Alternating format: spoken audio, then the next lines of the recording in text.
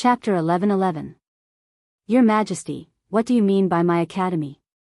That's your academy. You're the dean of the academy. I'm just a gardener, using the academy to realize my dreams. The one who really uses it is your Majesty, and the one who benefits is Tang Empire. When these seedlings of Yanhuang College grow up, they will definitely hold up the vast blue sky for Tang Empire. In the Supreme Court's prison, Li Zishuan cupped his hands and said to Li Er. He had no choice. Being born in such a feudal society, if he wanted to develop the academy well, he had to hug the thigh of the royal family. Li Zishuan didn't want to rebel against Li Er. This boss was too strong, and he couldn't do anything. Whoever didn't want to do it, he wouldn't do it anyway. Even in the modern world, if you want to do well, don't you need to hug the thigh of others? Li Er's gaze was deep. He was satisfied with Li Zishuan's attitude. Although what happened a few days ago made him angry, Li Zishuan still knew when to advance and retreat most of the time. Brat, if you had always been so sensible, how could you have fallen to the point of being imprisoned? If it weren't for the fact that the Empress and Tranquil were pleading for you, I would have beheaded you long ago. Li Er said resentfully. Li Zishuan said with a smile, Your Majesty is magnanimous and wise. Naturally, it's not something that ordinary people can compare to. I believe that under Your Majesty's leadership, Tang Empire will definitely be able to catch up with the era of Qin Huang and Hanwu. Since old Li was willing to come to the prison, it meant that he had no intention of killing Li Zishuan. He was only here to find a way out. For the sake of his family, Li Zishuan was willing to give old Li a way out. Besides, he wasn't bragging. The golden age of Jianghu in history was indeed catching up with the era of Qin Huang and Hanwu. Now that he, a transmigrator, joined, Tang Empire would only be stronger. Ha! When did you learn how to flatter? If Wei Xuanqing was here, he would definitely accuse you of flattering the emperor. Li Er pointed at Li Zishuan and said unhappily. However, the slight smile at the corner of his mouth showed that he did not reject this kind of flattery. Brat, your intelligence is outstanding. In all of the great Tang, there's probably no one who can compare to you. But why was he so muddle-headed this time? I've repeatedly ordered you not to touch the Cui family, but you've caused me such a big mess in one night. You can't even bear it for a year or two. After rambling for a long time, Li Zishuan finally got to the point. Li Zishuan could not help but heave a sigh of relief. Anyone who had quarreled with friends before would know that under normal circumstances, if the other party didn't even pay attention to you after a quarrel or kept talking about other things, it meant that the other party was really angry. However, if the other party was willing to talk to you about the source of the quarrel, it meant that the other party wanted to resolve the conflict and eliminate the differences between them. Your Majesty, you have the world at heart, so of course you have to consider the big picture. However, I don't have to think so much every time. The Cui family is heartless and has killed so many people. Since I've seen it, I can't stand it anymore. Otherwise, I'll definitely dream of the cries of the ghosts in hell. I know that I've let my emotions affect my decisions, but if I were given another chance, I would still do the same. Even if I'm punished by Your Majesty, I won't regret it.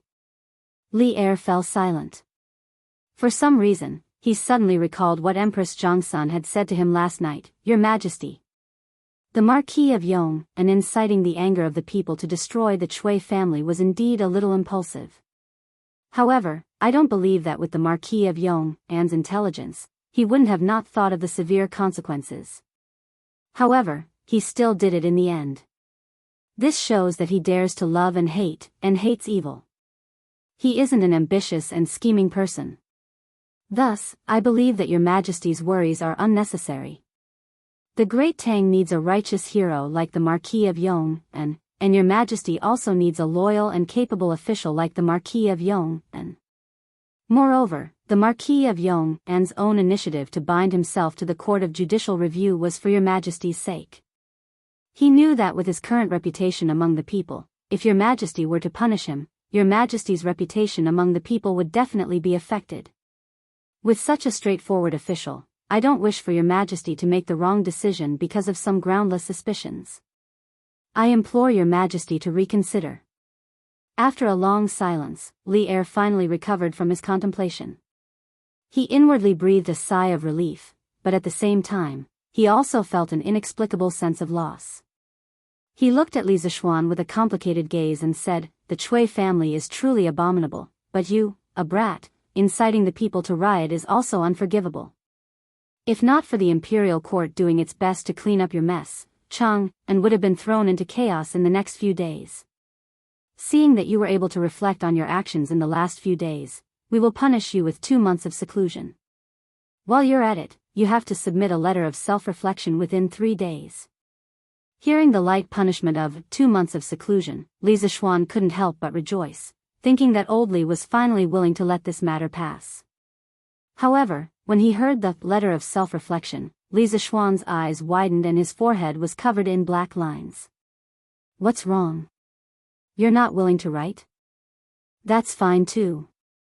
Li Er glared at Li Zishuan and was about to say something, but Li Zishuan quickly interrupted and said, "No, no, no. Your Majesty. I'm willing to write. I'm very willing to write." In his heart, he was silently criticizing old Li Zishuan for forcing his son, Li Tai, to write a letter of self-reflection. Humph. Li Er snorted and finally dropped the subject. After a pause, he sighed deeply and said, "Obtaining the world has the Tao. Obtaining the people is the same as obtaining the world. Obtaining the people's Tao and obtaining their hearts is the same as obtaining the people. The collapse of the Chui family overnight can be considered as a wake-up call for me." Li Zishuan secretly nodded. Li Er was indeed Li Er. After realizing the power of the people, the first thing he thought of was not to suppress them, but to obtain their hearts and use them for himself. What a bold spirit. "Your Majesty, as the saying goes, a ruler is a boat, a commoner is water. Water can carry a boat, but it can also capsize a boat." The Chui family thought that the people were weak and powerless, so they wantonly oppressed the people and harmed the servants. They had no respect for the people and finally died in the vast ocean of the people. "Your Majesty is diligent and loves the people. You are wise and mighty, and will definitely be supported by the people. The big boat of Tang dynasty will also be carried by the people and will never sink." Li Zishuan clasped his hands and said with emotion. He could only say sorry for unintentionally stealing someone's famous words. Li Er's eyes lit up and said, "Water can carry a boat, but it can also capsize a boat." Haha. Well said. Well said. Hearing this, my trip today was not in vain. Li Er, who had a clear mind, laughed and walked out of the prison. The power of the people united was indeed great, but as long as the people became the water that carried the boat, what was there to fear? Chapter 11-12. Many people subconsciously thought that it was Li Er's famous saying, "Water can carry a boat, but it can also capsize a boat." Actually, it was not. This sentence first came from the chapter of Sun Zi, Duke Ai. It was Sun Zi narrating a conversation between Confucius and Duke Ai of Lu. At that time, Confucius said, "Qiu Wenji, a ruler is a boat, a commoner is a river. Water can carry a boat, but water can also capsize a boat. If a ruler thinks of danger, how can danger not come?" In the 17th year of Zhengguan, Wei Jing wrote in 10 Thoughts of Admonishing Taizong, "Resentment is not great, but it can be feared by people. Water can carry a boat, but it can also capsize a boat." Wei Jing also said this. Li Er often used this saying to warn people. After a long time, it became Li Er's famous saying, exclamation point. Haha. Dai Xiaoqing, thank you for taking care of me these past few days.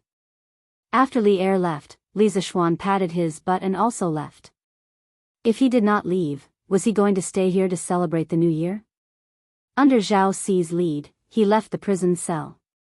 However, he met Dai Zhou outside the prison. He cupped his hands and smiled. When Dai Zhou saw Li Zishuan come out from inside, he did not look surprised at all.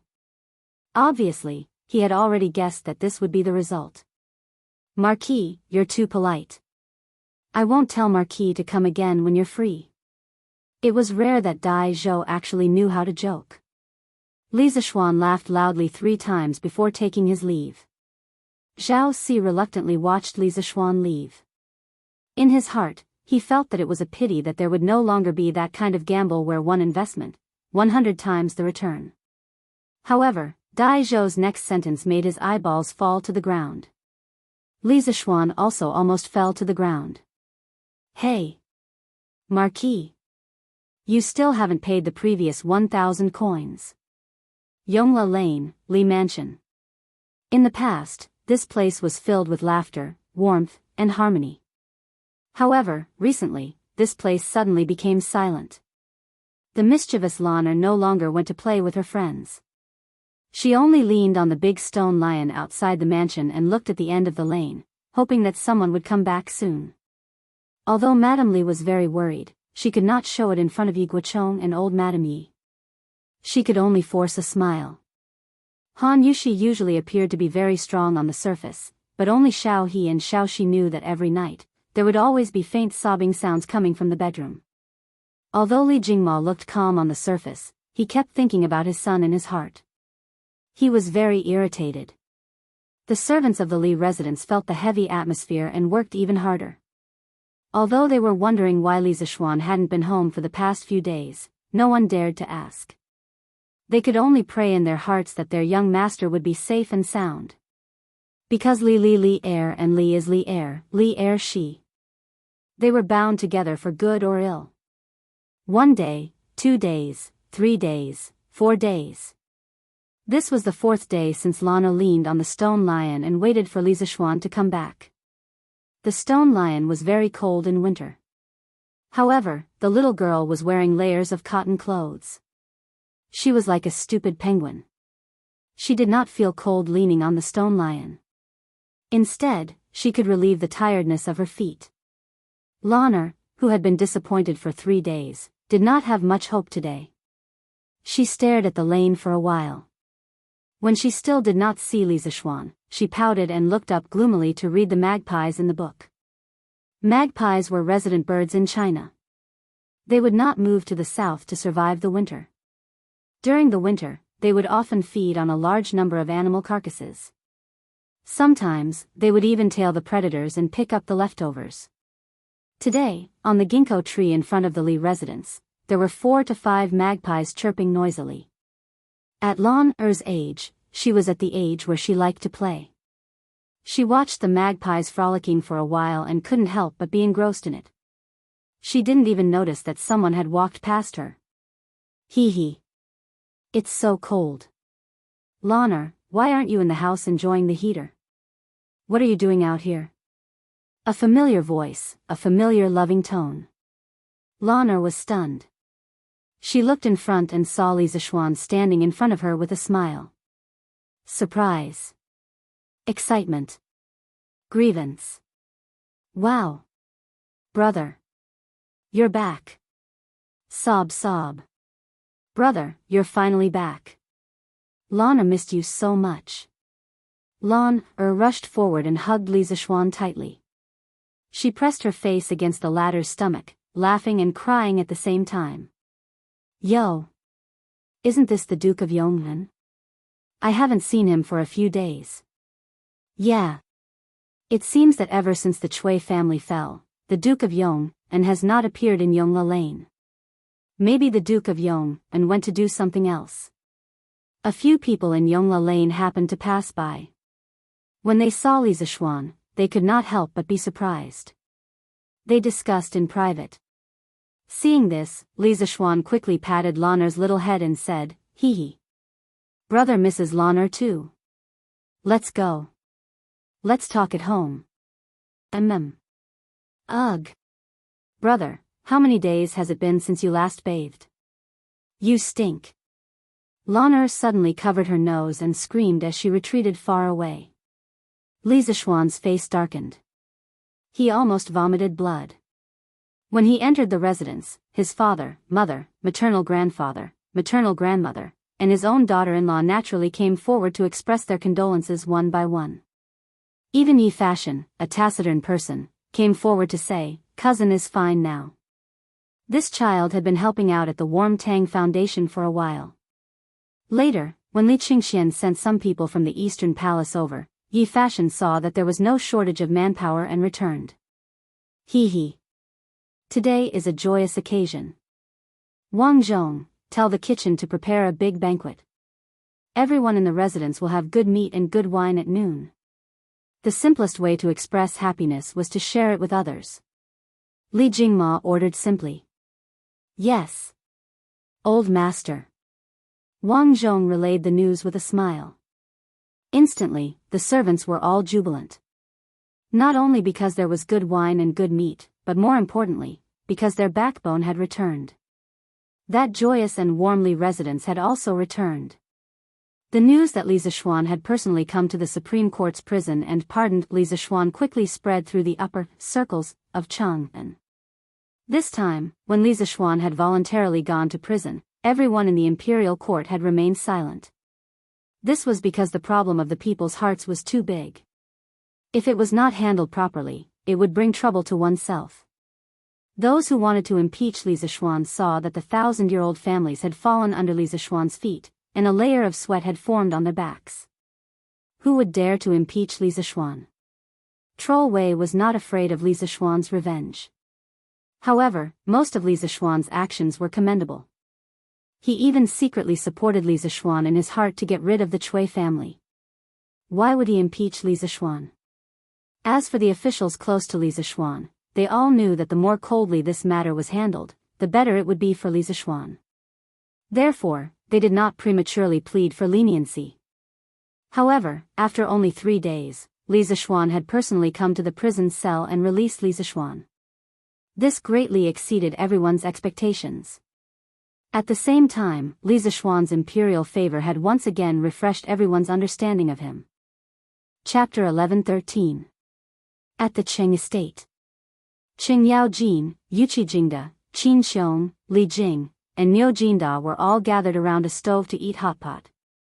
Unlike Li Zishuan's home, where the stove was stuffed under a perforated table to cook hot pot, Qing Yaojin felt that this seemed stingy, so he had someone place a large iron pot on the stove.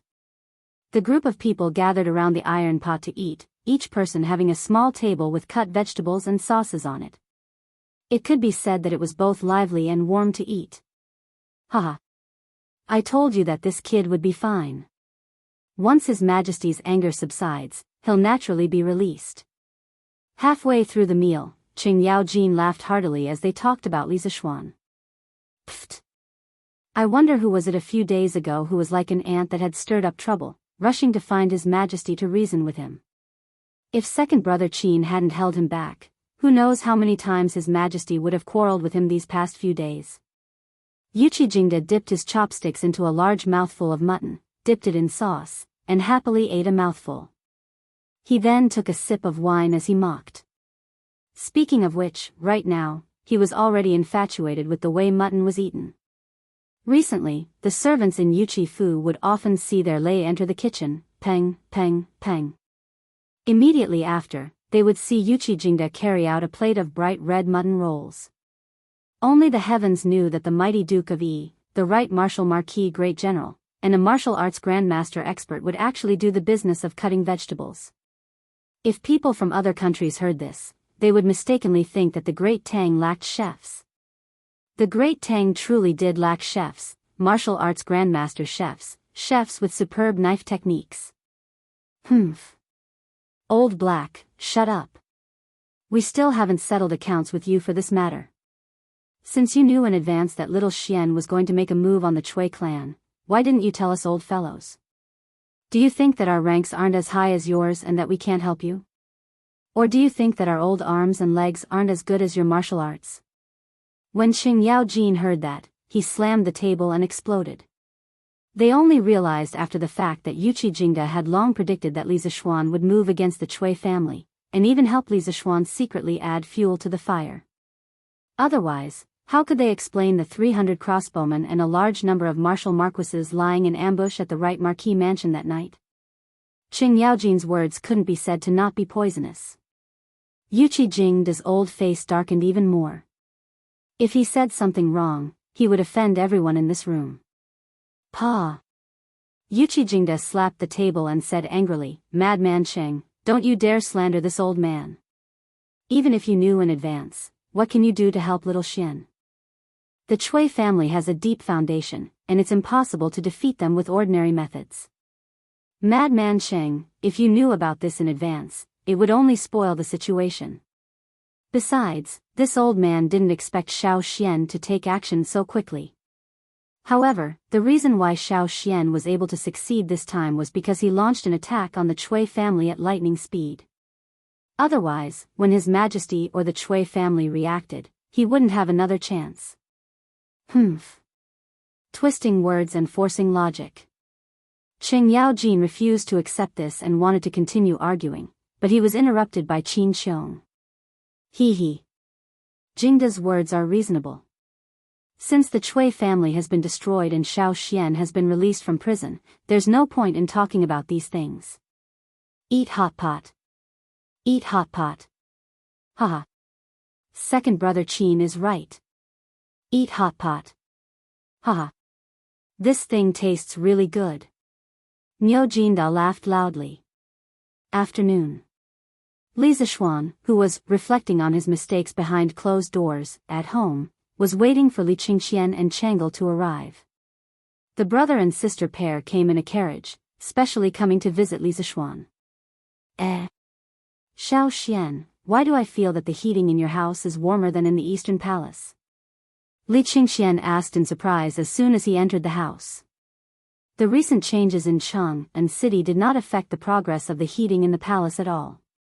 Now, the Eastern Palace, Lijing Palace, Ganlu Palace, Changle Palace, and other places were all installed with heating.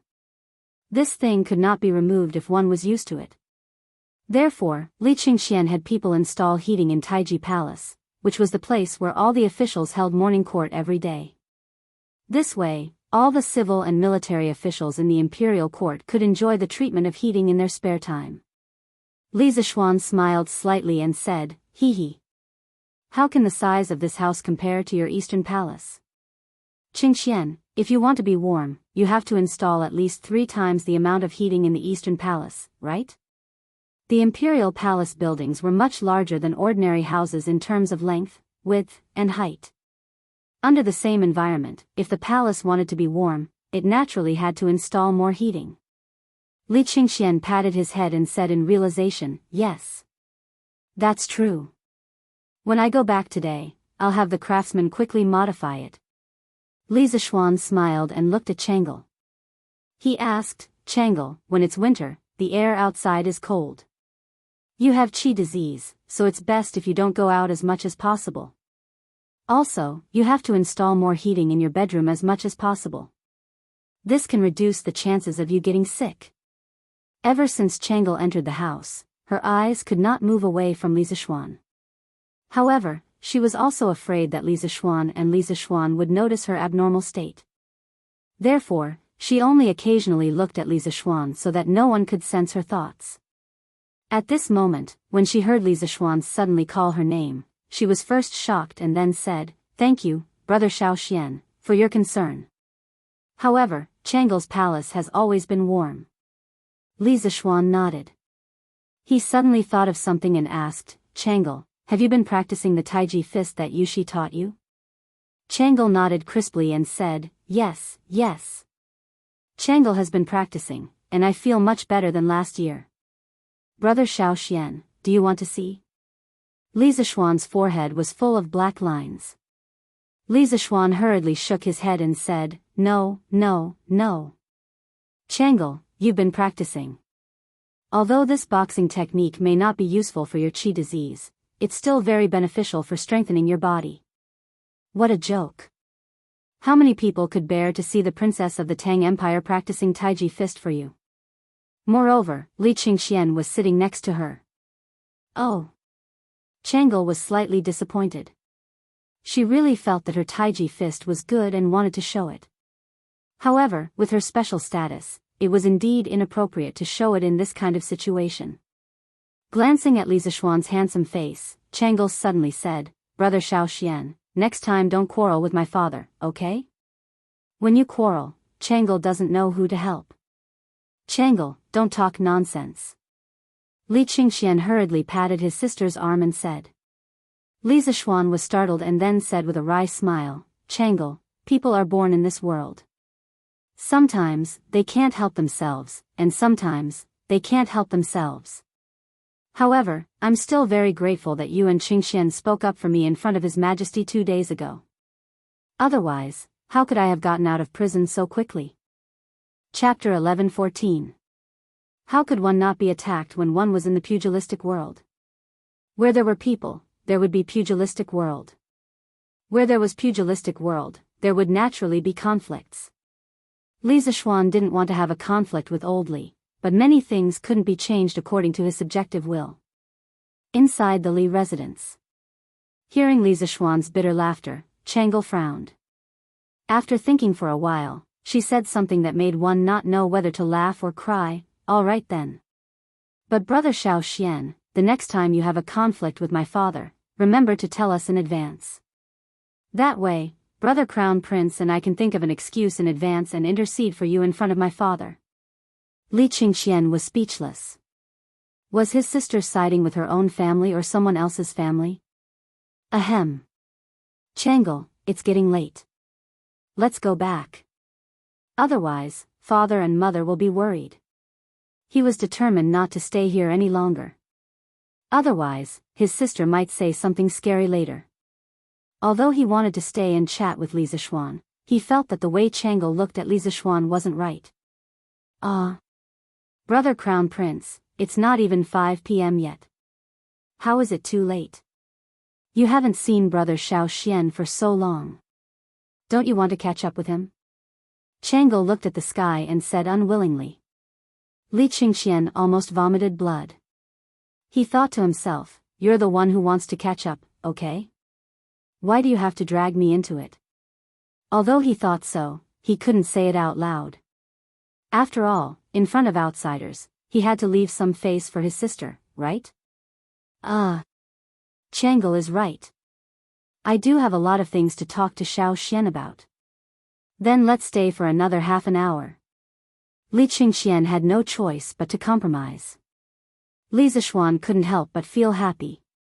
This scene was very similar to the scenes of people in internet cafes in his previous life.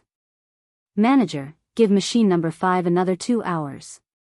TSK, this scene was too beautiful. Hee.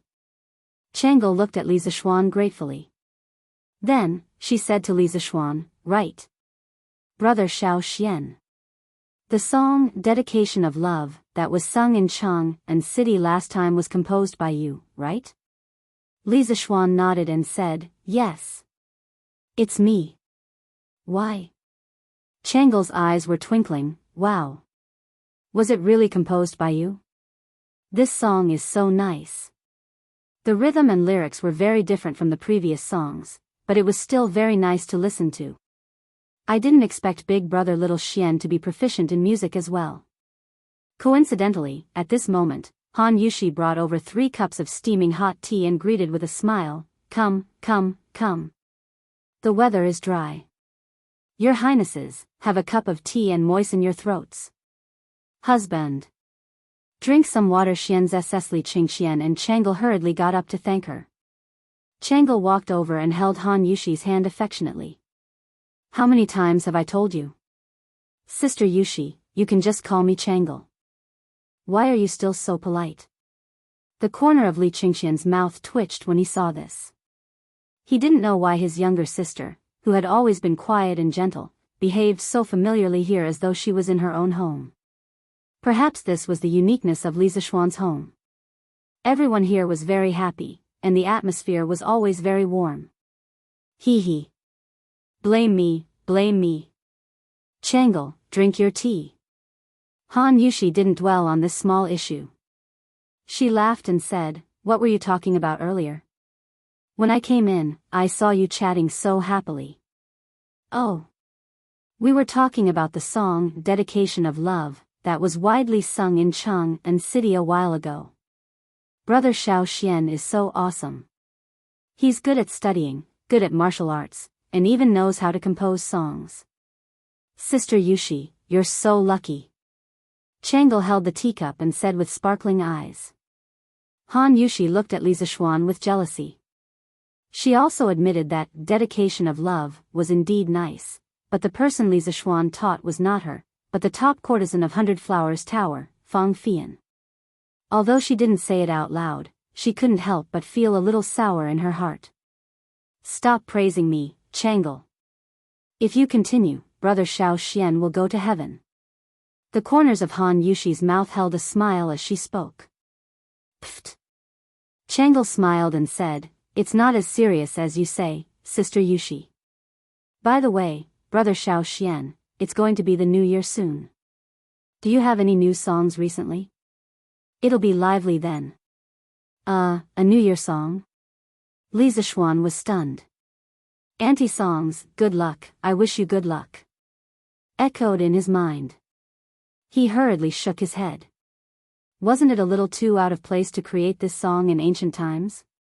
No. I don't have any free time these days.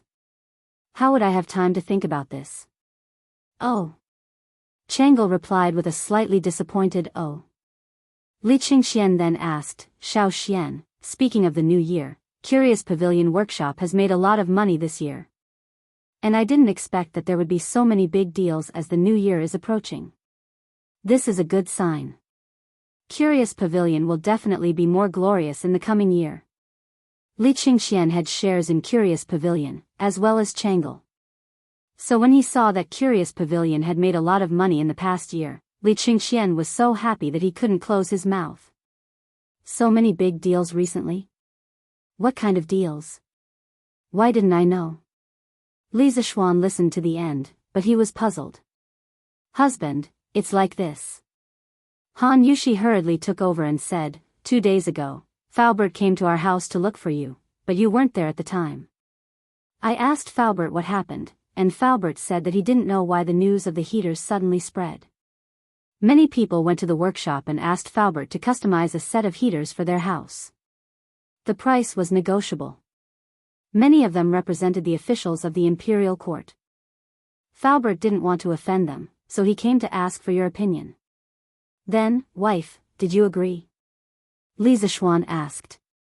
Han Yushi nodded and said, if you don't agree, it's a small matter if you don't make money, but it's a big matter if you offend people.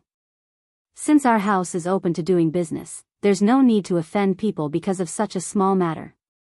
Yes. Wife, you're right. But in this way, can the workshop's coal furnace and honeycomb coal production keep up? He didn't intend to introduce the heaters to the market so quickly at first, because it needed to be customized for every household. It was very troublesome and time-consuming. However, since so many people came to buy it with a small amount of money, he didn't need to reject them. I've also asked Faubert about this, and he said that it can keep up. Han Yushi replied. Haha. Xiao Xian, you should be content. The workshop can now make nearly 1,000 strings of cash by customizing a set of heaters for every household. Where else can you find such a good business? But you have to thank my father. If he didn't get people to install heaters in Taiji Palace, the civil and military officials wouldn't know about the benefits of heaters. Li Qingxian laughed loudly. Li Zishuan was secretly speechless. A customized set of heaters could make nearly 1,000 strings of cash. There were so many rich people in Jianghu City. Chapter 11:15. Oh. Husband. The Warm Tang Foundation is almost done with work. There are close to 60,000 poor people around Jianghu City. Almost all of them have received coal stoves, honeycomb briquettes, food, and clothing from the foundation. Now, there are only some finishing touches left. As for Dr. Sun, he has already held free medical services in 7 counties. I estimate that he will only be able to visit all 20 counties after the new year. At the mention of the workshop, Han Yushi thought of the Nuan Tang Foundation and asked softly. 60,000 households? They've finished delivering so quickly? Li Zishuan was surprised. It's all thanks to the assistance of the people sent by the Crown Prince. Otherwise, it wouldn't be so fast. Han Yushi pursed her lips and smiled. Li Qingxian said half-jokingly. Haha. This winter, Xiao, you've not only brought warmth to the poor, but also to the rich. Haha. Li Zishuan couldn't help but smile. He thought for a moment and said, then let's reward the students tonight. Let's have a hot pot together. It'll be lively. 600 people eating hot pot together? That's a good idea. I'll be there too. After hearing Li Zishuan's suggestion, Li Qingxian's eyes lit up. Changle's eyes also sparkled. She was eager to give it a try. Qingxian, don't even think about it. The students are eating hot pot at the academy tonight. How are you going to come back if you go? Li Zishuan said mercilessly. The brother and sister pair immediately wilted. Han Yushi smiled. Then, she seemed to have thought of something and suddenly said, Husband, His Majesty said that he wants you to reflect on yourself at home for 2 months. You can't go tonight, right? Silence. But then, Li Qingxian laughed loudly. Haha. That's good too. None of us can go. This guy was clearly taking pleasure in his misfortune. Li Zishuan rolled his eyes and said with a smile, His Majesty said that I'm grounded at home for 2 months, but I was still at the Supreme Court this morning. So strictly speaking, these 2 months should start from tomorrow. I can still go out tonight. Poochie. Changle giggled. Her delicate little face was like a blooming white orchid, fresh and refined. She was really charming when she looked back and smiled. She had the potential to be the most beautiful woman in the world at such a young age. She covered her mouth and said happily, Big brother Xiao, you're really cunning. If Imperial Father finds out, he'll definitely be furious. Imperial Father is so angry, why are you still so happy?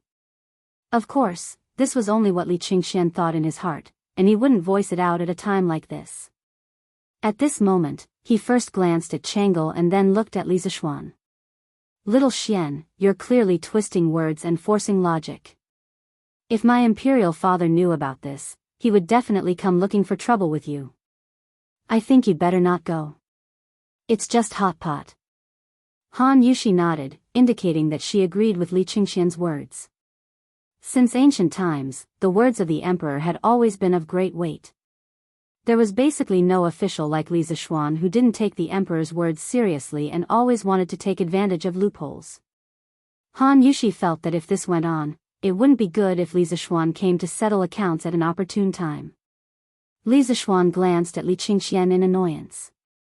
Suddenly, his eyes lit up and he said, Hey! His Majesty only ordered me to be grounded at home to reflect, but he didn't specify which home. I'll stay in Yunshan to reflect these 2 months. This way, it won't be considered disobeying His Majesty's imperial edict. He was so insistent on going to Yunshan to make hot pot for the students. First, it was to reward them. Recently, these students had been running around for Operation Warm Winter. Second, a few days ago, the people had caused a ruckus in the Chui family. If it weren't for the students maintaining order on the spot, many dirty things would have happened. At that time, not only would he be impeached by the officials, but he would also feel guilty in his heart. He had to thank this group of students. As soon as these words came out, Changle was stunned. There was such a quick-witted person in this world? Li Qingxian was stunned. How could there be such a shameless person in this world? The more Li Zishuan thought about it, the more pleased he became. He said, Haha. It's settled then. Wife, quickly have the servants in the residence prepare the ingredients. Tonight, the academy will have a hot pot feast for more than 600 people. Have Wang Zhong take out all the frozen mutton in the freezer. I'll cut the mutton. Han Yushi was stunned, then she nodded and said, Okay. Husband, please wait a moment. I'll go arrange it right away. Although the mutton in the freezer at home was reserved for the new year in a few days, Han Yushi saw that Li Zishuan was in high spirits and didn't want to dampen his spirits. At worst, she could just buy some more in a few days. Qingxian, Changle, have you eaten hot pot in the palace before? Yes, yes. We've eaten. The siblings nodded fiercely. Not only had they eaten it before, they had eaten quite a bit. Then who cut the mutton in the palace? Li Zishuan was suddenly curious and asked. Li Qingxian looked a little embarrassed. He looked around and said, I heard Imperial Father say that Steward Zhao and the old consecrators in the palace took turns cutting it. The corner of Li Zishuan's mouth twitched. He didn't think that his initial worry would become a reality. Old Li was really deranged. For the sake of good food, he didn't even care about his face. Okay. Then I'll have to cut the mutton next. I don't have time to accompany you. You two can do as you please. Anyway, you two seem to be more familiar with this residence than I am. Li Zishuan waved his hand speechlessly. Then he turned and left to cut the mutton. Li Qingxian and Tranquil looked at each other, then followed Li Zishuan out the door. In the kitchen of the Li residence, the two of them witnessed the peerless swordsmanship of a grandmaster expert.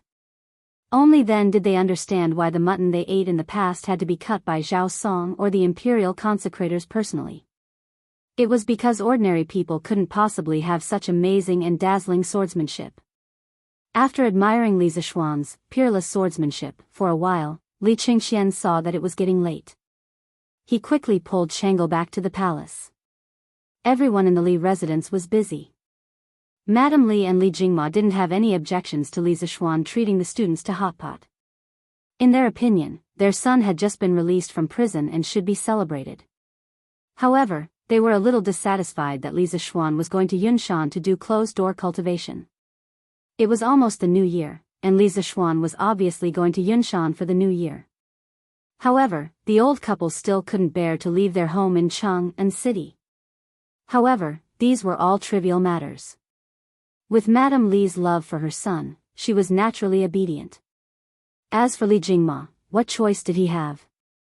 At 5 in the afternoon, Li Zishuan and his family, along with dozens of servants, set off for Yunshan.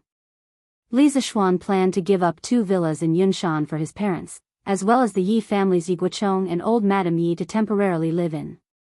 This way, the family wouldn't feel crowded even if they spent the new year in Yunshan. As for Li Zishuan, he went to the Warm Tang Foundation and personally waited for the students who had gone to the nearby counties to send warmth back.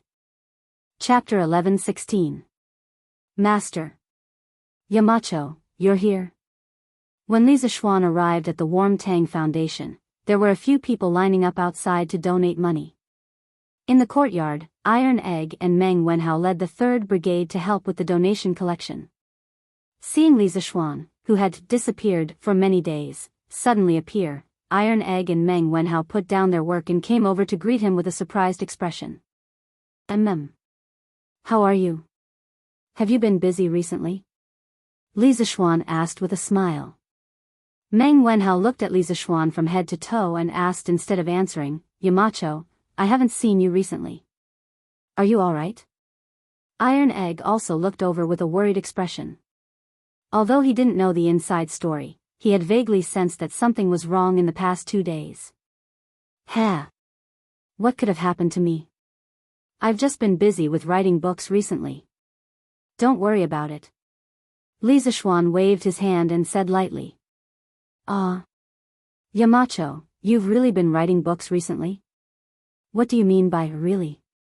Are you saying that it's fake? No, I thought Sun Zifan was lying to us. After all, that guy doesn't speak the truth. Meng Wenhao scratched his head suspiciously, then replied, We haven't been that busy recently because there aren't as many people coming to donate money as before. Maybe it's because it's almost the new year?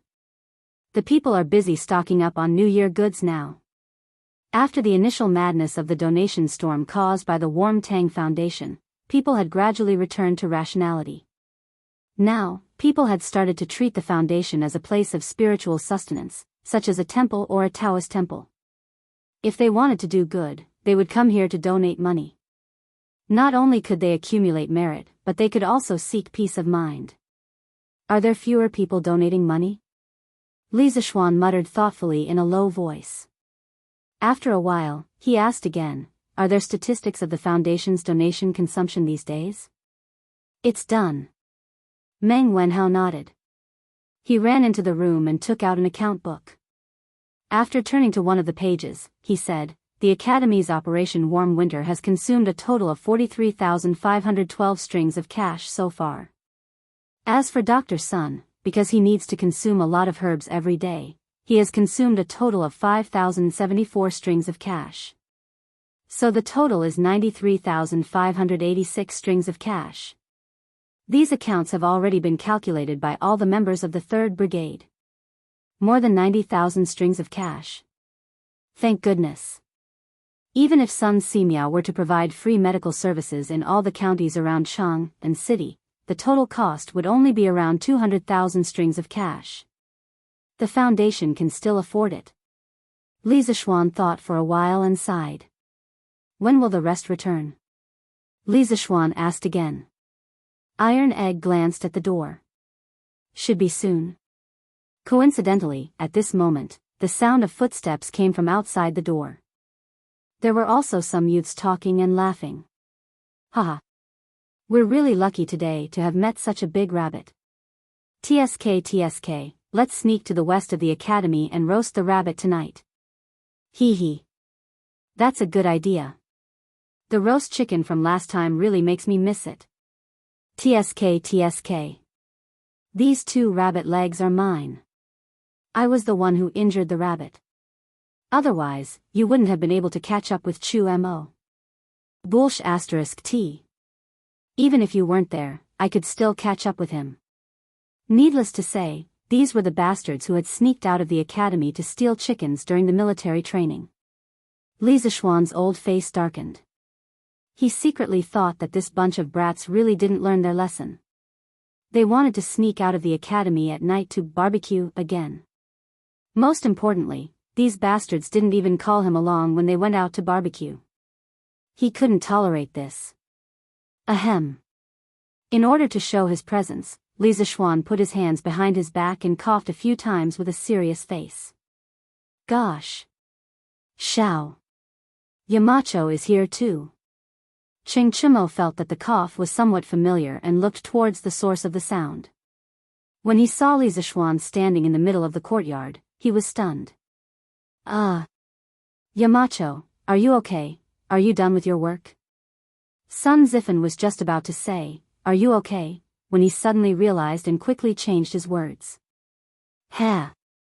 I just heard some people say that they wanted to sneak out to roast rabbits at night. Is that true?" Li Zishuan said lightly. "No. Absolutely not." Ching Chimo quickly hid the rabbit behind him and shook his head. "Humph. Give it to me." Li Zishuan glanced at him and said unhappily. "No. Yamacho, we spent a lot of effort to catch it." Ching Chimo insisted. Li Zishuan said with a faint smile, "You really don't want to give it to me? Then you won't have a share of the hot pot tonight." "Hot pot? Yamacho, you want to treat us to hot pot?" Li Tai's eyes lit up. He was the first batch of people to try hot pot. When he heard that he could eat the hot pot personally made by Li Zishuan, he immediately became excited. Although there was hot pot in the palace, he always felt that Li Zishuan's hot pot was better. Li Zishuan nodded. He hadn't eaten wild game in a long time. He thought that it would be good to eat roasted rabbits tonight. Li Tai quickly pushed Ching Chumo and said, "Cho Nyo. Quick. Give the rabbit to Yamacho. That hot pot is much better than rabbit meat. Quick. Quick. Quick." At the end of his sentence, he couldn't wait anymore. He directly snatched the rabbit that Ching Chumo hid behind his back and handed it to Li Zishuan. "Chingke, what's hot pot?" Sun Zifen was puzzled. His father was a civil official and didn't usually hang out with Qin Xiong and the other generals, so he didn't know what hot pot was. Hee. You'll know in a while." While they were talking, the academy students who went out had already returned. When they saw Li Zishuan, the academy students were very surprised and came over to greet him. Li Zishuan let Li Tai do a head count. When he knew that everyone had arrived, he gathered the students together and announced a piece of news that made everyone happy. Of course, Ching Chumo was an exception. This month, students, you've all worked hard for the Warm Tang Foundation. In order to reward everyone for their hard work, the Academy is holding a special banquet tonight and treating everyone to a new dish that you've never eaten before. Now, everyone, pack up and follow me out of the city. To the Academy. Oh. As soon as he finished speaking, there was a thunderous cheer. Who didn't know that Li Zishuan was very particular about food? Since Li Zishuan valued this new dish so much, they would definitely have a good meal tonight. Most importantly, their recent efforts were recognized by Li Zishuan. This was more important than anything else. In the noisy cheers, Ching Chimo spat out a mouthful of blood. F***ck. This is too much. Too much. A rabbit was actually tricked by the mountain leader. What a loss. Li Zishuan didn't hear Ching Chimo's complaints. When the cheers died down, he led the students out of the city. Yunshan Zhang should be almost ready by now. Chapter 11:17. Priestly, will there be any strong winds tonight? Li Zishuan asked as he bumped into Li Chunfeng when he arrived at the academy. He was just a fake Daoist priest and a fake astronomer. How could he know anything about the weather and the weather? Li Chunfeng thought that Li Zishuan was not good at this and did not suspect anything. He looked up at the sky and said, Marquis, there is no strong wind tonight. Li Zishuan heaved a sigh of relief. He quickly ordered his men to set the banquet at the academy's field. He was worried that the wind would blow tonight, so he set the banquet at the cafeteria. However, since Li Chunfeng said that there was no wind tonight, he had nothing to worry about. Li Zishuan trusted Li Chunfeng's weather forecast, 100%. If you are free tonight, how about having hot pot with me? Although Li Chunfeng was not an official teacher of the academy, Li Gang had assigned him a dormitory because he often observed the sky at night in the Cloud Mountain. This way, he would not have nowhere to stay at night. Since the Marquis has invited me, how can I not go? This is the first time I've heard of hot pot. Today is a good opportunity to broaden my horizons. Li Chunfeng placed his hands behind his back and chuckled. Li Zishuan was curious to see how Li Chunfeng would look like when he ate the hot pot. He wondered how Li Chunfeng would look like. Haha. I won't disappoint you. After knowing that the hot pot banquet was going to be held at the field, the students of the academy moved the tables, chairs, coal stoves, and even torches. The group of servants that Li Zishuan had brought along distributed the mutton, fish slices, bean sprouts, and other hot pot ingredients to each table. Strictly speaking, there were 8 people around one stove tonight. Just the students alone had more than 80 stoves. Including the academy's teachers, there were more than 100 stoves. It was a spectacular scene. Fortunately, there was no wind tonight. Otherwise, they would have to hold the hot pot banquet in the cafeteria. With so many coal stoves in the cafeteria, wouldn't they be poisoned?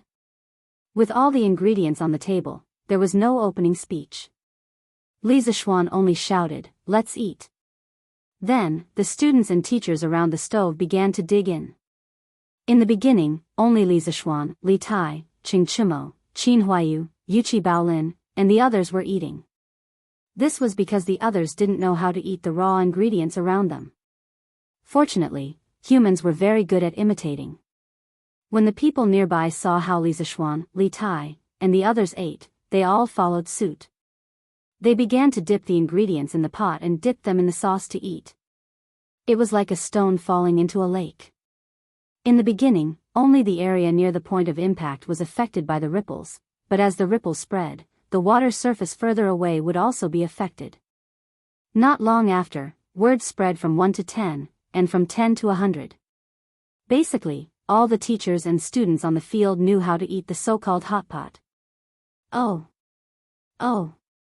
Delicious. It's so delicious. Is this still mutton? How come I've never eaten such delicious mutton before? Sun Zifen dipped his chopsticks into the mutton, dipped it in the sauce, and put it into his mouth. The freshness of the mutton combined with the saltiness of the sauce almost made him swallow his own tongue. Delicious, it's really delicious. Li Tai didn't even raise his head. He was stuffing food into his mouth as he spoke vaguely. It wasn't that he was a reincarnation of a hungry ghost, but that the people around the stove were a bunch of animals. If he was like Sun Zifen, that idiot, he wouldn't be able to eat anything in a while and could only drink the soup. No one in the academy would accommodate him just because he was the Prince of Wei. F***ck. Ching Chimo, are you a F***king pig? Bao Lin, why did you steal my food? Little Ku, you eat so fast too? Sun Zifen, who was lamenting for a while, looked down and was shocked. He could only hear him wailing like a ghost and howling like a wolf. This way of eating has a different flavor. I've eaten dozens of years of food before, but it doesn't seem to add up to the amount of food I've eaten in a year at the academy. Yanhuang College is really a paradise on earth. Hee hee. Li Gang, Yen Silu, Li Zishuan, and the heads of the 5 academic departments were originally sitting at the same table. However, Li Gang's grandson, Li Anren, was called to another table by the drunkard. Li Gang's little grandson, Li Anren, was able to take the seat as he wished. At this time, Li Gang tasted the mutton rolls that were dipped in the sauce with his chopsticks. He squinted his eyes and praised. Ha! Li Wenji, I might not agree with other things you said, but I agree with this sentence very much. In the entire academy, there was only one person who dared to call Li Gang that. It was probably only the bearded man. This old hooligan didn't submit to anyone but Li Zishuan. As for Li Gang, this great scholar, he used to disdain him. However, after getting along with him for a long time, he would often bicker with him. At this moment, the bearded man ate a large portion of the mutton and drank a mouthful of iced wine. The hot and cold wine stimulated all the taste buds in his mouth. The mellow wine aroma made the fresh taste of the mutton roll even more intense. The bearded man had traveled all over the world in his life, but he had never enjoyed so much. At this time, when he heard Li Gang's praise, he couldn't help but loudly echo. Li Gang shook his head. He didn't get angry because of the bearded man's rudeness. He must have gotten used to it. Mr. Bearded Man, why is your wine still smoking? Did you put it in the pot to cook? Li Anren's eyesight was quite good. He could actually see the white smoke coming out of the bearded man's cup under the light of the torch. Hey! Anren. When you grow up, you must go to Yanhuang College. Don't be like your grandfather and spend your whole life studying. Do you understand? The bearded man smiled at Li Anren and said. You're not allowed to talk about my grandfather. Li Anren pouted and said crisply. Hey! The bearded man shook his head. He pointed to the wine cup in his hand and said, Do you know why I told you to go to Yanhuang College? Do you see? When ordinary people see that my cup is smoking, they think that the things in the cup must be hot. However, the students from Yanhuang College don't think that way. Because they know that an ice-cold cup will also emit white smoke in a hotter environment. Hey! You said that your grandfather's studies were superficial. Are there such things in it? Definitely not. The heavens took pity on him. The dignified pirate leader who traversed the 4 seas actually understood science. Li Zishuan, who was drinking a mouthful of wine, almost spat it out. If the pirate leader understood science, then those small island nations on the sea would have no way to survive. Wasn't this too cruel? Chapter 11:18. Come, come, come. Eat meat, eat meat. There's still a lot of mutton left. During the meal, Li Zishuan kept persuading Li Gang, Yen Silu, and the rest to eat more mutton. As for himself, he only took a few bean sprouts. Ma Zhou was touched. He thought that Li Zishuan would leave the meat for them and only eat vegetables. Yamacho, you should eat some mutton too. There's still so much left. We can't finish it with so few people. Ma Zhou wanted to rinse the mutton with his chopsticks and put it into Li Zishuan's bowl, but Li Zishuan quickly stopped him. Hey, hey, hey. Stop, stop, stop. Brother Ma, I'm allergic to mutton. I can't eat mutton. So, to prevent me from getting sick, you must finish all the mutton on the table. If you don't finish it, you're not giving me face. In a moment of desperation, this guy started to talk nonsense. Yamacho, what's allergy? Ma Zhou said with a puzzled expression. Li Zishuan was stunned. He quickly explained, it's just that you're not used to it. You'll feel uncomfortable all over if you eat it. Oh. There's such a thing? Ma Zhou was even more puzzled. How could anyone eat mutton until they felt uncomfortable? Seeing old Ma's dumbfounded expression, Li Zishuan hurriedly called out, Mr. Li, Mr. Yen, Mr. Mo, hurry up and eat. And Ren, hurry up and eat. You have to know that you can't eat this kind of tender mutton anywhere else. Although the few big shots of the academy felt that Li Zishuan was a little strange, they couldn't pinpoint what was strange about it. They could only eat as they were told. Young master, I've brought the things you wanted. Halfway through the hot pot, Sanbao came over and whispered in Li Zishuan's ear. I got it. Li Zishuan nodded and replied softly. The ears of the bearded guest, who was eating large chunks of meat and drinking large bowls of wine, trembled slightly, but he did not take any further action. After a while, Li Zishuan left the table without anyone noticing. But after a while, the teachers and students on the field smelled that something was wrong. Why did he say that he smelled something wrong? Because it smelled so good. What was that smell? It smells so good. Oh. It smells like barbecue. Look. Yamacho is barbecuing meat. A group of people raised their heads and sniffed, trying to find the source of the fragrance.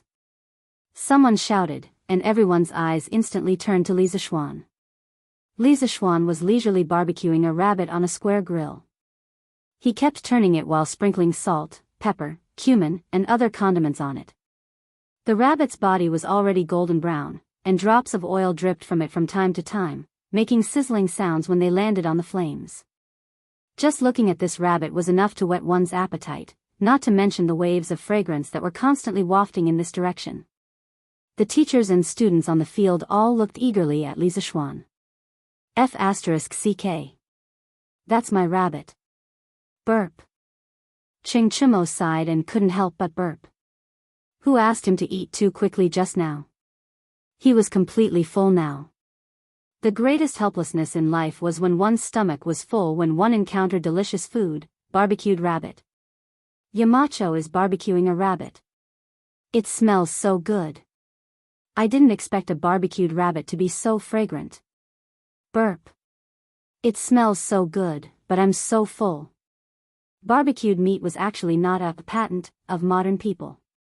Compared to modern people, the ancient people's love for barbecued meat could be said to be even greater. The Book of Songs said, the head of the rabbit, the roasted meat of the cannon. The gentleman has wine, and he offers it with discretion. The meaning was, barbecued rabbit is wine. The more you eat, the better. By the Han Dynasty, barbecuing had already become a culture. According to historical records, Emperor Gaozu of the Han Dynasty, Liu Bang, often barbecued deer liver raw to go with wine. Emperor Zhao of the Han Dynasty also once held up a barbecue festival. As the saying went, if a worker wants to do a good job, he must first sharpen his tools. As early as the end of the Warring States period, cloud-patterned square grills specialized in barbecuing appeared. The grill that Li Zishuan was using now had a rough outline similar to the cloud-patterned square grill. Sanbao found it in the workshop at the foot of the mountain.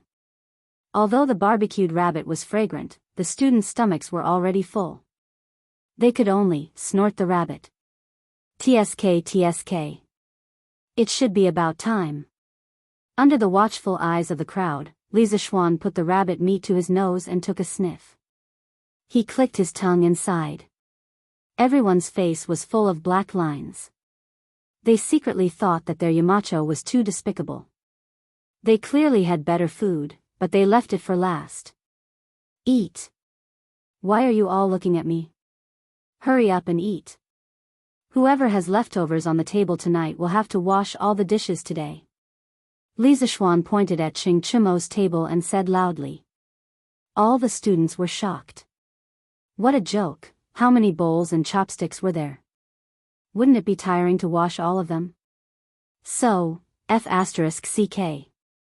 Ching chumo. These dishes are clearly on your plate. Why did you put them in my bowl? Bullsh *t. They were yours in the first place. There was a commotion from the crowd. Li Zishuan didn't pay any attention to these students. He carried the roasted rabbit and walked back to his previous table. Come. I just finished barbecued rabbit.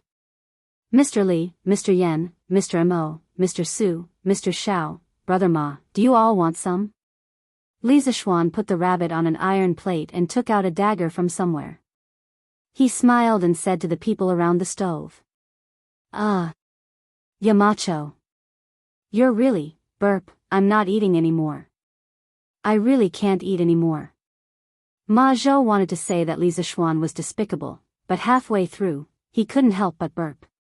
He shook his head and waved his hand. Everyone else was speechless. Li Anren's little face was bitter. Brother Xiao Xian, this rabbit meat is really fragrant. But Anren's stomach is too full. Brother Xiao Xian, can you leave some for Anren to eat tomorrow? Li Zishuan laughed loudly and said, Good. I'll leave a rabbit leg for Anren. Hey. Yamacho. Since you gentlemen have no more space in your stomachs, why don't I help you share the burden? Suddenly, the bearded guest came behind Li Zishuan with a wine bowl and said. He had been paying attention to Li Zishuan's movements. When Li Zishuan first started barbecuing the rabbit, he saw it and immediately slowed down his eating speed. In addition, his martial arts realm was the best in the world. Not to mention one rabbit, even if there were two, he could finish it. This time, it was Li Zishuan's turn to be helpless. He only wanted to be mischievous, but the bearded guest didn't let him be. How depressing. Since Mr. Zhang San can still eat, then please. Li Zishuan invited with a smile. Haha. Then I'll drink a few cups with Yamacho. The bearded man laughed heartily, while Li Zishuan held his forehead with his hand, feeling a headache coming on. Chapter 11:19. The grand hot pot banquet for 100 people lasted until midnight before the students and teachers of the academy left. Everyone was very tired these days, but after eating this hot pot banquet, especially after receiving Li Zishuan's affirmation, the students suddenly felt less tired. They did not regret choosing to stay during the previous holiday because this, winter holiday, was very meaningful for many of them. Set a heart for heaven and earth, and set a life for the people. This was not only Li Zishuan's dream, but also their dream, and they had always been acting like this. They had walked a long way on this road, but there was still a long way to go. Fortunately, for everyone, they were not alone on the road ahead. They all had a group of like-minded companions to forge ahead together. When Li Zishuan returned to the courtyard, Han Yushi had already fallen asleep. As for the other two courtyards, when he came back and passed by, he found that the lights inside were already out. Presumably, his father, mother, grandfather, and grandmother had already fallen asleep. After all, it was close to the end of the year, and he suddenly decided to spend the new year in Yunshan. His father and mother would definitely have a lot of things to arrange the next day. Li Zishuan did not wake up the two maids, Xiao He and Xiao Shi. He casually washed up and quietly went back to his room to sleep. 2 months. I can have another 2 months of holiday. Li Zishuan lay on the bed and looked at the ceiling. He could feel his wife's gentle breathing beside him and could not help but sigh in his heart. Being grounded for 2 months was torture for others, but for him, it was a holiday. Since Yanhuang College was established, he basically did not have a day of leisure. If he was not busy at the academy, he would be giving advice at the workshop. Now that he had 2 months of holiday, he should spend some time with his family. After all, he worked so hard to earn a family business, so that everyone in the family could live a carefree life and not be bullied by others. Imperial Palace, Lijiang Palace. Li Er had just finished reviewing the memorials and came to Empress Zhangsun to lie down. He suddenly muttered, I heard that Li Zishuan is treating the students of Yanhuang College to hot pot in Yunshan tonight. This stinking brat actually ignored my order of confinement. How preposterous. Empress Jiangsun was stunned. Tranquil and Li Qingxian didn't tell her or Li Er about this after they returned to the palace. After being stunned for a moment, she said, "Your Majesty, you only restricted the Marquis of Yong'an, but you didn't specify where. He had a home in Yongla Lane, and he also had a home in Cloud Mountain. So strictly speaking, he is not disobeying His Majesty's decree." Although she understood that Li Zishuan was not really angry, Empress Jiangsun still defended him because she knew that Li Zishuan's role in the Tang dynasty was irreplaceable. Li Er was amused. Humph. No wonder this brat dared to go to Cloud Mountain so openly. It turned out that he had such a plan. Maid Guanyin, look at how bold he is to play petty tricks in front of me. Empress Jiangsun covered her mouth and laughed. It's mainly because Your Majesty is broad-minded. Otherwise, the Marquis of Yong'an wouldn't be like this. This is the sign of a prosperous era. Haha. Let's not talk about it. Let me see if Maid Guanyin is broad-minded or not. Li Er suddenly laughed evilly. His hands and feet started to move, which naturally caused a wave of coquettish anger. Your Majesty.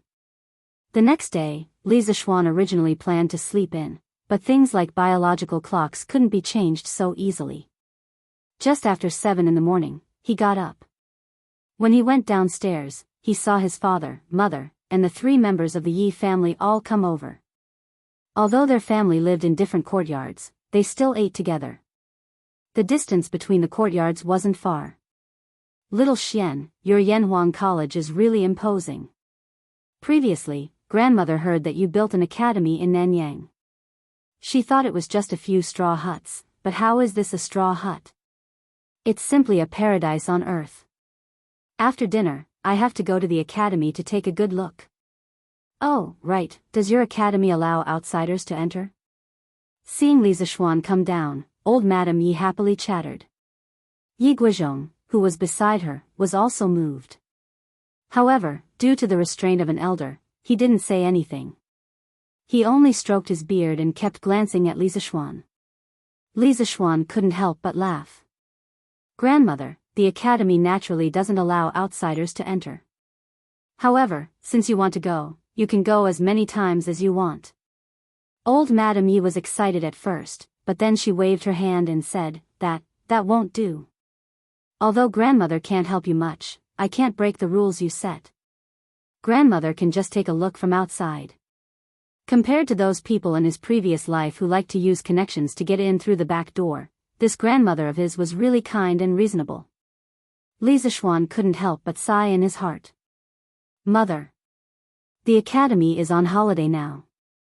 You can go and take a look if you want. It's not considered breaking the rules. Yi Yuzhu hurriedly persuaded. Li Zishuan also nodded and said, Grandmother, my mother is right. The academy is on holiday now. You can go as you wish. Old Madame Yi then replied, Haha. That's good. Since it's not considered breaking the rules, I'll go and take a look today.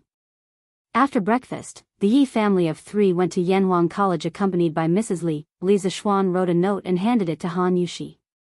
He said, Yushi, if you go to the foundation today, remember to hang this message outside the foundation's gate. Han Yushi looked at the content of the note strangely and was suddenly shocked. She said, Husband, this. Did His Majesty agree to this? Li Zishuan said proudly, Of course. Look at what you're saying, wife. If His Majesty didn't agree, how would your husband have the guts to make a private decision? Han Yushi patted her chest and sighed in relief. She said, Phew. That's good. I'm going to the foundation today, so I'll help my husband announce this announcement. Be careful, wife. Latest announcement, from this year onwards, the businessman who donates the most to the Warm Tang Foundation will be awarded the title of Righteous Businessman by the Imperial Court.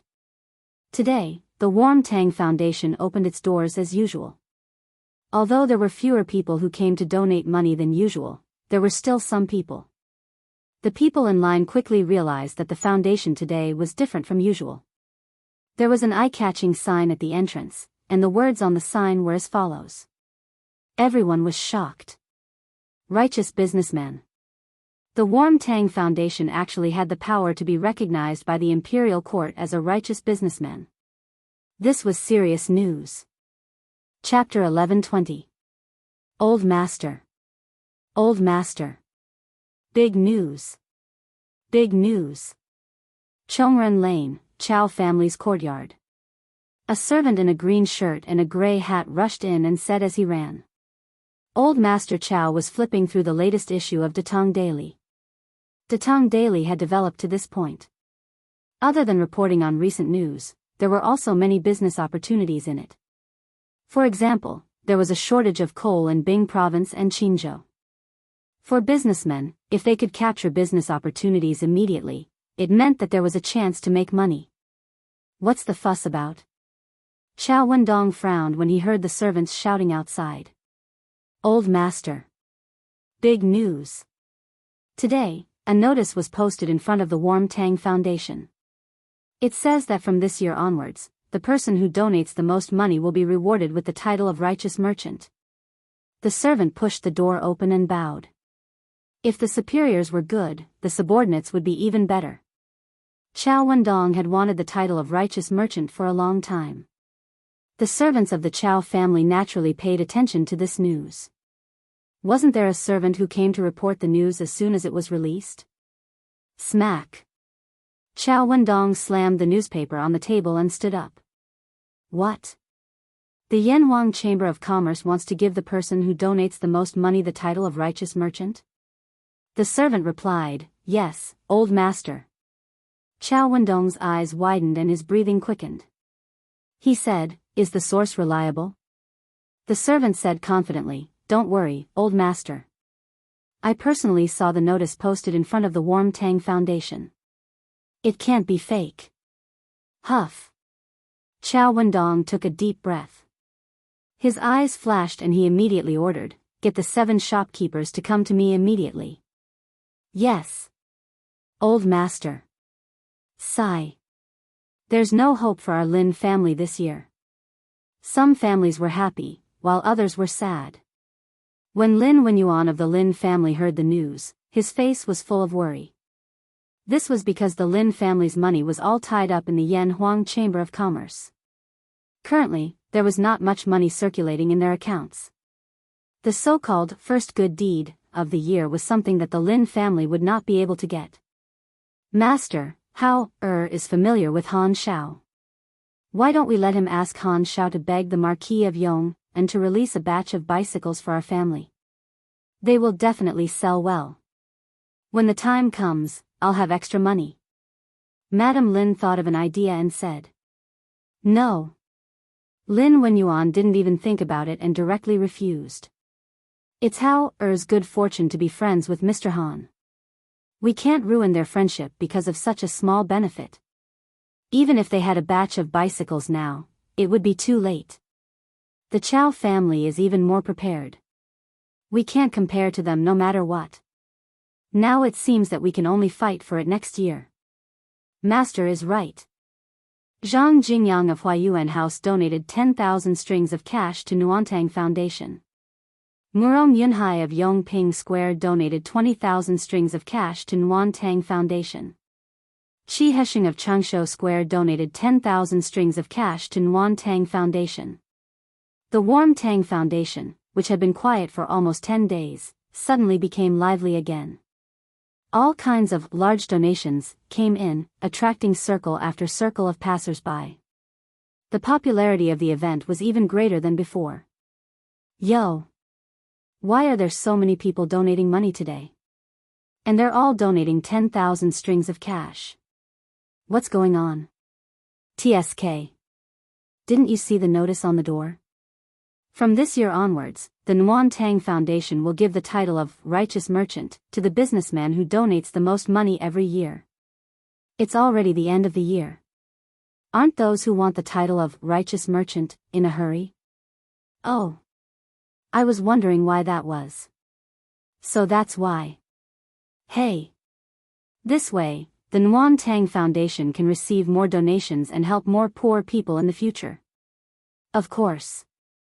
I saw the students of Yanhuang College in Xinfeng County yesterday delivering coal stoves and clothes to Zhao Ermatzi's family. The Nuan Tang Foundation is really doing this for our good. Your Majesty is wise.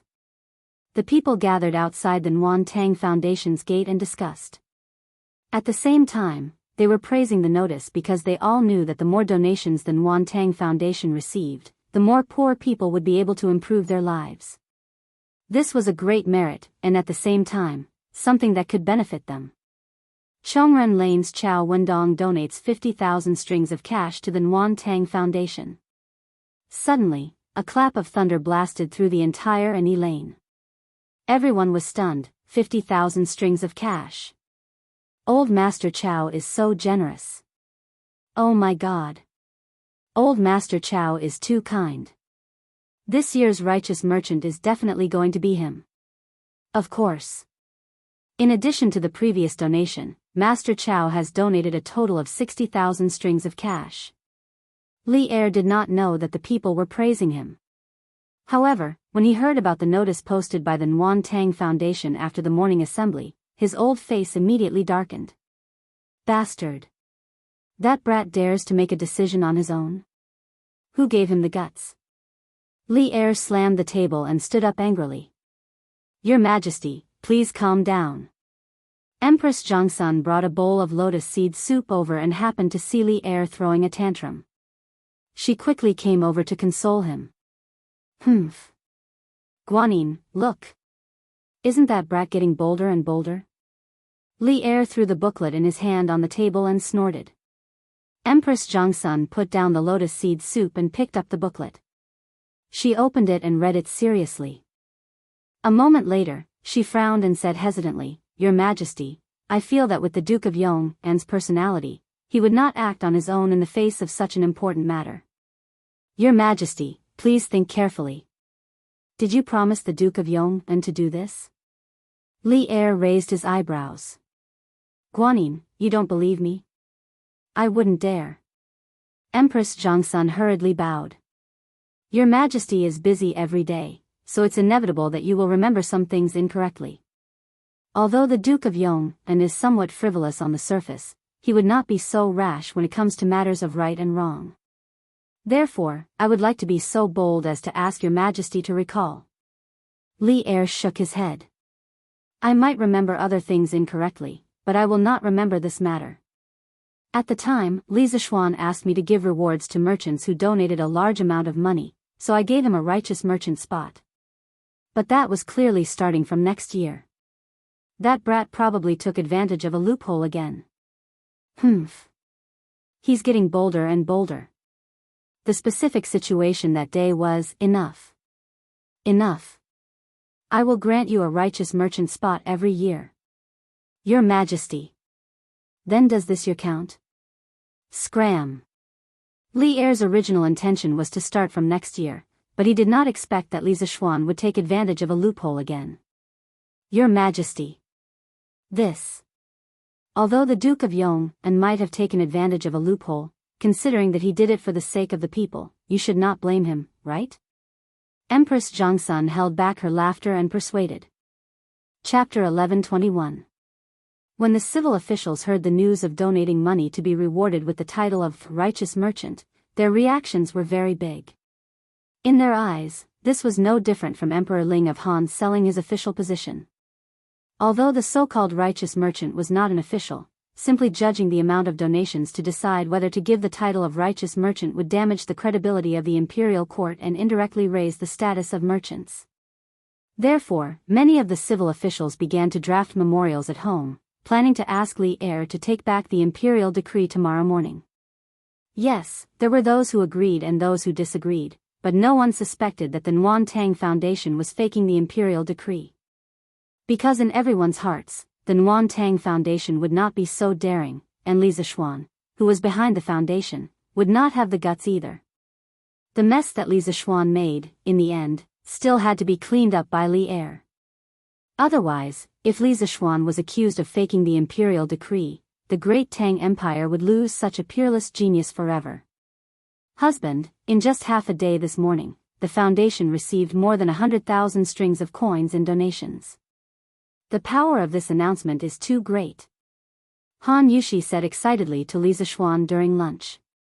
Now, only the two of them were left at home. The others were still at Yanhuang College. They must have had too much fun in the morning and went to the college cafeteria for lunch. Ha! Of course. Li Zishuan said matter-of-factly as he ate. It's said that scholars value their reputation, while merchants value their profits. In fact, scholars and merchants both value their reputation and profits. Because with fame, profits will naturally come. Han Yushi thought about it thoughtfully, then nodded. Husband, what you said makes sense. But my husband doesn't seem to value his reputation, nor does he value profits. Li Zishuan laughed and said, what's the point of valuing those things? As long as our family can live happily for the rest of our lives, that's enough. Wife, don't you think so? Yes, yes. Han Yushi nodded her head heavily.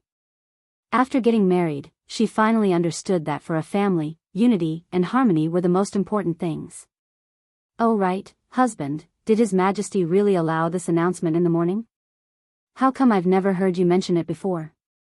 Li Zishuan sweated slightly and said, His Majesty did say that, but he hasn't officially issued an imperial edict yet. In any case, you don't have to worry.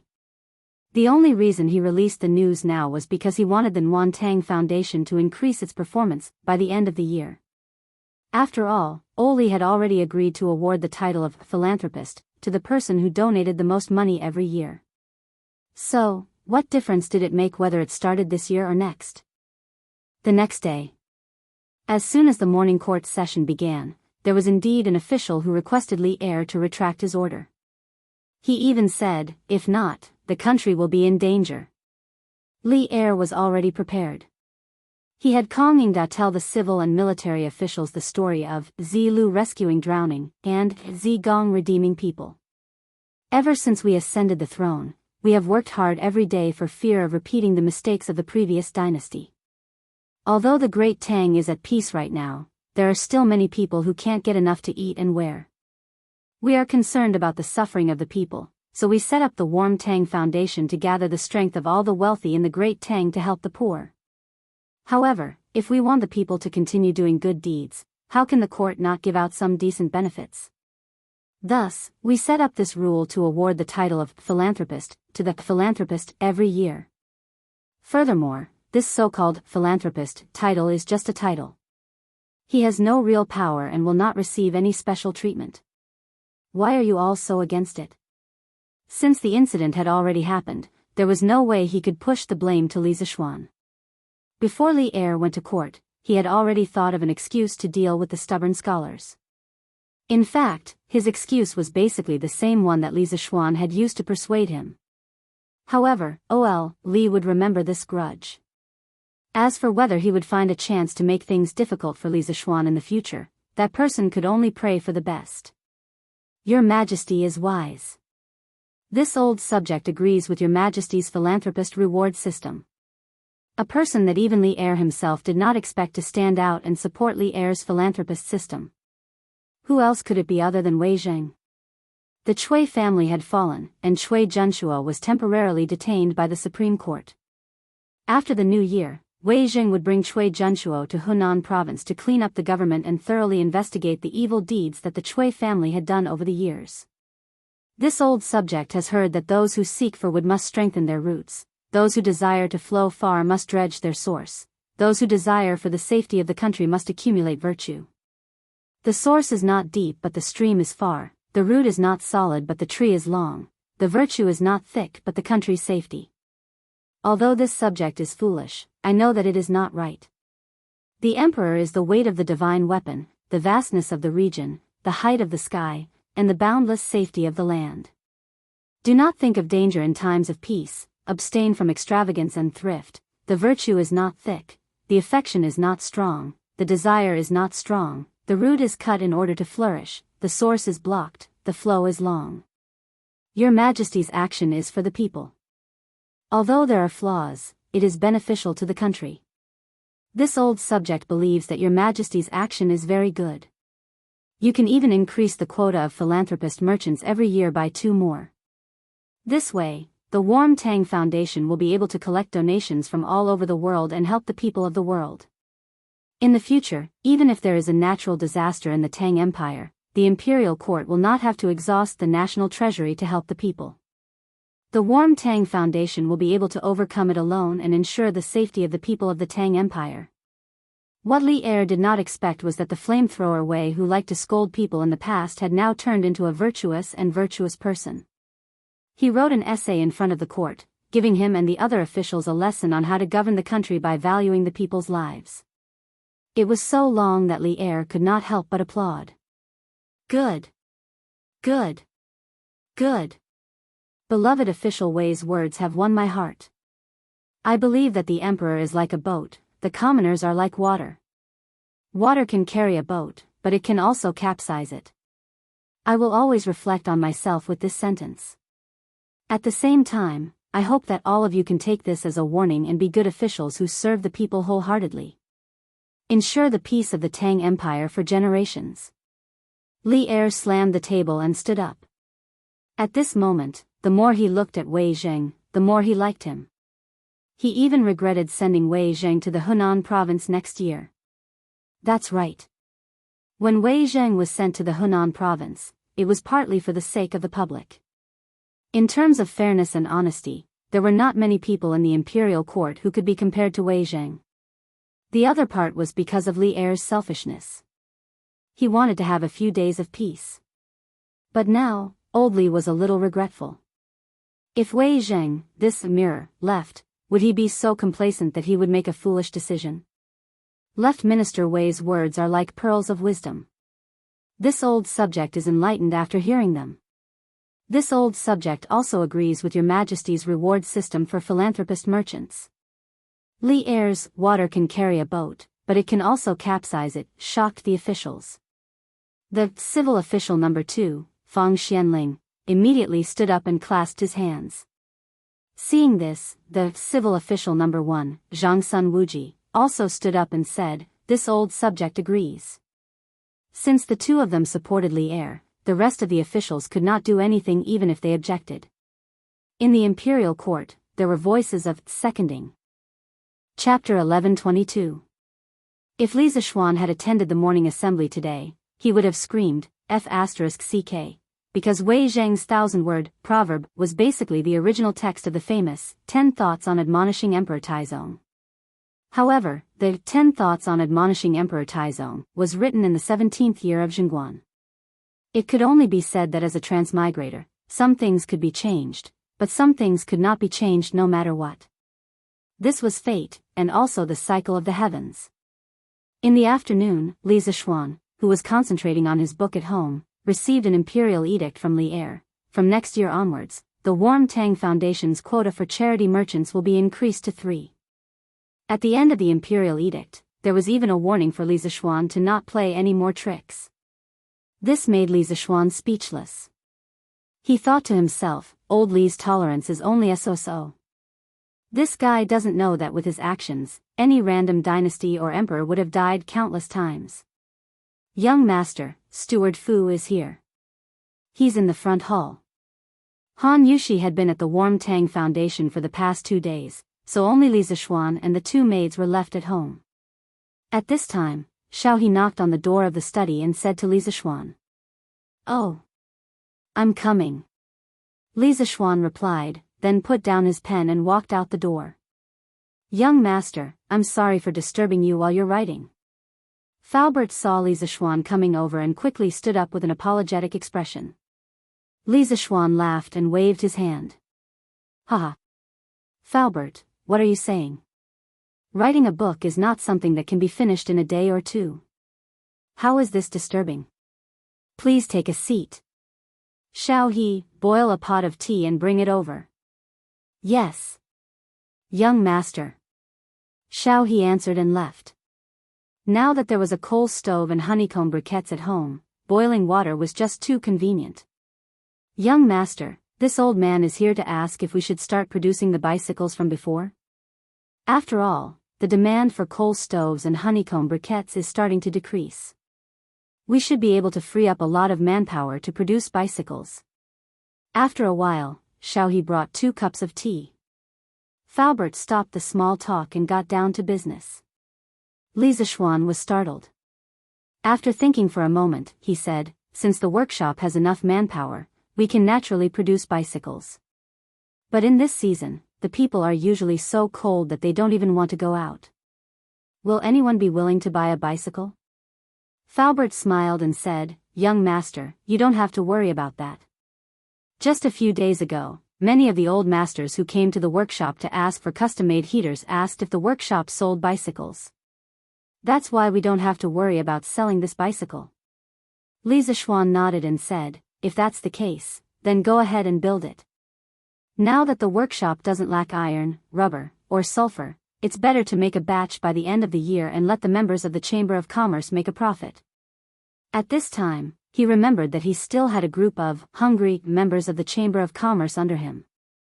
A while ago, the coal stoves and honeycomb briquettes were beneficial to the country and the people. But to the members of the Chamber of Commerce, it was not beneficial. Only bicycles were profitable.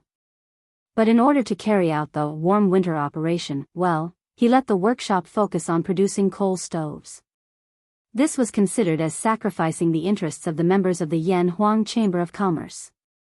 Now was the time to compensate them. Okay. Then I will make the arrangements later. The molds and materials are already made. We should be able to produce a batch before the new year. Faubert nodded. Faubert, how is Xiao Bing doing over there? That kid should have sent you a message, right? Li Zishuan smiled and asked. Hearing Li Zishuan mention his nephew, Uncle Fu's face was full of smiles. He replied, thank you for your concern, young master. That kid is fine. I heard that he used the money young master gave him to buy a house over there and bought a few acres of land. He said that he plans to let me retire in the future. Li Zishuan could not help but laugh. From what I see, he wants to settle down there himself. Faubert was a little embarrassed. I don't think so. He just wants to have a place to stay while helping young master. Li Zishuan shook his head and did not probe further. He asked again, then does he have news of my father-in-law? Ever since Han Lijing went to Hedong Road, he had not sent any messages to Li Zishuan or Han Yushi. Han Yushi was naturally very worried. Li Zishuan was also a little worried. He even sent people to Hedong Road to check for news. But the world was big. If a person fell into a sea of people, how could it be so easy to find him? Faubert stroked his beard and carefully recalled for a moment. He said, I remember Xiao Bing mentioned in a letter that Han Lijing went to Yunzhou. He did not mention anything else. Li Zishuan's heart sank. After a moment, he nodded and said, I know. That's all for now. Faubert cupped his hands and said goodbye. Li Zishuan sat on the sofa and closed his eyes. Suddenly, he said, Husband. Husband. Father is back. There was a flurry of footsteps and Han Yushi surprised cheers at the door. Li Zishuan opened his eyes and saw Han Yushi panting in front of him. Her little face was red from the cold. The breath from her mouth formed clouds of white mist in the air. After a moment of shock, Li Zishuan said, Wifey, are you saying that father-in-law is back? Under normal circumstances, Han Yushi would call Li Zishuan father and Han Tianhu father. Li Zishuan was very sensitive to the key point in Han Yushi's words. Yes, yes. Father is back. Han Yushi nodded happily. Li Zishuan heard and hurriedly stood up. He said, Where is he? Let's go and see father-in-law. At the same time, he finally felt relieved. As long as Han Lijing was fine, it was fine. Otherwise, his wife would cry to death. No need, Xiao Xian. I'm here.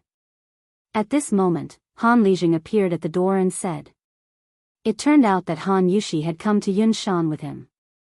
However, perhaps because Han Yushi was too excited and wanted to tell Li Zishuan the news earlier, she ran faster and arrived first.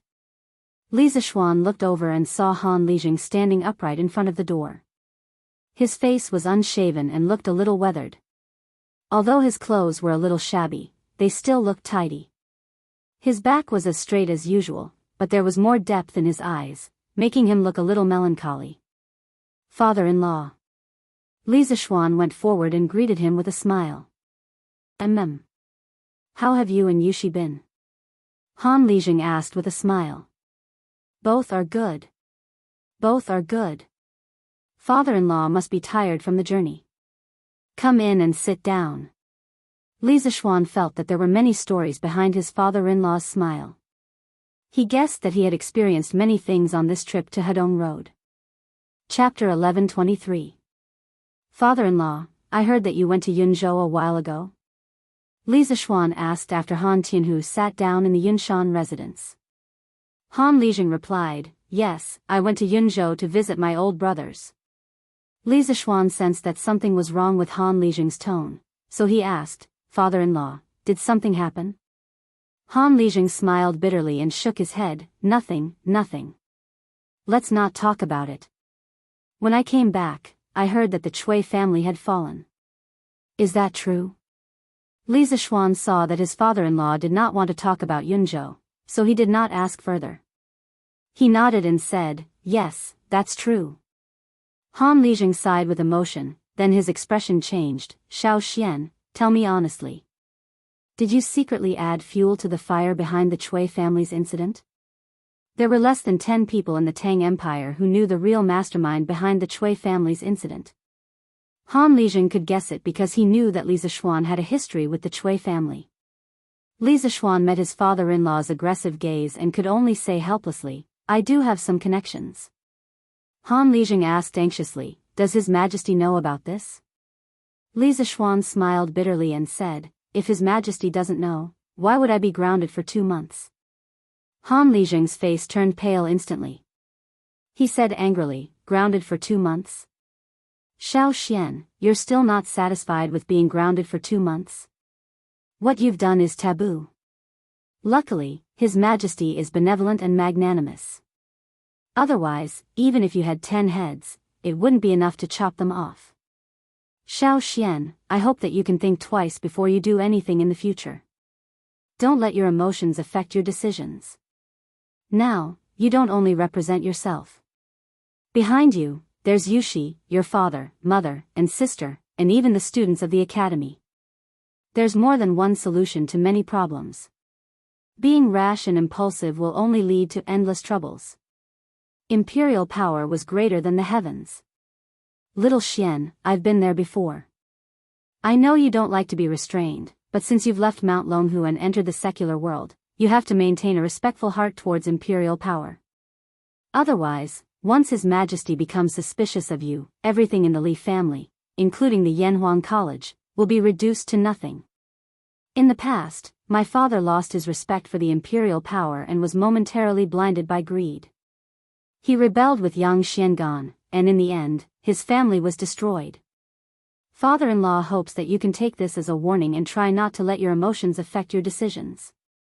Han Tianhu's personal experience had instilled in Li Zishuan the concept of imperial power is supreme. After Li Zishuan finished listening to his father-in-law's description, a layer of cold sweat formed on his back. At this moment, he finally understood that he was indeed a little too reckless and selfish back then. He had only considered the temporary satisfaction and comfort he would get by wiping out the Chui family, but he had not considered that his family and even his students would be implicated by his actions. Although it was refreshing to see injustice on the road and draw a sword to help, it would be fine if he had no attachments, but he still had a group of old and weak women and children behind him. His father-in-law was right.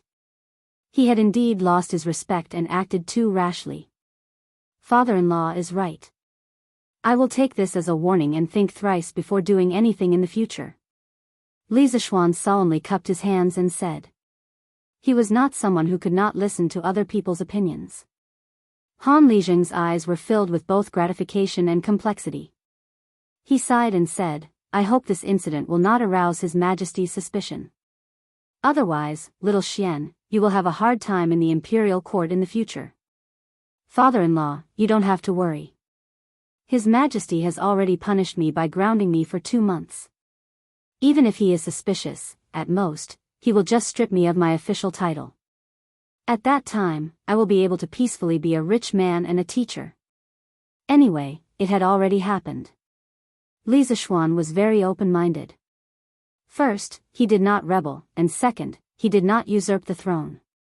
At most, Li Zishuan would just strip him of his official title and let him go home to farm. Throughout the entire Zhongguan dynasty, except for those who rebelled, no minister had been beheaded because he angered the emperor. In this era, the monarch was quite tolerant of his ministers. It was far from the Qing dynasty, where one's entire family would be killed because of one wrong word. As long as he did not touch that red line, his life would not be in danger. Alas!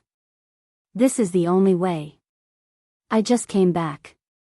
There are still many things to do at home, so I will go back first. Little Xian, take care. Han Tianhu let out a long sigh. He stood up and patted Li Zishuan's shoulder, then he was about to leave. Li Zishuan felt an inexplicable sense of heaviness. He always felt that after his father-in-law went to Yunzhou, he seemed to have changed a little. He had become more profound. Husband, father may be thinking too much. Don't take it to heart. Han Yushi saw Li Zishuan frowning and sitting on the sofa, lost in thought. She could not help but feel a little distressed. Li Zishuan sighed, took his wife into his arms, and said, "Wife, I am sorry. A while ago, I was too impulsive. I only wanted to have a clear mind for a moment, but I neglected you all. I almost implicated the entire Li family into a sea of fire. In the future, I will not." Husband. Don't say that. Before Li Zishuan could finish, Han Yushi placed her slender finger in front of Li Zishuan's mouth and said anxiously, "Since this concubine is married to my husband, I am naturally willing to share honor and disgrace with my husband. No matter what my husband does, this concubine will support him. No matter what the consequences are, this concubine is willing to bear them with my husband." Looking at the pure eyes and sincere face of the beautiful lady in front of him, Li Zishuan's heart was suddenly greatly touched. He couldn't help but hug Han Yushi tightly in his arms again. He silently patted her back and thought in his heart, "Don't worry about me. Wife, I will protect you in this life. I will also protect father, mother, and Han Lijing's words made Li Zishuan suddenly wake up. He could not be reckless, especially when he was the head of the family. The fate of the whole family was related to him, so he had to be more careful. However, not being rash did not mean that he would remain silent the next time he saw injustice. Han Lijing was right. There were some things that could not be solved by being rash. Although it was domineering and satisfying to take revenge without caring about anything else, the repercussions that came with it were equally huge. Li Zishuan felt that he should be more stable in the future. After all, this was a feudal society. No matter what happened in the future, he had to live day by day. After another 2 days, on the 24th day of the 12th lunar month, the warm winter operation ended. Li Zishuan announced that all the students were on holiday. Those who lived close to him could go home, and those who lived far away could stay in the academy for the new year. During this period, the academy would provide all the students with free food. Such attractive conditions made some of the teachers in the academy who lived close to Yunshan couldn't help but stay. After all, the food in the academy was completely comparable to the restaurants outside. Li Zishuan knew that he could not help but laugh. In addition to free food for the students who stayed for the new year, he also prepared something else. Chapter 1124. As the end of the year approached, the atmosphere in the capital became more and more intense. On the streets of Chang and city, people could be seen purchasing New Year goods everywhere. The price of pork in the eastern and western cities quietly rose. Although it was cheap meat in the eyes of the rich, it was a supreme delicacy to the poor. Furthermore, Zuaxian restaurant had introduced a few new dishes that were related to pork. There were more and more ways to cook pork among the people, but they were not as delicious as Zuaxian restaurants. Even so, the pork dishes among the people were many times more delicious than before. Therefore, no matter if it was rich or poor, they would stock up on pork at home as the end of the year approached. As a result, the demand for pork in Jianghu city naturally soared. It was difficult for the price of pork not to rise. However, with the previous example of cloth prices skyrocketing in Jianghu city and cloth merchants being arrested, the peddlers did not dare to go overboard. The price of pork was still within a controllable range. In addition to pork, the sales of other goods were also booming, such as cloth, silk, jade Buddha, porcelain, and so on. All kinds of small items for children to play with also filled the streets and alleys. Jianghu merchants also hoped to take advantage of this annual festival to make a fortune. Although Yinshan city was far away from the bustling city, one could still feel the flavor of the new year. Li Gang had 2 sons. The eldest son was called Li Shaoji. He left behind Li Anren, who died a few years ago. The youngest son, Li Lian, had been an official in another city and had returned to Jianghu 2 days ago. The old man had lived in Yinshan city for a long time and was used to the elegant atmosphere here. He insisted on celebrating the new year here. Li Lian was not by his father's side all year round. Naturally, he had to stay by Li Gang's side to fulfill his filial piety. Therefore, he brought his wife and servants to Yinshan city. The couple had stayed in the Cloud Mountain courtyard for 2 days. They were actually reluctant to go back because the house and furniture in the courtyard were too comfortable to live in. As the end of the year approached, Li Lian's wife also began to arrange for the servants to buy New Year's goods. She and Li Lian were very respectful to Li Zishuan, the owner of Yinshan. Therefore, when buying New Year's goods, they would often come over to ask Li Zishuan or Han Yushi if they wanted to help bring anything. Sometimes, Han Yushi would go to the Chang and Warm Tang Foundation and often use a carriage to give Li Lian's wife a ride. After a few exchanges, the 2 families quickly became familiar with each other, and there was a sense of closeness between them. Recently, Yan Lide had been coming to Cloud Mountain more frequently. In a few days, the officials of the imperial court would welcome a rare 7 days of annual leave. Yan Lide also planned to bring his family to Cloud Mountain for the new year. As a person grew older, he preferred peace and quiet. Therefore, at Yinshan, the Yan family's residence was also decorated with lanterns and colored banners to welcome the new year. As for Sun Simiao, the old Daoist had always been a loner. He had no concept of celebrating the new year, but he had a good disciple. After failing to invite Sun Simiao to his home for the new year, he asked Hu Hanyun to go to Yinshan Mountain to buy New Year's goods for his master. Of course, old Hu agreed. Even Lu Yue, who had always been stingy, became generous at this time. She let Hu Hanyun carry the pork and fish bought at home to Yinshan Mountain as if they were free. Hu Jing and Hu Zhen, on the other hand, helped Sun Simiao tidy up the courtyard inside and out after the free medical consultation every day. The 2 of them claimed that they would definitely go to Yinshan during the new year to celebrate with Sun Simiao. As for the free medical consultation in the surrounding counties, they would definitely have to stop in a few days and could only continue after the new year. Yen Silu returned to Chang'an after the holidays. He still had a big family in Chang'an. Wang Ji was unwilling to go to his brother's house, so he stayed in the academy. He bragged to the bearded man all day long and drank some wine. He was quite carefree. Ma Zhou rented a house in Chang'an city, so he had somewhere to go.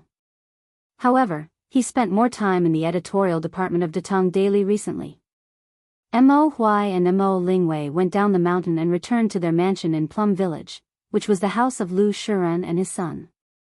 As for the rest of the Mo family, the civilian staff returned to their homes in Plum Village, while the military staff continued to guard the academy. This was because there were many scientific secrets in Yanhuang College. If they were stolen by someone with ill intentions, the loss would be huge.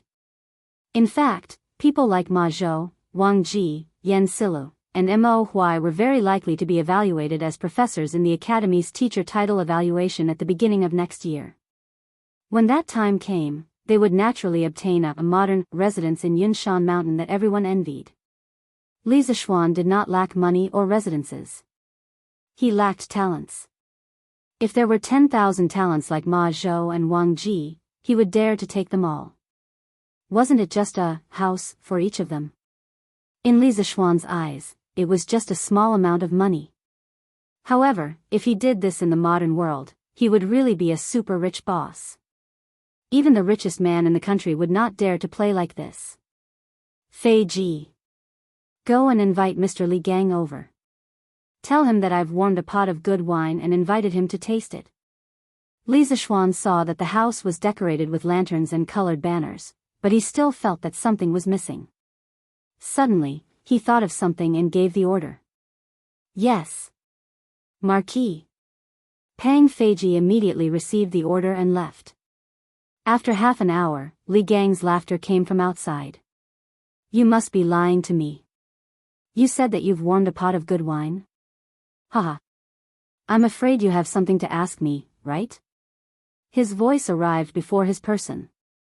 Although Li Gang was already over 80 years old, his voice was still full of energy. As soon as he finished speaking, the old man had already arrived at the door.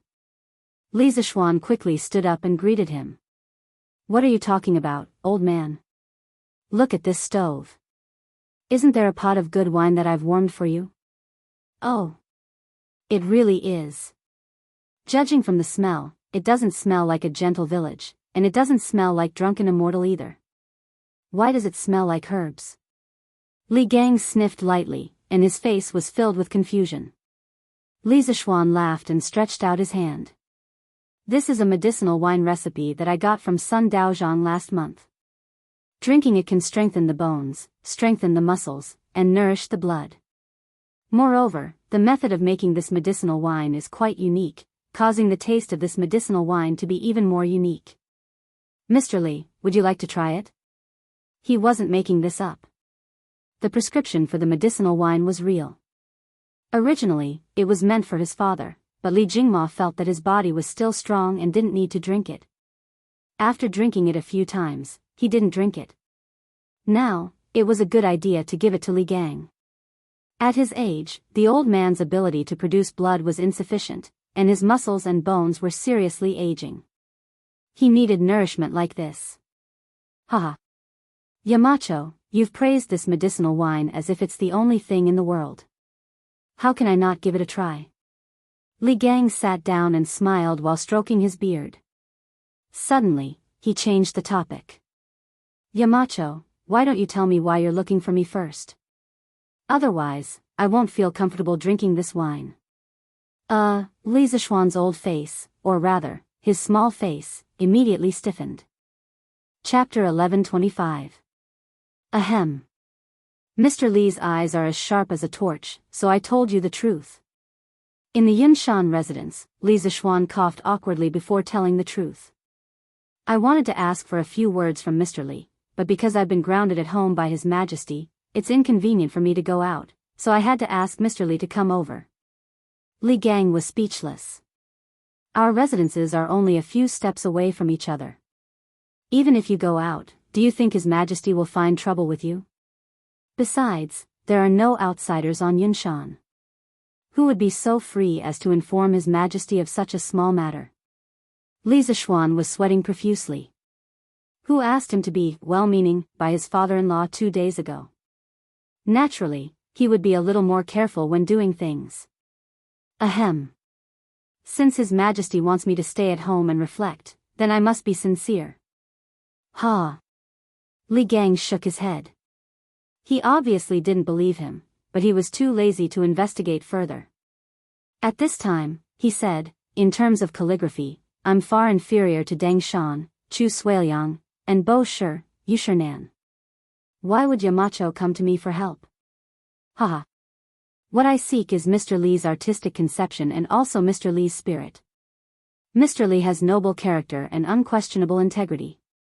I must hang Mr. Li's calligraphy at home and study it at all times. Li Zishuan flattered. In fact, this fellow wanted to take Li Gang's calligraphy and leave it as a family heirloom for future generations.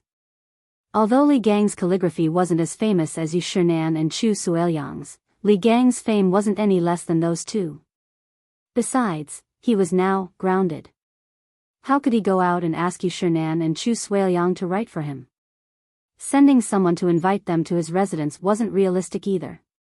After all, their friendship wasn't that good yet. Haha. Yamacho, don't flatter me. What do you want me to write?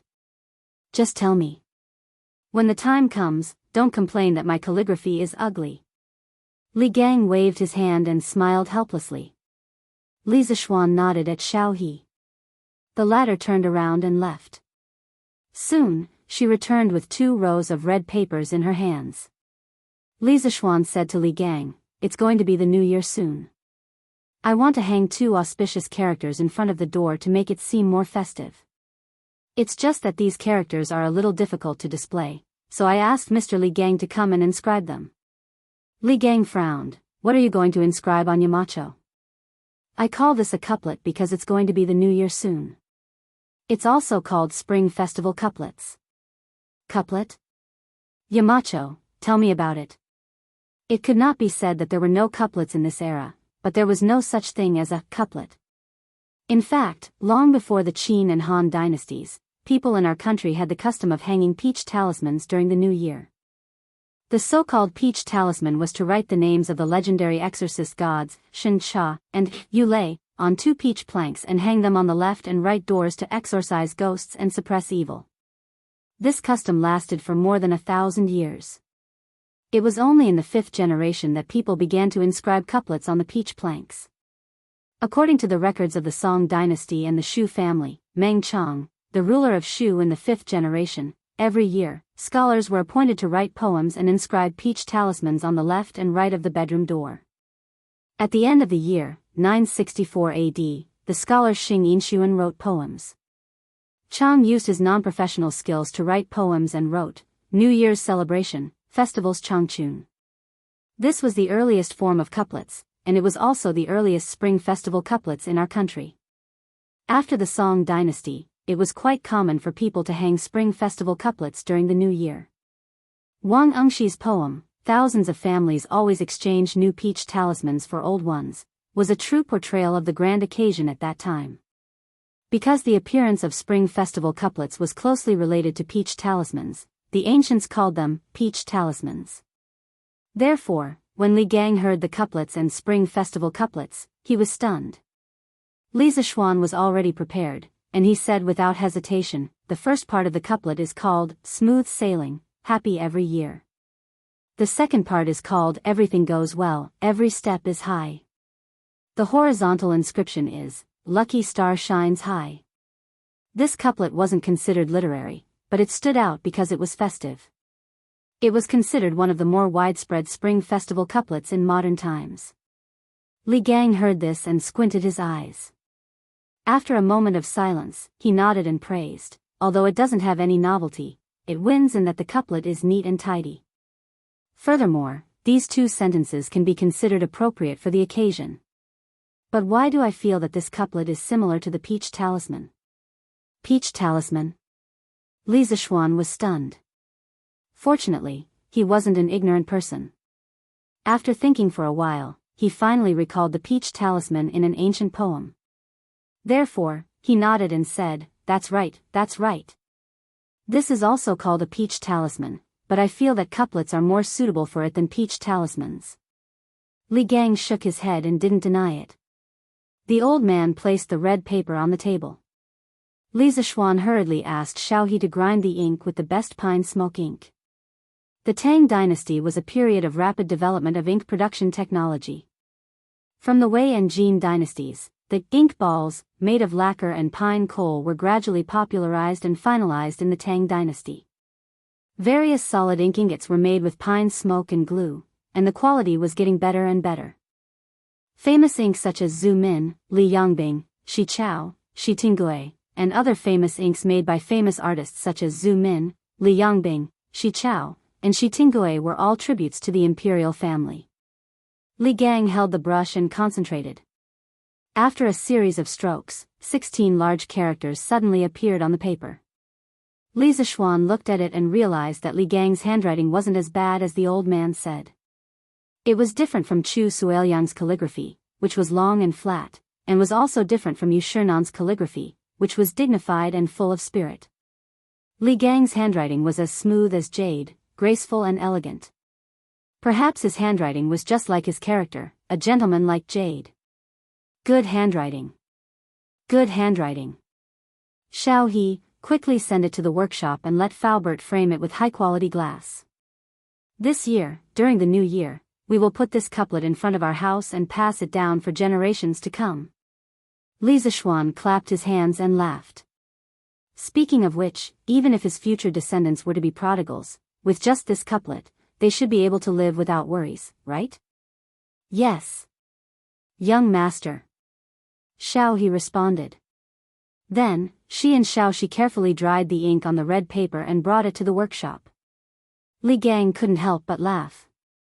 He said helplessly, Yamacho, don't joke around. In terms of calligraphy, I am far inferior to Dengshan and Bashi. I really don't understand why you want me to come and inscribe it. Li Zishuan waved his hand and retorted, Mister, you are wrong. In terms of calligraphy, there is no such thing as good or bad. At most, each of them has their own merits. Haha. In terms of speaking skills, Dengshan and Bashi are no match for you, Yamacho. Li Gang smiled and pointed at Li Zishuan. Li Zishuan was helpless. He wasn't trying to flatter him just now. Forget it, let's not talk about that anymore. Mister, please sit down and drink. Now, I can finally relax and drink. Haha. Li Gang joked again. Chapter 1126. Feiji, go get these materials for me. After sending off Li Gang, Li Zishuan wrote and drew in the study for a while. Then, he took out a list of materials and ordered Pang Feiji. Pang Feiji did not even look at it. He took it and cupped his fist. Yes, Marquis. Then, he turned and left. Li Zishuan hurriedly called out to him, instructing him with a stern face, keep this list safe for this Marquis. If it's lost or seen by others, you won't be able to pay for it even if you use your life. Do you understand? Pang Feiji straightened his back and said seriously, understood. Marquis. I'll definitely keep it safe. Walking out of the courtyard, he took out the list of materials that Li Zishuan gave him. He was dumbfounded. This. What does Marquis want these things for? Is he keeping them for the new year? Previously, when Li Zishuan asked Li Gang to write couplets, Pang Feiji guessed that Li Zishuan was preparing for the new year even though he was not there. However, what did the things on the list have to do with the new year? Forget it. I don't care anymore. I just need to find these things for Marquis and make sure that no one else sees this list. Pang Feiji could not figure it out no matter how hard he scratched his head. In the end, he could only put the list back carefully and walk down the mountain. After instructing Pang Feiji, Li Zishuan returned to the study and continued writing. In fact, he had already written a portion of the second semester's teaching materials a few months ago. After so many days of seclusion, he was almost done with the second volume of teaching materials. Now, his main job was to proofread. The house was quiet. There were only him and two maids. Han Yushi went to Chang'an in the morning. The rest accompanied Yi Guozhong and old lady Yi to tour the academy. That's right. This group of people had been walking around the academy for a few days and they were still not tired of it. Li Zishuan sometimes did not understand. Wasn't it just a bunch of reinforced concrete buildings? Was it that attractive? This guy was just standing there and talking. He didn't even think about it. Yi Guochong and old Madame Yi were born and raised in the Tang dynasty. How could they not feel refreshed when they saw the tall cement building? It was like a modern person seeing an ancient house for the first time. It would be strange if they didn't find it novel. Bang bang bang. Marquis. I've already found everything you need. After an unknown amount of time, Pang Feiji knocked on the door. Li Zishuan put down the document in his hand, raised his head and said, "Come in." With a creak, Pang Feiji came in with a gunny sack. Seeing this, Li Zishuan frowned and said, "You put everything in a sack." Pang Feiji quickly put down the sack and opened it, saying, "No, no. Marquis, look, these are all wrapped in small packets of paper. Li Zishuan nodded in satisfaction. All right. Well done. Go guard the front yard.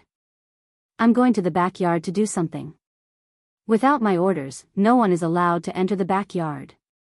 Pang Feiji nodded and replied, yes. Marquis. Then, he couldn't help but ask, Marquis, what are you going to do with these things? After saying that, Pang Feiji immediately regretted it. In a big family, it was taboo to know too much. Li Zishuan wasn't angry. He raised his eyes and glanced at Pang Feiji. You'll know when the time comes. Oh right, did you destroy the list just now? Seeing that Li Zishuan didn't blame him, Pang Feiji heaved a sigh of relief. He then replied, the list is here. I haven't destroyed it yet. Li Zishuan picked up the gunny sack with one hand and walked out of the door. He said calmly, remember to burn the list later. Pang Feiji was stunned. He then said, yes. However, Li Zishuan was no longer beside him. The latter had already gone to the backyard to do something. Husband, I'm back. It was close to noon when Han Yushi returned from Chang'an City. Once she entered the house, she habitually shouted inside. However, there was no response from inside. At this time, Xiaohe appeared out of nowhere and said, young mistress, young master is doing something in the backyard alone. Oh. Then I'll go take a look. Han Yushi put down the package in her hands, then clapped her hands and walked towards the backyard. Pang Feiji, who was guarding the front yard, obviously heard it. However, he wasn't stupid enough to stop her. Although Li Zishuan had instructed him not to let outsiders into the backyard, Han Yushi was obviously not an outsider. Wife, you're back. In the backyard, Li Zishuan was using glue to make thick paper cylinders. The diameter of the cylinders was about a little thicker than a thumb, and the cylinders were about 20 centimeters tall. There were materials scattered all over the ground beside him. Li Zishuan, who was fiddling in the yard, heard the sound of footsteps and spoke without turning his head. Judging by the sound, this was the tacit understanding between an old couple. Speaking of glue, many people subconsciously thought that there was no glue in ancient times. In fact, there was glue, but it wasn't the modern chemical glue. The glue Li Zishuan was using now was fish gelatin. As the name implied, it was made from fish bladders. The fish bladders were steamed, boiled, pounded, and filtered before they were finally made into fish gelatin. When it was used, it was heated in water. After it was melted, it would be applied to the surface of the object. After it cooled and dried, it would be successfully adhered. In terms of viscosity, it was much stronger than most modern adhesives. Other than fish gelatin, there was also pig gelatin. It was made from pig skin. After boiling, it became something like glue. When it was used, it was also heated in water. It was used in the same way as fish gelatin. It could be said that the wisdom of the ancient people in terms of tools and materials wasn't as weak as most people thought. Husband, what are you doing? Han Yushi saw the paper tubes lying on the ground and other materials scattered everywhere. She couldn't help but ask curiously. Li Zishuan thought for a moment and said, well, I'm making something similar to firecrackers, but it's not only louder than firecrackers, but also better looking than firecrackers. Wife, you just came back. Go and rest. I'll be done in a while. That's right, Li Zishuan wanted to make fireworks. At this time, the firecrackers, wrapped in gunpowder with paper, had not appeared yet. There were only firecrackers, or exploding rods. To put it bluntly, this thing was a bamboo rod. Because the bamboo rod was sealed in sections, when it was heated, the gas inside would expand. If it was heated for a long time, the bamboo rod would explode, so it was called a firecracker. Usually, during the new year, naughty children liked to play with this thing the most. They could often see naughty children on the street throwing bamboo rods into the fire in groups of 3 to 5. They mainly wanted to hear the sound. Official firecrackers with gunpowder were only recorded in the Northern Song dynasty. At that time, they were also called firecrackers. The fireworks that Li Zixuan was making now with the help of gunpowder were definitely not available in the Tang dynasty. Chapter 1127. Just after lunch, Lan impatiently urged him to hurry up. Brother, set off the firecrackers. Lan wants to see firecrackers. The little girl was a little tired of accompanying her grandparents around the academy. After all, she had been playing at the academy before, and the novelty had long worn off. Therefore, she came back alone in the afternoon. During lunch, she heard from Han Yushi that Li Zixuan had made a big baby that was similar to firecrackers in the morning. The little girl was instantly excited. If it weren't for Li Zixuan watching her, she probably wouldn't even want to eat and would have gone to play with fireworks. Playing was a child's nature. Whether it was in modern times or ancient times, it was mostly like this. Especially things like fireworks and firecrackers, children loved to play with them even more. In his previous life, Li Zixuan still played with firecrackers during the New Year even when he was in high school. Okay. I'll set them off for you. But Lan, you have to stand a little further away. Li Zixuan patted Lan's little head and said dotingly. The main reason he wanted the little girl to stand a little further away was that he wasn't confident in the fireworks he made. After all, he had only played with them in his previous life, but he had never made them. In the morning, he had only used the memory of dismantling a section of fireworks in his previous life to slowly fumble around and create an experimental product. He had no idea whether it could be fired or whether it would explode on the spot. Yes. Lan will definitely stand far away. In order to see Li Zixuan set off firecrackers, Lan was willing to agree to anything. Okay. You go to the front yard first. I'll go to the backyard to get something. Li Zixuan said as he stood up. Of course, such a dangerous experiment had to be as far away from home as possible. Otherwise, if he were to test the fireworks in the backyard and blow up the house, he would be heartbroken. Yes. Lan responded, then pulled Han Yushi's hand and said, Sister Yushi, can you go too?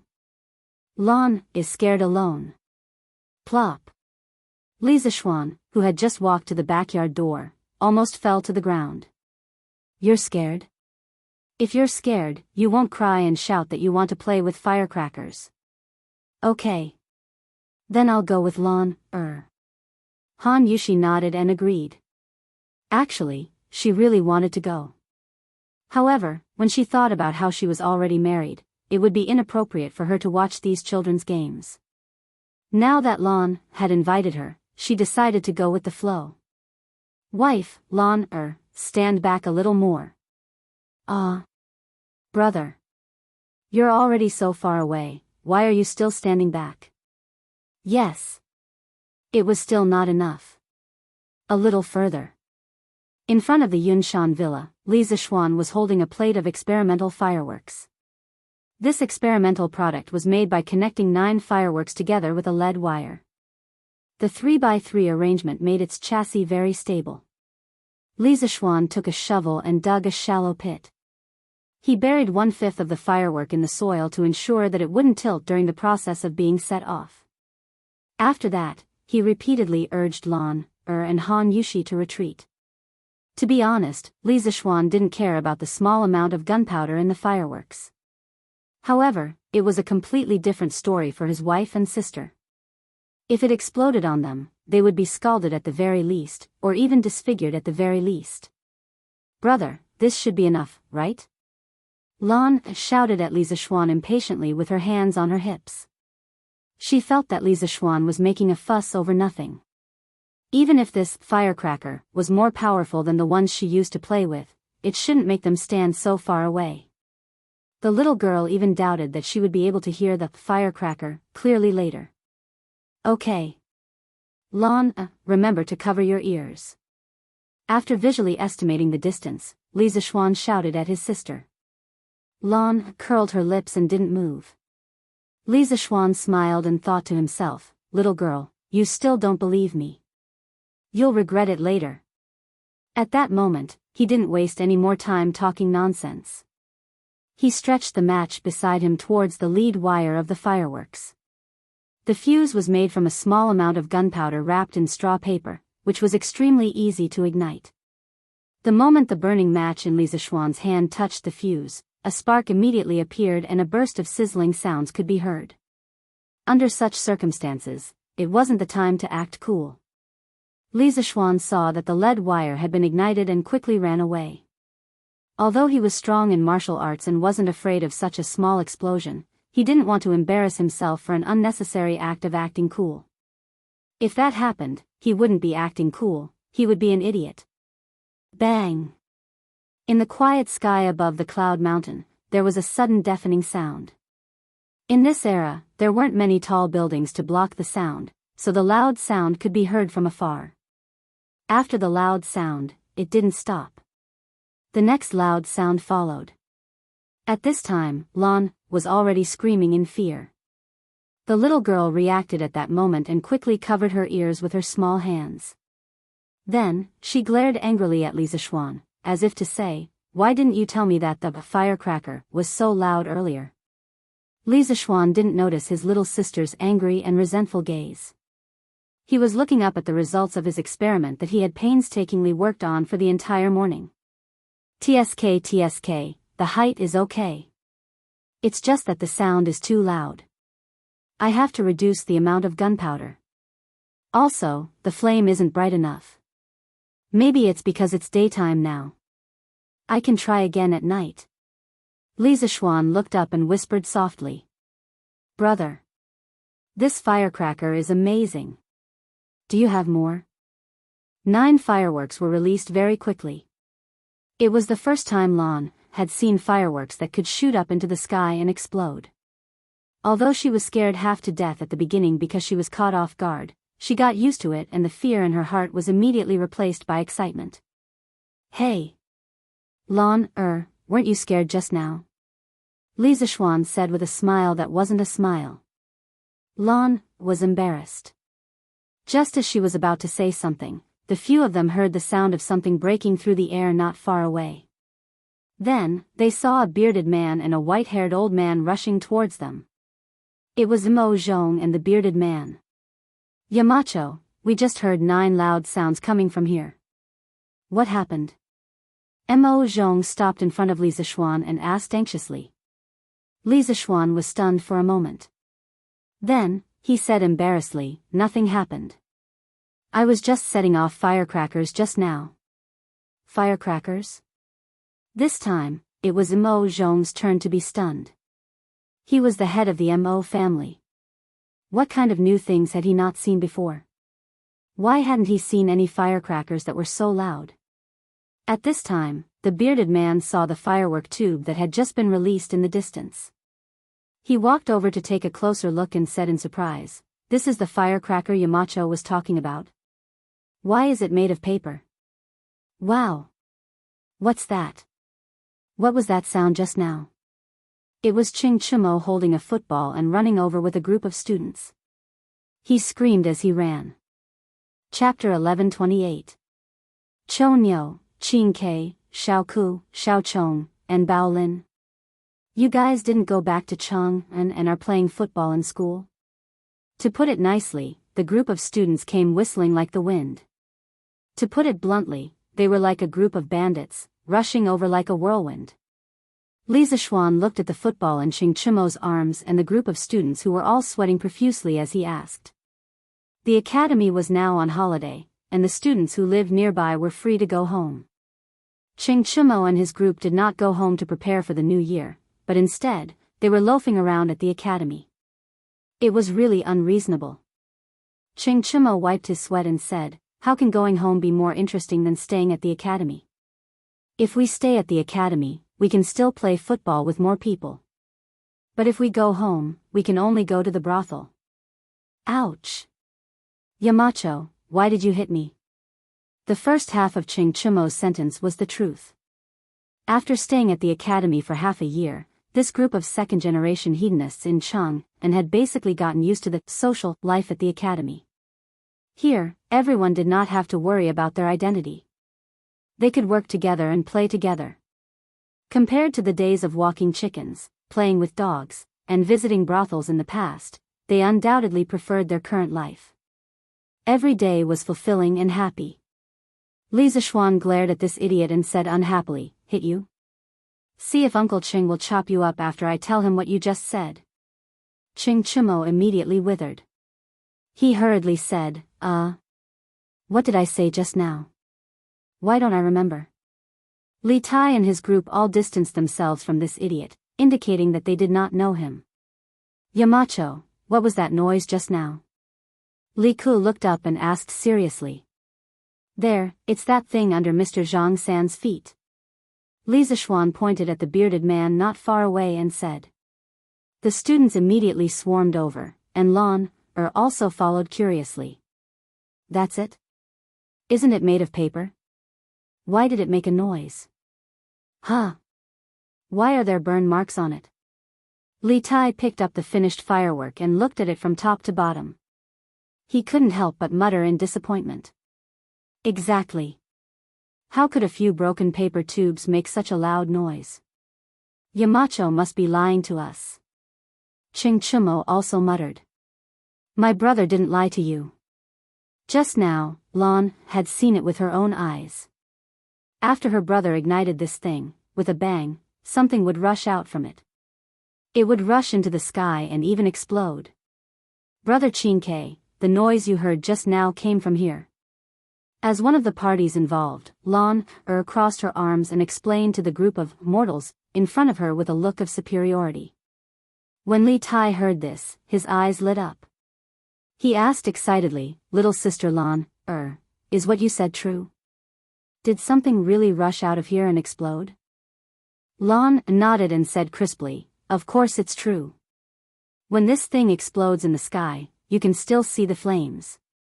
When Ching Chimo heard this, his saliva almost flowed out. He said covetously, F***CK. "Doesn't that mean that if I have this thing, I can blow up whoever I want in the future?" Smack. "Humph. Ching Chimo, you're too bad, aren't you? How can you use this thing to blow people up?" The bearded man standing next to Ching Chimo slapped Ching Chimo without hesitation.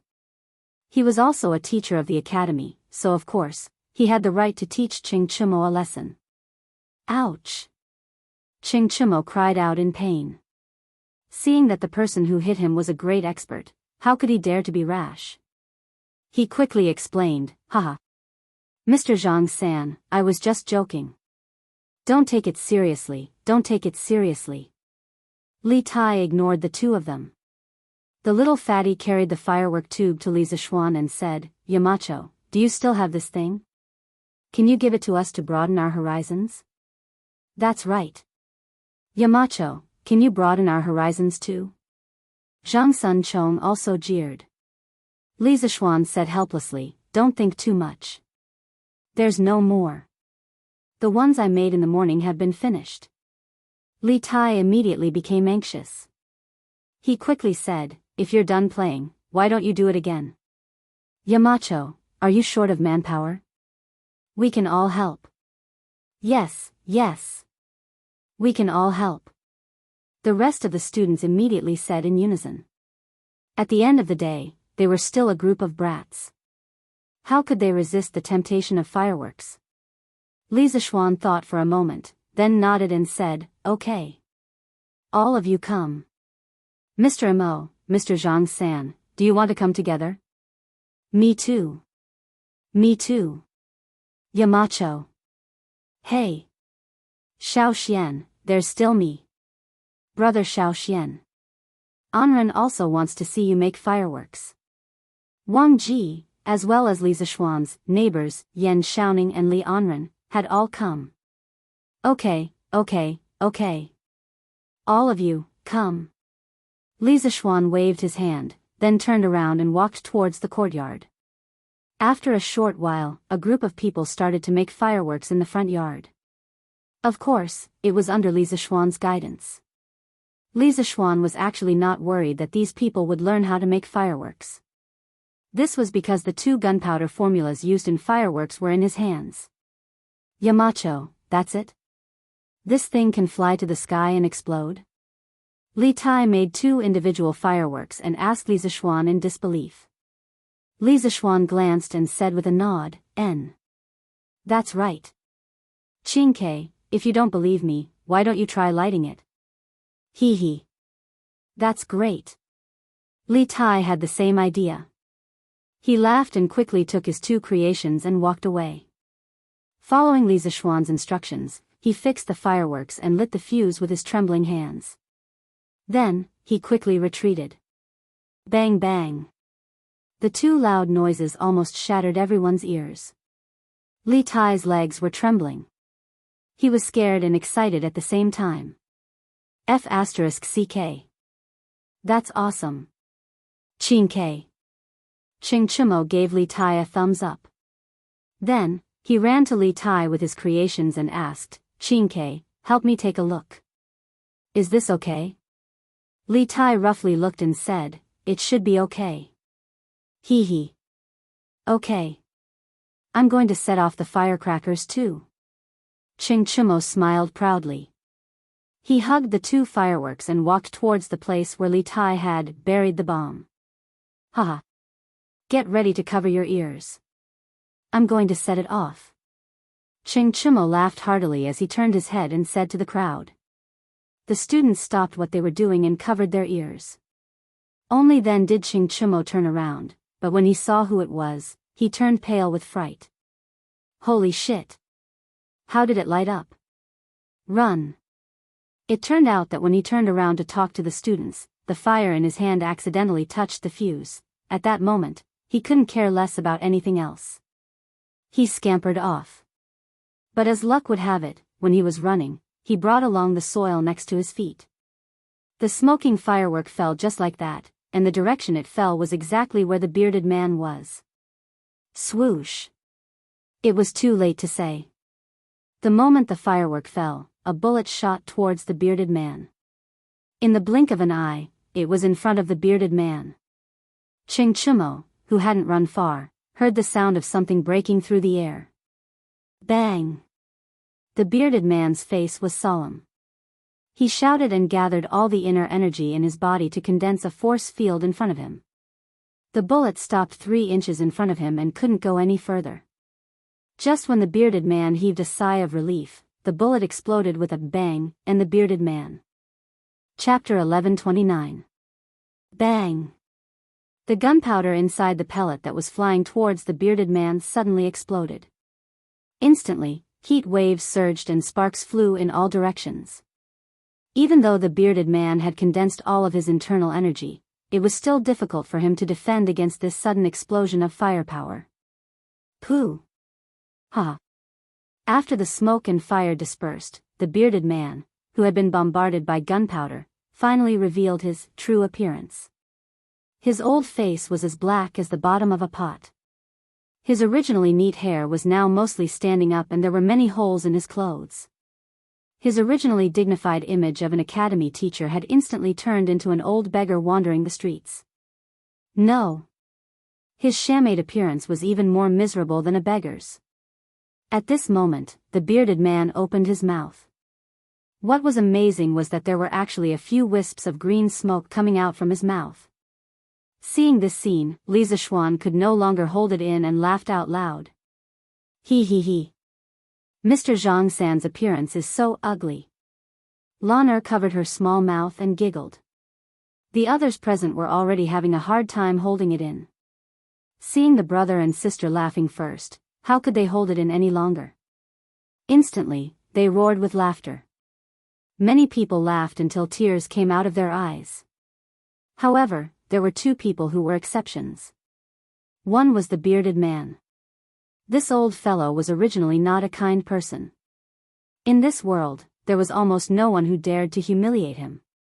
If he had not stayed in the academy for so long and restrained some of his wild nature, the scene would probably have turned red. The other person was Ching Chimo. After this fellow felt the bearded man's gaze that wanted to eat him, he was so scared that he almost peed his pants. How could he still laugh? Cough cough. That? I have something to do at home. I'll take my leave first. I'll take my leave first. In the midst of everyone's laughter, Chingchimo coughed dryly and slipped away as he spoke. Of the 36 stratagems, escape was the best stratagem. He did not want to bear the anger of the bearded man. He felt that with his small body, he would not be able to bear it at all. Everyone was stunned. The bearded man roared and chased after him, "Bastard brat! Where do you think you're going? Even if your father comes today, I will beat you up so badly that even your mother won't be able to recognize you." Hearing this, Chingchimo's heart was filled with shock. He hurriedly circulated 120% of his internal energy and ran as fast as he could. He felt that in all these years, he had never run as fast as he did today. However, he was only a trash who had just broken through to the Qi transformation realm not long ago. How could he be faster than the bearded guest, a peerless expert at the peak of the Grandmaster realm? After running roughly 20 to 30 zhang, the bearded guest flashed. Everyone only saw a blur in front of their eyes, and the bearded guest had already flashed behind Chingchimo. Following that was the scene of an eagle carrying a chick. The bearded guest's face darkened as he carried Chingchimo back. Bang! How dare you point a firecracker at someone? I didn't mean it. Bang! Who told you to play with firecrackers? Roar! I won't do it again. Bang! I'll let you run. Are you trying to run again? Stop running. Stop running. Mr. Zhang San, stop hitting him. Bang! Run. Keep running. Xiao Xian, Yamacho, help. Someone's going to die. For a moment, smoke and dust filled the air, mixed with the bearded guests cursing and begging for mercy. Everyone covered their faces, unable to bear to see someone being beaten up miserably. After a long time, the dust settled. The bearded man clapped his hands and swaggered off. When he left, he also took away the other firework that Chingchimo had not yet had the time to set off. Chingchimo was lying on the ground with a bloody nose and a swollen face, panting heavily. How could he have the time to care about this? At this moment, he was only praying that the bearded guest would leave quickly. All right. Stop pretending to be dead. Mr. Zhang San has already left. After a while, Chingchimo did not hear any movement for a long time. Just as he was about to get up to investigate, he felt someone kick him beside him. Then, he heard Li Zishuan's voice. Huh? Gone? He's finally gone. Ouch.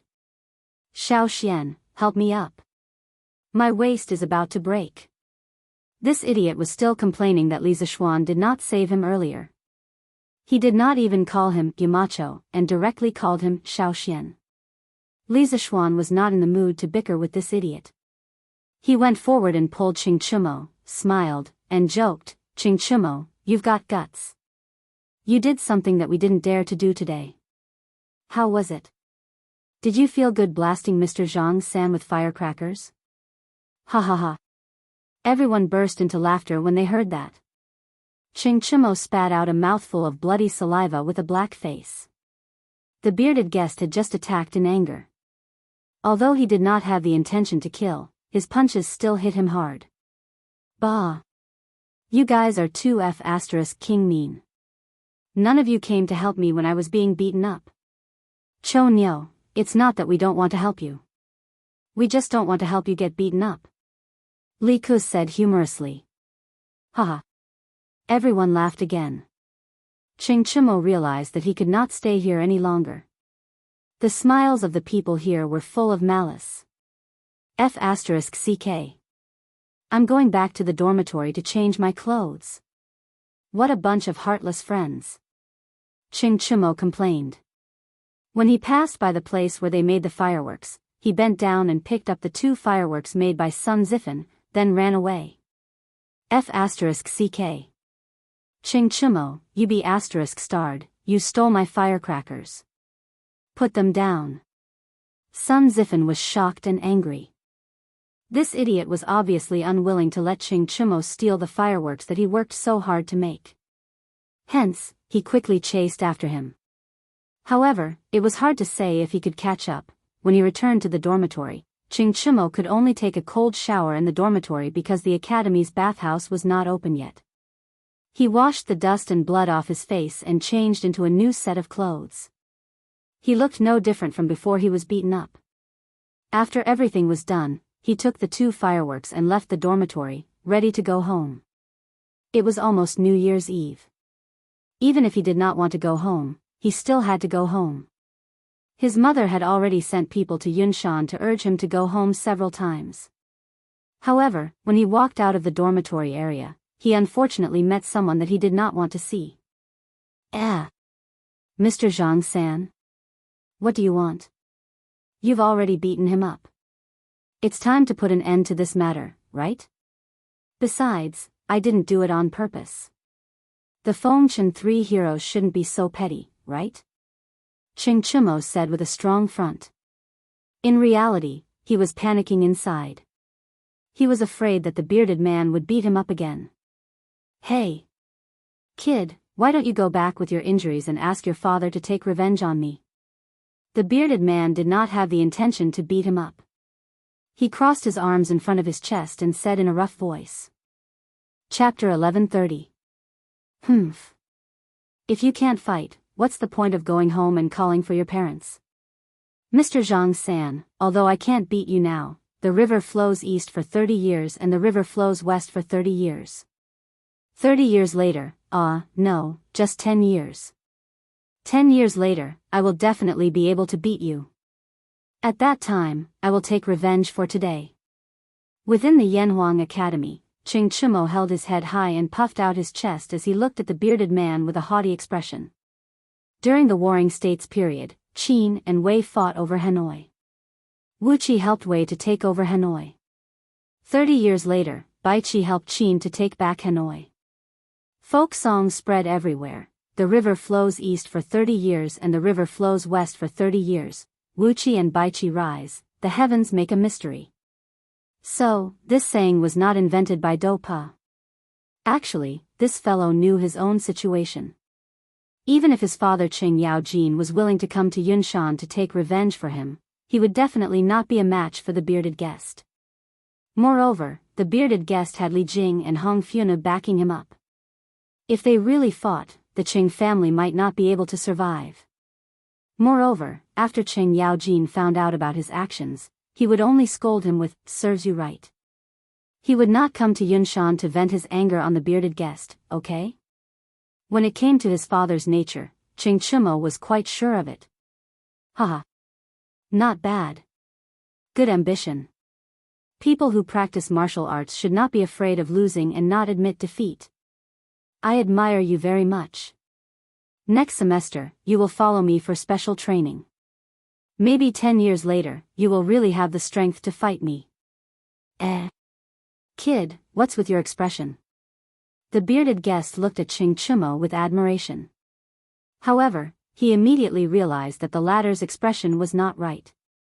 That expression was as if he had eaten shit. No, nothing. I'm flattered. Yes, I'm flattered. To be able to receive guidance from Mr. Zhang-san is this junior's honor. Chimo quickly changed his expression and said flatteringly.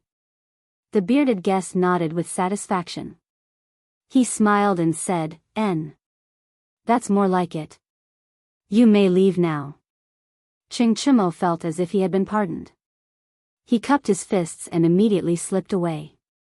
The fat beating from an hour ago did not affect this guy's speed at all. F***CK. Why am I so F***king unlucky today? For no reason at all, a great expert insisted on exchanging pointers with me, and for some inexplicable reason, I was taken in as half a disciple by that guy. I don't want to be forced to learn martial arts from that bearded man. It's over, it's over. Damn it, there's no way I can pass the next semester. Sigh. If I had known earlier, I wouldn't have acted tough earlier. After descending the cloud mountain, Chimo rode on his horse and ran wildly while cursing to himself. Actually, this guy did not know how lucky he was. In this world, he was the first person who dared to use a firecracker to blast the bearded guest alive and kicking. If it was another person, in another situation, that person's life would probably be gone. But now, he was only beaten up by the bearded guest, without pain or itch. In addition, the bearded guest's martial arts cultivation was definitely one of the top 5 in the world today. It was even possible that it was one of the top 3 existences. Who knew how many martial artists in the Jianghu yearned to receive his guidance? But Qing Chimo did not know how lucky he was. If this news were to spread, he would probably drown in the spittle of others. I.O. Chimo, you're finally back. Is the Cloud Mountain so good that you don't even want to return home? When Qing Chimo returned home, his mother immediately went up to him. She was both happy and complaining. Mother, your son has been revising at the academy recently. Qing Chimo, this guy, was good at lying. In order to prevent his mother from nagging, he did not even care about his integrity. Bullshit. Where did the wound on your face come from? How could Qing Yaojin not know what kind of character his son had? He scolded him in a bad mood. Then, he swept a glance at Qing Chimo's face and asked immediately. Qing Chimo was stunned. He did not expect that his father would still see through him even though he had cleaned it up so neatly. At this moment, his mind was spinning rapidly as he frantically thought of an excuse in his head. Then, he heard Qing Yaojin say, "You little brat, stop making up lies to deceive your father. Quickly tell me, did you fight with someone? And you didn't win? You're really embarrassing your father." No one knew a son better than his father. Qing Yaojin made a wild guess and guessed pretty close to the mark. Qing Chimo's face suddenly became a little flustered. "No. I didn't fight, father. This is because I was accidentally hit by a ball when I was playing football with someone yesterday." Bullshit. What kind of wound is on your face? How can I not see it? If you don't tell me the truth, do you believe that I won't beat you up? Qing Yaojin angrily said with a face of disbelief. Seeing this, Qing Chimo immediately became terrified. He quickly said the truth, "Father. Don't. I'll say it, okay? This wound is..." At this time, Qing Chimo could not care about anything else. He could only briefly explain what happened in the afternoon to Qing Yaojin. Firecracker? What kind of firecracker can injure Zhang Zhongjin? Qing Yaojin was shocked when he heard it. He was not shocked that Qing Chimo was beaten up, but that a small firecracker could actually injure a peerless expert like the bearded guest. When Qing Chimo heard it, he felt even more hurt. Although he did not expect his father to help him vent his anger, but he should at least show some concern, right? "Father, this firecracker is not an ordinary firecracker. It is a new toy that little Xian made. It can fly into the sky and explode." Actually, Mr. Zhang San did not suffer any injuries. His face was only blackened by the explosion and his clothes were torn. That's still very powerful. Do you still have that firecracker? Let me see it. Qing Yaojin was very interested in the thing that could injure the bearded guest. His eyes lit up as he looked at his son and asked. "No, no more. It's finished." Qing Chimo quickly shook his head and could not help but tighten his sleeves. Qing Yaojin narrowed his eyes and snorted, "En? Really no more?" His tone carried a hint of danger. Knowing that his father was an old hooligan, Qing Chimo clenched his teeth and quickly took out a firework from his sleeve. He handed it over and said, "Father. I only made 2 in the afternoon. One was placed in the academy. There's only 1 left." Rather than being searched by the old hooligan, he might as well take the initiative to hand over 1. This way, he could still keep 1. "Hey. How do you play with this thing?" Qing Yaojin took the firework and laughed. Qing Chimo pretended to be depressed and replied, "Father, if you light the string below, this paper tube will shoot out a small ball that will explode." Understood. Men, quickly bring a match." A moment later, Qing Chimo's horrified roar came from the Qing residence's courtyard. F***ck. "Father. You can't hold this thing in your hand. Immediately after, there was a deafening explosion. Bang! Bah! Unfilial son. Stop right there. Chapter 1131. Qing Yaojin beat his son when he had nothing to do at home. Li Zixuan was thinking about how to improve the fireworks on Yunshan Mountain. After dusk, the sky gradually darkened. Under Lan Er's instigation, Li Zixuan set off another plate of fireworks. With the dark night sky as the background, the fireworks shot into the sky and emitted extremely bright flames. Lan Er was extremely excited. Her small hands were red from clapping. Li Zixuan, on the other hand, was somewhat dissatisfied. This was because although these fireworks were indeed very novel to the ancient people, to a modern person like him, the color was somewhat monotonous. Modern fireworks were not only colorful but also varied in forms. When they bloomed in the night sky, they would always dazzle people. Li Zixuan's first-generation fireworks, to put it bluntly, were just a few enhanced versions of sky rocket cannons. Bang, bang, bang. Oh!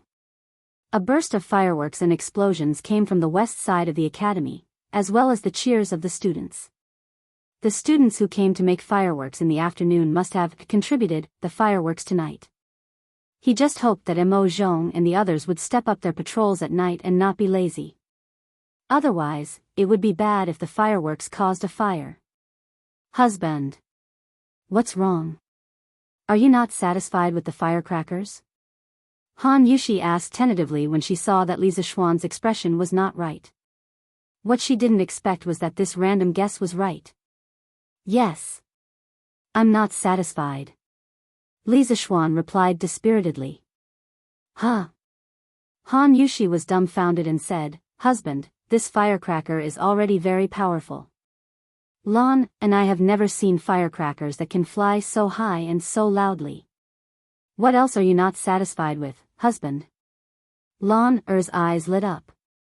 Children could be very greedy sometimes, especially when it came to fun. Brother. Is there something more fun to this firecracker?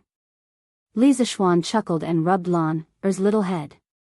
Of course there's something more fun. Actually, my brother calls this thing fireworks. According to my original idea, after it explodes in the sky, it should look like a flower, and not just a ball of yellow light like now. Wow! This is fun. This is fun. Brother, can you make a real firework for Lan Er to play with? Lan Er cried out excitedly when she heard that. Han Yushi's face was full of disbelief. She tugged at Li Zixuan's sleeve and murmured, Husband, is there really such a magical thing in this world? Li Zixuan said with a smile, Of course. I'll make one tomorrow. It's just a matter of adding a few more ingredients. It's not difficult at all. Theoretically speaking, it was not difficult to obtain the kind of fireworks he had just mentioned. That firecracker was just filled with black powder. How could it hurt someone? How strange. Around midnight, in the teacher's dormitory of Yanhuang College, the bearded guest's room was still lit. The bearded man sat upright on the stool with his arms crossed in front of his chest. He stared unblinkingly at the small pile of black powder placed on the desk in front of him in a daze. In the end, he muttered with a puzzled sigh. The scene in the afternoon certainly made him angry. However, after his anger dissipated and he calmed down, a layer of cold sweat suddenly appeared on his back. He was afraid. He had been apprenticed to a master since he was young and had practiced martial arts for decades. That was how he had achieved his current achievements. He was one of the top 5 martial arts masters in the world. In his life, if he wasn't pursuing freedom, then he was pursuing power. However, the thing he had pursued his whole life was almost broken because of a small toy. How could he not be shocked and afraid? If this continued, wouldn't it mean that in the future, even a martial arts master who had practiced martial arts for decades would not be a match for a firecracker child? Wouldn't that be the biggest joke in the world? If that was the case, then what was the point of martial arts practitioners like them practicing martial arts regardless of the winter and summer? Others might not believe it, but that was the truth. A small firework, a small accident, actually made the infamous bearded guest fall into a daze and fall into a demonic trance. Let's ask Yamacho tomorrow. He's also a martial artist. He sat like this until midnight, but the bearded guest still did not walk out of his demonic trance. He finally gave up thinking about it.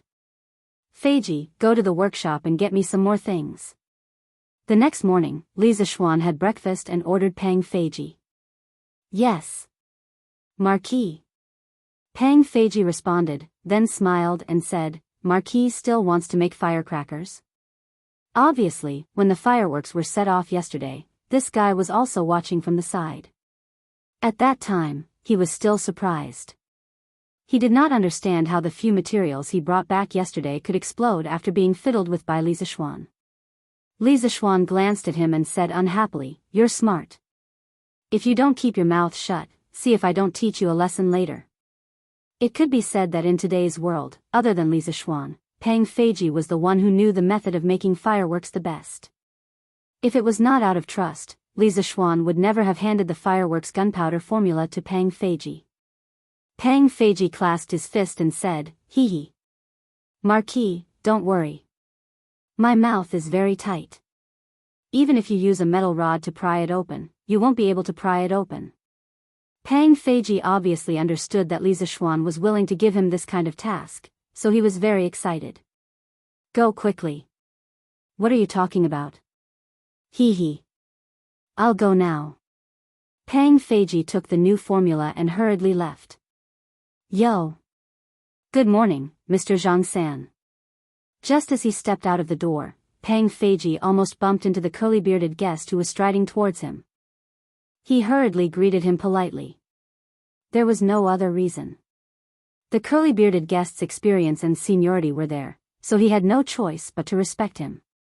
Moreover, during the military training, the curly-bearded guest had taught him martial arts, which made him even more grateful. Is Yamacho in? The curly-bearded guest frowned and asked straightforwardly. Marquis is inside. Pang Feiji clasped his fist and answered. The curly-bearded guest nodded and did not say anything else. He lifted his leg and walked into the courtyard. Strange, Mr. Zhangsan's complexion doesn't look right. Could it be that he suffered internal injuries from yesterday's explosion? Oh my god, isn't the power of the firecrackers too strong? Pang Feiji walked for a while and could not help but mumble to himself. Let's not think about it anymore. I should hurry up and finish the task that Marquis gave me. I just don't know if the firecrackers made by Marquis's new formula will be even more powerful. Pang Feiji shook his head and mumbled to himself. He then walked down the mountain. Chapter 1132. Yamacho, this firecracker is so powerful when it explodes. Have you ever thought of using it against your enemies? Yunshan Villa. Li Zixuan had just sent off Pang Feiji when the bearded guest arrived. The moment the bearded guest sat down, he asked such a strange question. Li Zixuan's heart moved. He raised his head to look at the bearded guest and asked, Mr. Zhang-san, why would you have such an idea? Yesterday, Ching Chimo used that firecracker and almost injured me. Last night, I thought of a problem. If Yamacho's firecracker was even more powerful, wouldn't it be able to threaten some of the Jianghu experts? The bearded guest was silent for a moment before he said expressionlessly. Li Zixuan did not expect the bearded guest to think in this direction. Wasn't the firecracker he was talking about equivalent to modern firearms? It's like this. In fact, as far as I know, there is a weapon that works in a similar way to firecrackers. It has something similar to a hidden weapon hidden in it, and this hidden weapon can be propelled by a material. Its speed is not inferior to that of an ordinary grandmaster. This weapon has very low requirements for the user. Ordinary people who have never practiced martial arts can easily use it. I call this weapon a firearm. Actually, the firearm he was talking about was a gun. China was the first to invent gunpowder. However, it was initially used to make firecrackers. Foreigners were inspired by gunpowder and made guns. Li Zixuan felt that when he led Tang Dynasty's industry to a certain level, guns and cannons would definitely be made. The bearded guest was even more shocked. He did not suspect that Li Zishuan was lying or exaggerating. Previously, when he saw the detailed sea map, it already proved that Li Zishuan had some kind of ability to know everything. Therefore, when he heard Li Zishuan describe a firearm, his first reaction was not suspicion, but shock. If the firearm Li Zishuan said really existed, then the matter would be more serious than what he was worried about last night. Firearm? Yamacho, in this firearm, does it also use the black powder from firecrackers? That's right. But I call that powder gunpowder. Different uses would lead to different formulas for gunpowder. Correspondingly, the power of gunpowder would also be different. The gunpowder in the firecrackers is the least powerful type of gunpowder. Li Zishuan said indifferently. He understood that because the bearded man was highly skilled in martial arts, it was inevitable that he would be somewhat arrogant. Now that he had instilled a bit of knowledge on firearms into this bearded man, perhaps it would give birth to a trace of reverence in his heart. The least powerful one. The bearded man's pupils constricted. At this moment, he felt that he was like a frog at the bottom of a well. Right. A few months ago, the Serpent Spirit Mountain was destroyed overnight. Yamacho, did you use those so-called firearms? Having been in Chang'an for so long, the bearded man had already investigated everything about Li Zishuan, so it was not surprising that he knew about the Snake Spirit Mountain. The corner of Li Zishuan's mouth twitched. Was he shooting himself in the foot? Originally, he wanted to open the eyes of the bearded man and make him feel some reverence. He did not expect the bearded man to hit the nail on the head and guess the real reason for the destruction of the Serpent Spirit Mountain. The inside story was top secret at the moment. Only he and Li Er knew about it. More or less. Li Zishuan gloomily gave an ambiguous answer. The bearded man sucked in a breath of cold air. He was really frightened by the power of the firearms described by Li Zishuan. A powerful Jianghu sect was actually annihilated just like that. In the face of firearms, a person's bravery seemed so weak at this moment. Sigh. Doesn't that mean that all the hard work we put into practicing martial arts in the winter and summer is all in vain? In the end, we can't even compare to an ordinary person with a firearm? The bearded man suddenly let out a long sigh, and his aura became much more depressed. Li Zishuan was stunned. Only then did he understand the true purpose of the bearded man's visit today. It turned out that this bearded man was almost hurt by the fireworks yesterday, causing his martial arts heart to suffer a blow. Haha. Mr. Zhang San's words are wrong. Li Zishuan pondered for a while, then smiled and said, firstly, practicing martial arts is not for the sake of fighting with others. Mr. Zhang San's martial arts understanding shouldn't be so shallow for you to have such great strength today. Secondly, practicing martial arts can strengthen one's body and even prolong one's life. A person's life is short. What could be more important than living for another 2 years? Thirdly, although firearms are powerful, normal firearms will not be able to hurt a martial arts expert of your level. Furthermore, if both parties have firearms, a martial arts expert will definitely be much better at using firearms than an ordinary person. Furthermore, when faced with firearms, a martial arts expert will obviously have a higher chance of survival compared to an ordinary person. Fourthly, if Tang Dynasty can really create firearms in the future, it will only be in the hands of the imperial court. The commoners will definitely not have them. Martial arts practitioners who abide by the law will not have to worry about the threat of firearms. Therefore, in conclusion, martial arts practitioners will have an advantage whether or not firearms exist in this world. Mr. Zhang San, there is no need for you to doubt martial arts. The bearded man seemed to have understood something. After a moment of silence, he stood up and clasped his fists. Looks like I'm wrong. I'm a few decades old, but I can't see through things as clearly as Yamacho. I'm ashamed. Since that's the case, I won't disturb you any further. Goodbye. After saying that, he turned around and walked out of the door. Li Zishuan shook his head helplessly. What the bearded guest did today actually made him feel quite refreshed. A peerless expert could actually see the threat from the firecrackers. This kind of unique eyesight, there was no one else like him. When it was close to noon, Pang Feiji returned with a few bags of materials.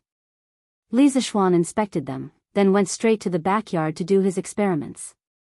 He wanted to create real fireworks of different colors and shapes. In order to achieve this goal, he had to add something to the fireworks. In fact, every modern firework was made up of a pod, and each pod could be called a star. These stars had a diameter of about 1 to 1.5 inches, 3 to 4 centimeters. In a firework explosion, the atoms of each star would absorb energy, and when they lost the excess energy, they would produce light. Different chemical substances would release different amounts of energy, thus producing different colors of light. For example, when sodium nitrate was heated, the electrons in the sodium atoms would absorb energy and become excited. When the electrons transitioned from a high energy level to a low energy level, they would release about 200 kilojoules per mole of energy, which was the energy of yellow light. This was known as the flame reaction in chemistry. When different metals were burned, the light they emitted was different. For example, calcium's flame reaction was the red color of bricks. Copper's flame reaction was blue, and potassium's flame reaction was purple. There were also many other metal elements that had their own unique colors. Now that he knew the color of the flame, he could understand how the colorful fireworks were made. In fact, different metal elements were put into the fireworks according to different proportions. After the fireworks were ignited, they would produce different flame reactions in the sky and emit different colors of light. As for how to control the flame shape of the fireworks when they exploded in the sky, the person who made the fireworks had to arrange the positions of the metal elements according to a certain order. Chapter 1133. There were many raw materials for modern fireworks, and the raw materials for different colors of fireworks were different. Generally speaking, the raw materials were KNO3, potassium nitrate, KClO3, potassium chlorate, C, carbon powder, S, sulfur powder, senior, NO3, 2, strontium nitrate, and so on. Some of these raw materials were easy to get, and some were difficult to get at the moment.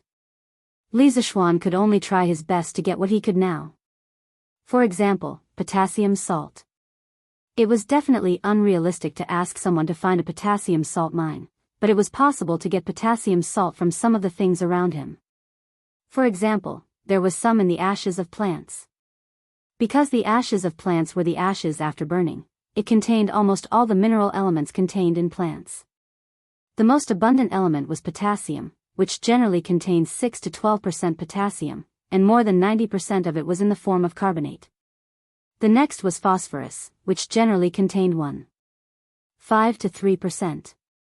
It also contained calcium, magnesium, silicon, sulfur, iron, manganese, copper, zinc, boron, molybdenum, and other trace elements. Just like that, Li Zixuan exhausted his brain power and used all the available raw materials around him, and finally made the first batch of fireworks with multiple colors. Brother. Is it done? Can this thing really be as beautiful as a flower? Lan saw Li Zixuan get up and quickly came over to ask. This girl had been circling around Li Zixuan since morning. One moment she asked this, the next moment she asked that, making Li Zixuan's head hurt from all the noise.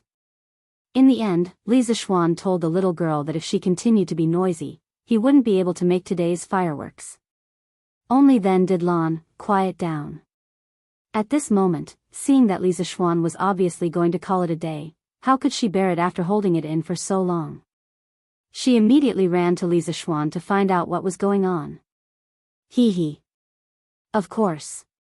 Li Zixuan clapped his hands and said confidently. Lan said excitedly, then brother, let's see. Li Zixuan said unhappily, Lan it's still daytime now. Even if I let it go, you won't see anything. I'll let it go at night.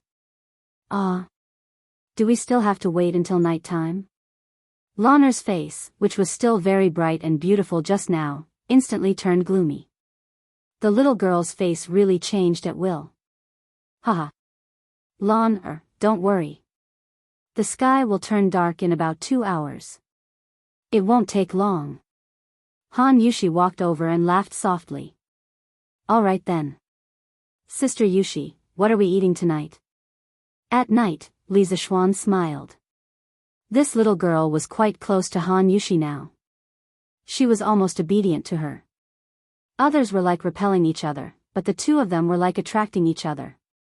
Shaking his head, Li Zishuan decided to enter the house and head to the hot spring room in the courtyard to soak in the hot spring and rest. Speaking of which, when he dug out the hot spring in this courtyard, he had people surround the hot spring and built a house directly on the hot spring. It was specially used to soak in the hot spring during winter. Now that he was grounded at home, it was a good time to enjoy it. However, after building the hot spring room in the backyard, the space was a little tight. Li Zishuan planned to expand this courtyard after the new year. At the very least, he wanted to transform it into a large villa courtyard.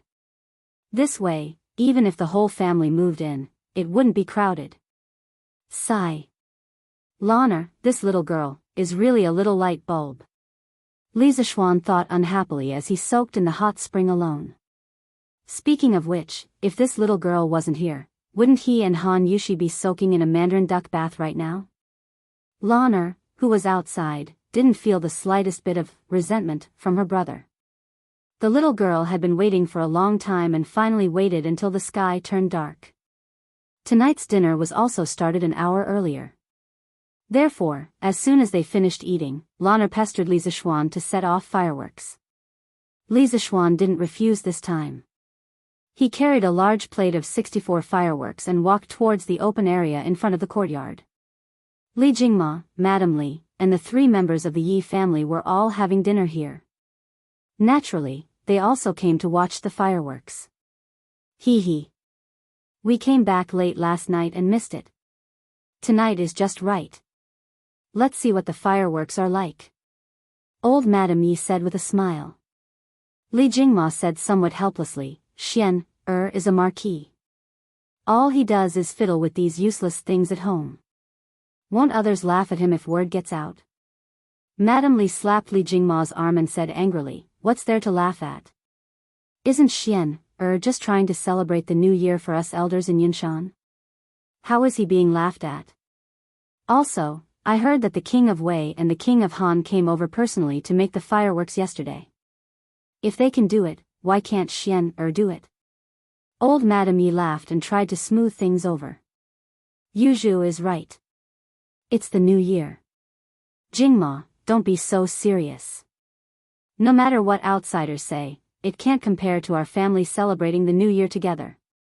Grandmother, quickly cover your ears. Big brother is going to light the fireworks. Lan ignored the quarrel between the adults. She tugged at old Madame Ye's arm and said excitedly. Hey. Okay. Grandmother will cover her ears right now. Old Madame Yi covered her ears and smiled kindly. Seeing this, the rest of the people also covered their ears. Fizz, fizz. On the other side, Li Zishuan had already lit the fuse of the fireworks with a lighter. Then, he quickly ran over and shouted, everyone, cover your ears. The fireworks are going off. As soon as he finished speaking, there was a soft boom, and a firework shot into the sky with red sparks. With a loud boom, a beautiful flower bloomed in the night sky. The colors of the fireworks were a riot of colors. There were red, yellow, blue, green, purple, and pink. It looked extremely beautiful. Wow! It's so beautiful. Dad, Mom. Grandmother. Look! The fireworks are so beautiful. Lana's eyes widened as she chirped loudly. Old Madame Yi, Madame Li, and the others had already looked up and saw the fireworks in the sky. They all widened their eyes. Faced with this beautiful scene, they even forgot to breathe. It was so beautiful that it was tragic. It was so beautiful that it was hard to extricate oneself from it. Boom! Before the light of the first firework had even dissipated, the second firework had already soared into the sky. With another loud bang, an incomparably huge flower proudly bloomed. Red, orange, yellow, green, blue, indigo, and purple, it was a complete collection of colors. It was a gorgeous purple and brilliant red, decorating the night sky beautifully and gracefully, illuminating the earth as if it was daytime. This is the fireworks? Li Jingma's mouth was opened so wide that a duck egg could be stuffed in it. His breathing also became rapid. He could no longer say those words about Li Zishuan not doing his job because the beauty of the fireworks was far beyond his scope of understanding. In his opinion, such a magnificent scene was no different from a miracle. Chapter 1134. Damn! Look! Look! There's something happening at the Yamacho courtyard. Yanhuang College. At this time, the students had just finished eating in the cafeteria and were returning to their dormitories. Suddenly, a loud noise came from the east side of Yunshan courtyard. No one knew who shouted, but the students, regardless of what they were doing, immediately looked in that direction. Finally, they saw a scene that they would never forget for the rest of their lives. Under the pitch-black sky, brilliant fireworks bloomed in the air. The flames continued to spread, looking like giant glowing peonies. They directly lit up half of the sky in the east. Damn! These are not the firecrackers from yesterday. These are probably Yamacho's new firecrackers. Li Tai turned his head to look and was immediately flabbergasted. Wow! These firecrackers are so beautiful. They are completely different from the ones you set off yesterday, Qing. Yes. These are 100 times more beautiful than the ones the Academy set off yesterday. How can firecrackers be so colorful? This is amazing. Li Ku looked to the east and was in a daze. After a while, he said eagerly, Qing, let's go to Yamacho's place to see these new firecrackers. Li Tai also wanted to go, but he was still clear-headed. He said, Ku, are you confused? It's late at night, and the Academy's gate is already closed. Yanhuang College did not restrict students from entering and leaving during the winter holidays, but students were still not allowed to go out at night. This was for the safety of the students. There was a curfew in Chang'an City, let alone a small place like Yunshan. If they were to meet some bad guys or beasts outside, they would not even be able to find their bodies. Sun Zifan laughed and said, why don't we climb over the wall? Just like last time. He had to admit that this guy was really the king of ideas. He could even come up with such a stupid idea. Li Tai rolled his eyes and said crossly, are you stupid, kid? We climbed over the wall last time to look for meat. Why are we going out this time? Going to Yamacho's place to see the fireworks? Isn't that walking right into their trap? That's true. Sun Zifan scratched his head awkwardly and said gloomily. Stop talking nonsense and focus on watching. We can see it clearly from here. The fireworks are almost finished. Li Tai said impatiently as he stared at the eastern sky. Yes. I have to hurry up and read it. The rest of them nodded vigorously. Obviously, they had all seen that 9-bang firecracker from Li Zishuan yesterday, and subconsciously thought that there would only be 9 fireworks tonight. This was also one of the reasons why Li Tai was unwilling to leave the academy to watch the fireworks. Because according to this calculation, before they could climb over the wall, the fireworks on the other side would be finished. Bang, bang, bang. Flowers blossomed one after another under the night sky. Many students ran to the corridor on the 3rd or 4th floor of the teaching building to look as far as they could.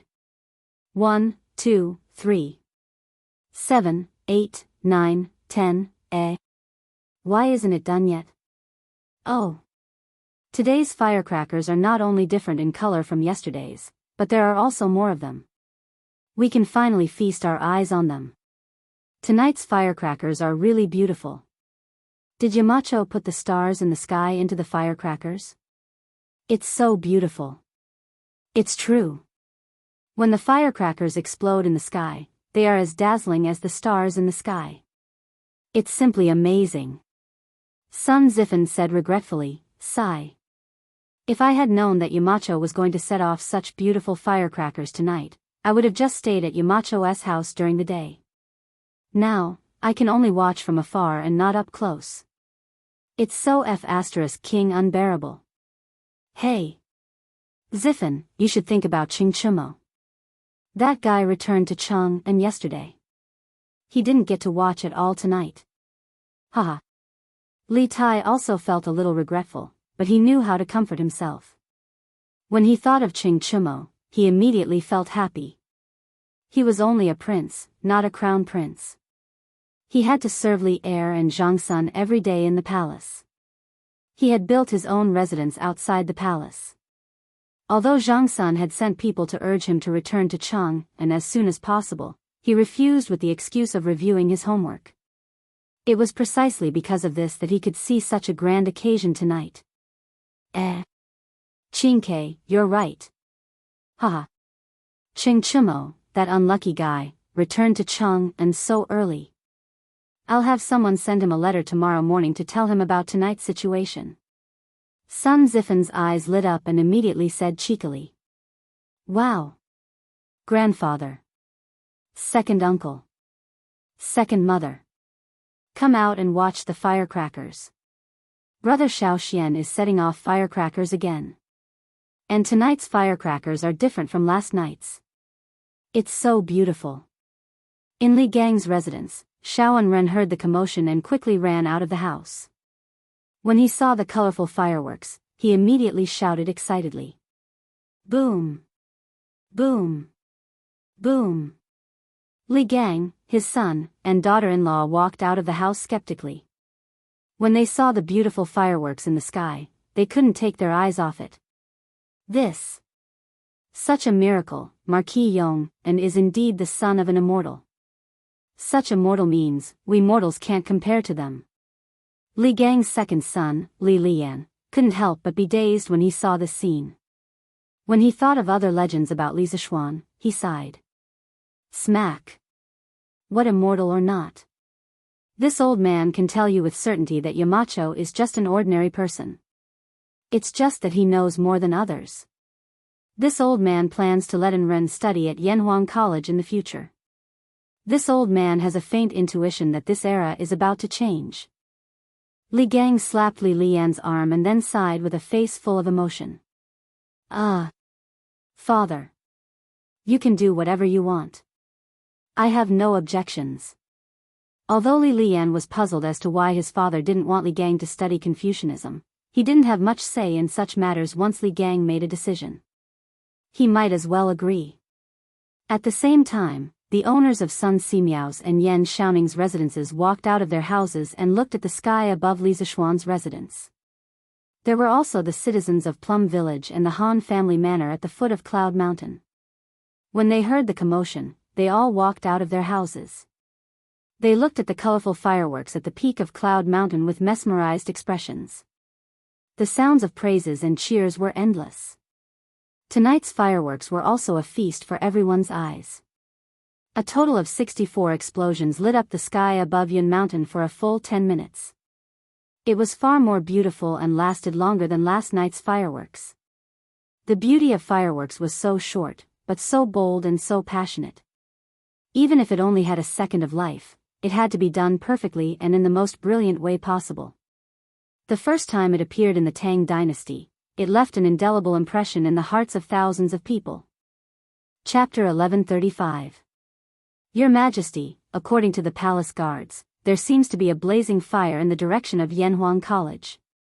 At Ganlu Palace, Li Er had not gone to rest. He was still bitterly working overtime to read the memorials. At this moment, Zhao Song walked in from outside and bowed to Li Er. Why do you say there seems to be a blazing fire? Whether there's a fire or not, can't you confirm such a simple thing? Li Er's mind was sharp. He immediately caught the loophole in Zhao Song's words and asked with a frown. Zhao Song replied, Your Majesty, I also went up to the city gate to take a look. In the direction of Yunshan, there's not just a blazing fire. Other than that, there's red, orange, green, blue, purple, and all sorts of other colors. It looks like the rainbow divine light that was accompanied by the gods in ancient legends. Rainbow divine light? Li Er was shocked. He stood up and said, follow me to the Black Tortoise Gate Tower. Hey! Your Majesty, put on this fox fur coat. Zhao Song took a coat from the rack by the wall and said quickly. Now that the palace was heated, Li Er was only wearing a single layer of clothing. It would be strange if he didn't catch a cold when he went out like this. Okay. Li Er nodded. After he was armed, the master and servant left Taiji Palace and headed north to the Black Tortoise Gate Tower. If Li Zishuan knew that the fireworks he set off were mistaken for the rainbow divine light by Li Er and Zhao Song, he would probably laugh his head off. At the same time, this also showed that Li Zishuan's pursuit of the path of the gods was not completely dead. If he believed in Li Zishuan's atheism, why would he make such a big fuss at night to see the so-called rainbow divine light? Greetings, Your Majesty. Li Er brought Zhao Song to the Black Tortoise Gate Tower. When the general on the tower saw Li Er, he quickly cupped his fists and bowed. Li Er was unmoved. He looked straight in the direction of Yunshan, but all he saw was darkness. There was nothing. That was because the fireworks at Yunshan had already finished. Didn't they say there was a rainbow divine light? Why is there nothing? Li Er frowned and said unhappily. Your Majesty, the seven-colored light in the direction of Cloud Mountain has just disappeared. Zhao Song looked at the soldiers guarding the city. The soldiers quickly stepped forward and answered. Oh. Li Er's face was filled with disappointment. He looked in the direction of Cloud Mountain. After a moment of silence, he said, send someone to Cloud Mountain tomorrow to find out what happened. Zhao Song bowed. Yes, Your Majesty. Li Er flicked his sleeves and turned around to descend the city gate tower. There were no neon lights in this era. Naturally, there was no light pollution at night. Generally, the sky was pitch black except for the night of the full moon. The fireworks show on Yunshan dyed the sky red, which was quite conspicuous in the dark night. Therefore, not only did Zhao Song and the generals of the imperial city see the rainbow divine light in the night sky, but many people in Cheng and city also saw it. Early the next morning, the people in the city immediately started discussing. It was close to the new year, and most people were preparing for the new year. They were busy all year round, and this was the only time they could have some free time. It was normal for them to gossip with their neighbors in the morning. Hey! Old Lu, did you see the rainbow divine light in the east last night? I also faintly heard the sound of thunder over there. Hey! Old Hua, you saw it too? I thought I was the only one who saw it. Hey! Do you think it's the divine light brought by the gods who descended from the heavens? Yo! That's possible. But shouldn't that direction be Cloud Mountain? Could it be that a literary star descended on Cloud Mountain last night? Hey! What you said makes sense. Yanhuang College's students are so outstanding. Who knows, there might be one or two literary stars among them. TSK. Yanhuang College is indeed a godly school. If my little brat can get in, even if I, Lu Dolly, die immediately, it will be worth it. With the lively atmosphere close to the new year, more and more people knew that the rainbow divine light had appeared in the sky in the east of Cheng and city last night. There were all kinds of speculations. Some said that a divine immortal had descended to the mortal world, some said that a divine light had descended from the sky, and some even said that a divine treasure had appeared. There were all kinds of different theories, but the most popular one was that a literary star had descended from Yanhuang College on Cloud Mountain. Yanhuang College had been completely pushed to the altar by word of mouth this time. This was something that Li Zishuan had never expected. Your Majesty, after dinner last night, I heard from the servants in the mansion that there was a divine light in the east. I went to the tower to take a look and saw the rainbow divine light in the east. I guess that a divine immortal must have descended to the mortal world where the divine light descended. This is an auspicious sign. I congratulate Your Majesty. I congratulate the Tang Empire. Taiji Palace, Morning Court. After the ceremony, a middle-aged official in his 30s came forward and bowed to Li Er, and said in a loud voice. Hearing this, the officials were stunned. Many of them had indeed seen the divine light in the east last night, but seeing it was one thing. Wasn't he flattering the emperor? Oh, no, he was flattering the emperor. Wei Zheng's face darkened, and he said angrily, Su Sharon, don't talk nonsense. How can a divine light be auspicious? After that, he cupped his hands to Li Er and said loudly, Your Majesty. I impeach Su Jingzong of the Secretariat for flattering Your Majesty and speaking nonsense about a divine immortal. Your Majesty, please punish this person severely. Otherwise, it will hurt Your Majesty's wisdom. Su Jingzong, this person was actually Su Jingzong, the censor of the Secretariat, the person who held the position of Prime Minister during Li Ji's era. Your Majesty, I am innocent. I was just speculating. How can I flatter Your Majesty? May I ask if Wei Zhuqing saw the divine light in the east last night? Su Jingzong didn't get angry at all after being scolded by Wei Zhuqing. Instead, he defended himself and asked Wei Zheng back. Wei Zheng glared at him and said, So what if I saw it? Could it be that the heavenly light was an auspicious sign of the arrival of a true immortal? Su Sharon, before you investigate clearly, don't jump to conclusions. The Great Tang's current prosperity is not due to an auspicious sign from the heavens, but due to His Majesty and the hundreds of civil and military officials working hard to achieve it. During Zhengguan's era, the governance was rather clean. As the saying goes, when the water is too clean, there will be no fish. Under Li Er's leadership, the court was filled with upright officials. Wei Zheng's words were so persuasive that they could enlighten even the apathetic. Immediately, he gained the favor of many upright officials. Kang Yingda stepped forward and said, I agree with Wei Zhuqing's words.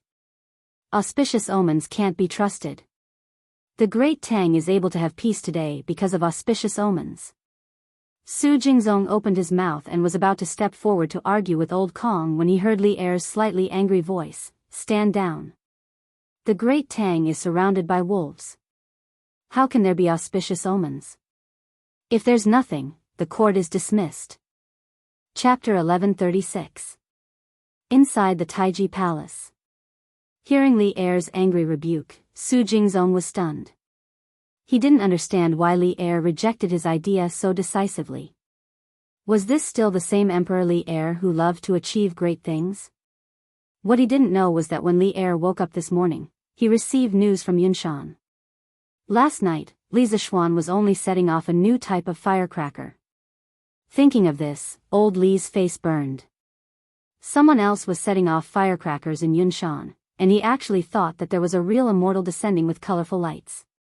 If this matter were to spread, wouldn't he, the emperor of the human world, be laughed at? Now, Su Jingzong's bootlicking had completely failed.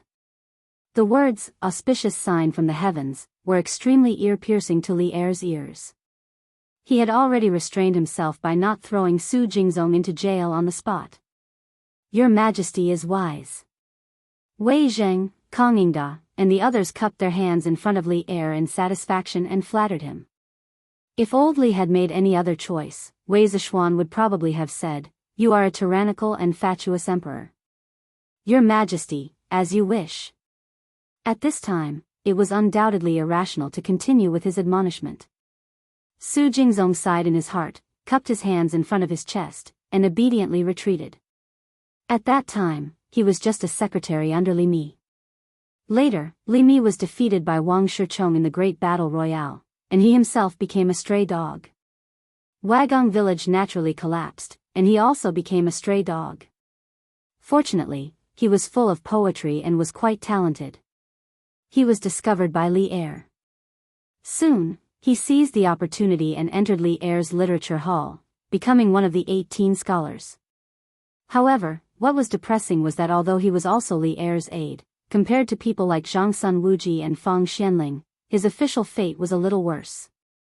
Zhang Sun Wuji had been prime minister for several years, but he was only a fifth-rank imperial secretary. Among the 18 scholars of King Qin's manor, he was the most unknown existence. Of course, he was unwilling, but in terms of strategy, he was not as good as Fang Xianling and Du Ruhui. In terms of foundation, he was not as good as Zhang Sun Wuji. In terms of admonishment, he was not as good as Wei Zheng. Therefore, after much thought, he could only take this unorthodox path in hopes that Li Er would remember that he, the 18th scholar of the Duke of Qin's manor, had yet to be entrusted with an important task. If Li Zishuan knew what Su Jingzong was thinking, he might have laughed and said, "Old Su, don't make it so complicated. You are still young. Endure until all the other old officials in the imperial court have retired. That will be the day you rise to prominence. It's not a dream to become an official." Although the truth was not entirely like this, it was not far from it. In the end, Su Jingzong was able to become the prime minister. Of course, part of the reason was that he had no moral integrity, but more importantly, it was because he could endure. Qualifications were obtained through hard work. Cloud Mountain Villa. Even if the outside world was turned upside down, Li Zishuan could only sit at home and watch the flowers bloom and wilt in front of the courtyard. He smiled as he looked at the clouds in the sky. The fireworks last night had left a huge impact on Lan, Han Yushi, Li Jingma, and the others. When they found out that Li Zishuan planned to make more fireworks for the new year, Madame Li agreed with both hands, and Lan even agreed with both hands and feet. At this time, Li Jingma could not say anything against it. He even subconsciously felt that if there were fewer fireworks for the new year, it would be a lot less interesting. San Bao, Fu, and the other loyal servants of the Li family were all summoned to Cloud Mountain to help make the fireworks. After breakfast, Li Zishuan ordered Pang Feiji to prepare a large amount of raw materials for the fireworks. He called San Bao and Fu over and taught them the steps of making fireworks. Coincidentally, Faubert also rushed over early in the morning. Li Zishuan might as well teach them all together. Anyway, the loyalty of these three people was unquestionable. Li Zishuan was not worried at all that they would leak the secret. "Young master, why don't we make the fireworks in the workshop? After all, if these things are not stored properly and cause an explosion, it is still very dangerous." After receiving the training, Faubert suggested to Li Zishuan.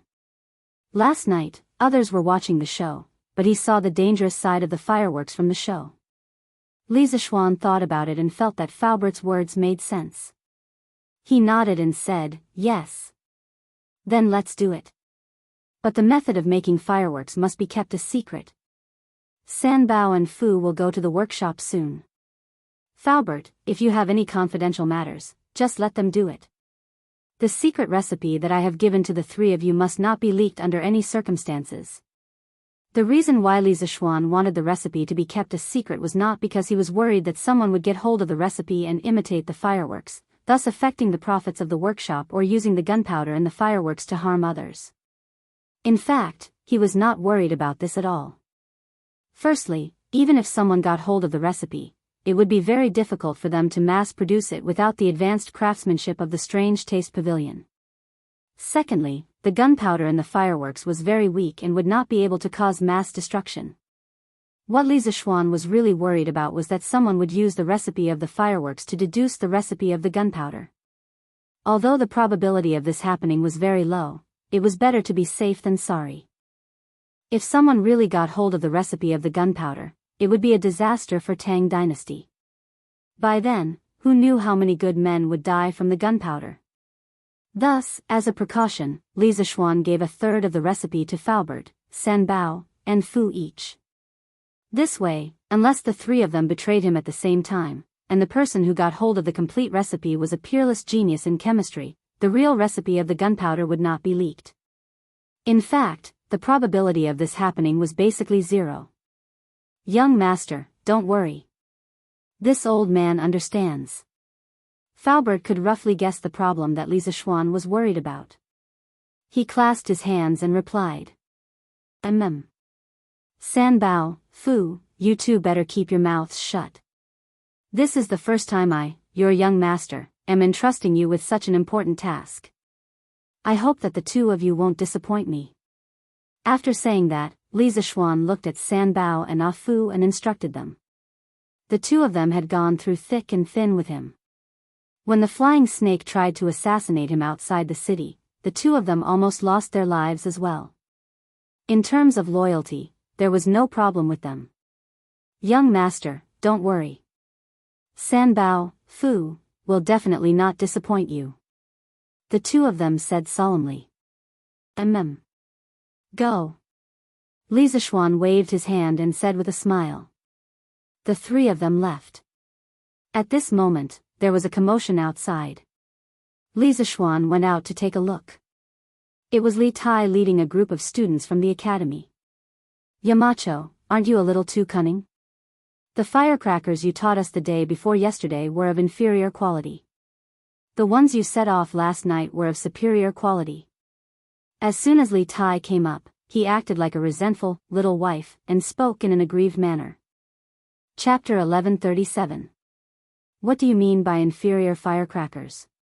What do you mean by superior firecrackers? These things are called fireworks. In the Yunshan residence, Li Zishuan looked at Li Tai, whose face was full of resentment, and said unhappily. Fireworks? Li Tai was stunned. The day before yesterday, when they came to Li Zishuan's place to make firecrackers, Li Zishuan did not tell them that those things were fireworks. However, when he thought of the scene last night, the little fatty narrowed his eyes and sighed. Yes. Fireworks is a good name. It's worthy of its name. When that thing exploded in the sky last night, it did look like a flower. Yes. This name sounds better than firecrackers.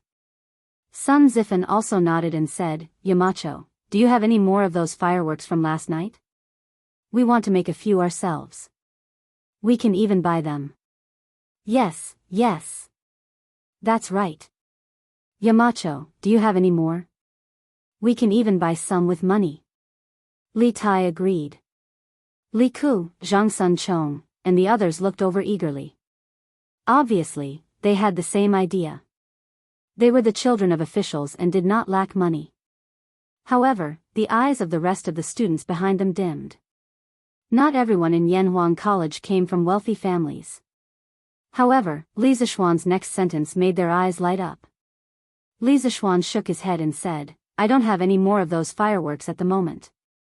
The workshop is stepping up production. However, you don't have to pay for them. I plan to hold a fireworks show at the college during the new year. All students can watch it for free. Take it as a thank you to the students for your hard work in Operation Warm Winter at the end of this year. Oh. Thank you so much, Yamacho. Yamacho is so generous. As soon as Li Zishuan finished speaking, many students who lived in other places and could not go home for the new year because of the long distance suddenly cheered loudly. At this moment, they really felt that this winter break was worth it. No one in the college could deny the beauty of last night's fireworks. Moreover, these fireworks were currently unique in the entire Tang Empire and could not be bought with money. From this, one could see how precious they were. However, Li Zishuan did not hesitate to take out a large number of fireworks for the college students to celebrate the new year. How could they not be moved? How could they not cheer? Yamacho, how many fireworks will we set off? Class 1's Kushirqing asked loudly. His hometown was in the Bashu region, and he couldn't go home for the new year either. This year was his first time celebrating the new year in another place. Although it was Chang'an, the capital of the Tang Empire, no matter how good it was outside, it couldn't compare to the warmth of home. Going home for the new year was something that the Chinese would never be able to let go of. However, Li Zishuan's actions made him feel some familiarity. Yamacho. How many fireworks will be set off during the fireworks display? The rest of the students reacted and asked in unison. Last night, Li Zishuan had set off 64 fireworks. Although it was far more than the previous 9, many people felt that it wasn't enough to satisfy their cravings. Li Zishuan smiled and announced an even more exciting news. Haha. Shirqing, I can't answer your question. I don't know how many fireworks I will set off because I plan to set off 2 hours. 2 hours? Everyone's breathing quickened and their eyes widened. Some people were frantically calculating how many fireworks they could set off in 2 hours. However, they were confused because it was impossible to calculate. Thank you, Yamacho. Thank you, Yamacho. No matter how many fireworks there were, there would be a lot of fireworks. This time, the students could fully feast their eyes. Therefore, they cheered to their heart's content. Their voices were so loud that it gave Lan, who was in the backyard, a big fright. Li Tai, Sun Zifan, Zhang Sunchong, and the other officials' children were depressed. They had to go back to Chang'an for the new year.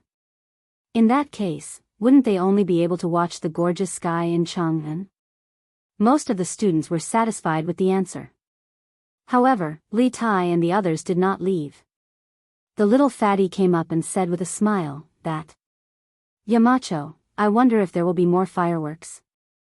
Every year during the new year in the palace, it's boring. If there aren't any fireworks to liven things up, it won't be perfect. Yes, yes, yes.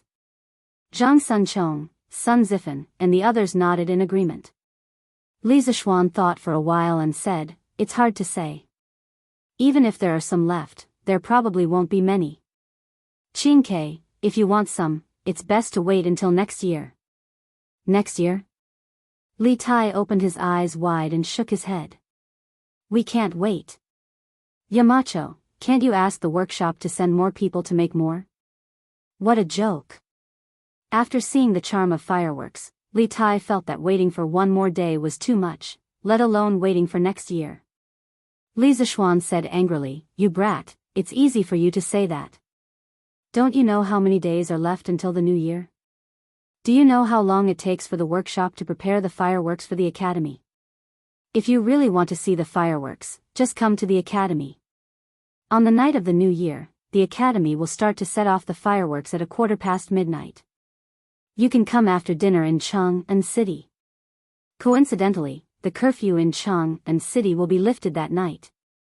In order to maintain the security of the capital, the Tang dynasty followed the curfew system of the Han dynasty.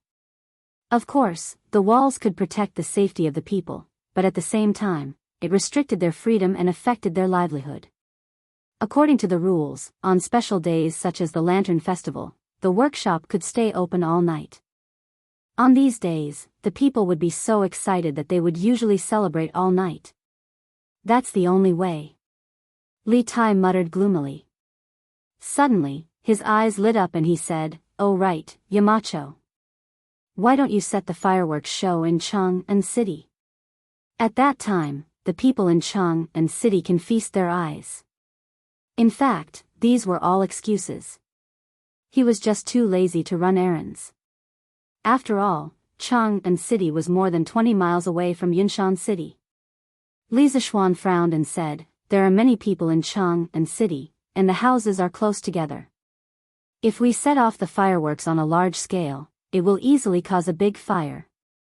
When His Majesty blames us, who can bear the responsibility? Although he said so, Li Zishuan thought in his heart, your master is now grounded in Yunshan City. If the fireworks show is changed to Chang'an City, I won't be able to watch it. The master and disciple looked amiable on the surface, but they actually started a battle of wits and courage in secret. In the end, Li Tai gave up and said, all right then. When the time comes, we'll come to the academy to watch the fireworks show. Oh right. Yamacho. Last night, the people in Chang'an City also saw the fireworks at Yunshan City. My father even sent someone over to ask what happened. Before leaving, Li Tai suddenly whispered to Li Zishuan. Chapter 1138. Oh. What did His Majesty say? In front of the Yunshan residence, Li Zishuan heard from Li Tai that Li Er had sent someone to Yunshan this morning to investigate. Li Tai rolled his eyes and replied, my father didn't say anything. But many people in Chang'an City saw the colorful light last night and mistook it for the colorful heavenly light brought by the deities descending to the mortal world. 7 colored heavenly lights. Hearing this, Li Zishuan almost spat out a mouthful of blood. He had never expected that the first fireworks show in the Tang dynasty would be related to immortals. Wasn't this 2F** king ridiculous? In fact, what he did not know was that Li Tai also thought so at first, but in order to save some face for his father, he deliberately concealed this point. After Li Tai left, Li Gang, Li Anren, and Yan Xiaoning came one after another. Their purpose was more or less the same, which was to see the fireworks. In desperation, Li Zishuan told them about his plan to hold a fireworks show in the academy during the new year. These people were the homeowners of Yunshan and planned to spend the new year in Yunshan. After hearing this plan, of course, they did not have any objections and returned with satisfaction. As for the other native of Yunshan, Sun Simiao, the old Taoist priest brought him to the county at the foot of the mountain early in the morning. Moreover, even if he had time, he would not be so bored as to come and ask Li Zishuan for fireworks. Compared to this, the old Taoist priest was more concerned about the strange medical skills in Li Zishuan's mind. The Imperial Palace. After the court, Li Er returned to the Ganlu Hall. Just as he took off his dragon robe, he could not help but say to Zhao Song beside him, "I asked that kid to shut himself in Yunshan to reflect on himself, but he did it well. Today he has a hot pot feast, tomorrow he will fiddle with some new firecrackers. His life is more comfortable than mine. Is he grounded, or is he on vacation?" It was no wonder that Li Zishuan complained. As a sinner, Li Zishuan did not reflect on himself sincerely all day long. Instead, he was treated like a master at home. On the other hand, although Li Zishuan was the emperor and was in charge of the life and death of the people in the world, he still had to work overtime every day to deal with state affairs. What's more, it's fine if you say you're living comfortably at home, but why did you have to make such a big commotion and make him mistakenly think that an immortal has descended to earth? If it weren't for the fact that he had sent 100 riders to bring back the news early this morning, he might have really believed in Su Jingzong's nonsense in the imperial court and thought that the fireworks were rainbow-colored heavenly light, an auspicious omen, and felt complacent. Then the news on Cloud Mountain would be transmitted back to Chang'an. At that time, as the monarch of a country, where should he put his face? That was as awkward as it could get. Your Majesty, the Marquis of Yong, and has always had wonderful ideas.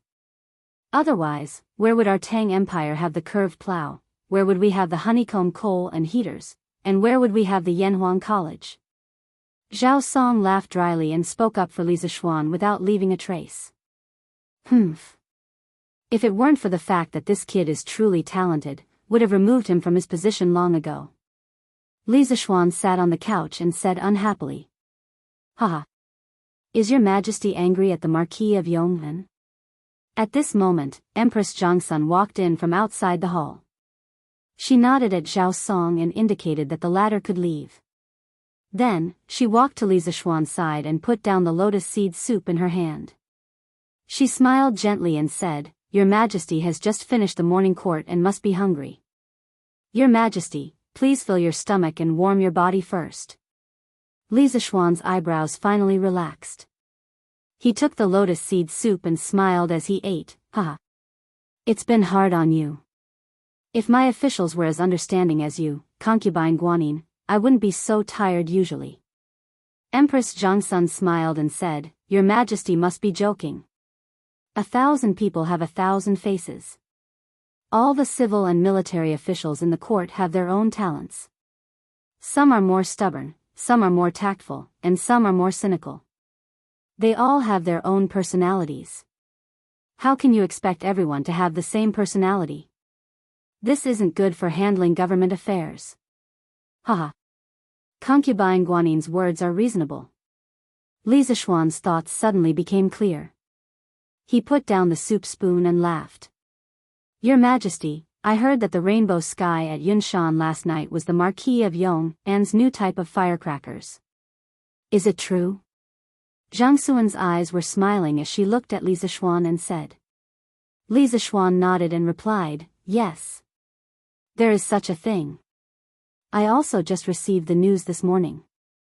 It is said that the kid made a batch of firecrackers the day before yesterday.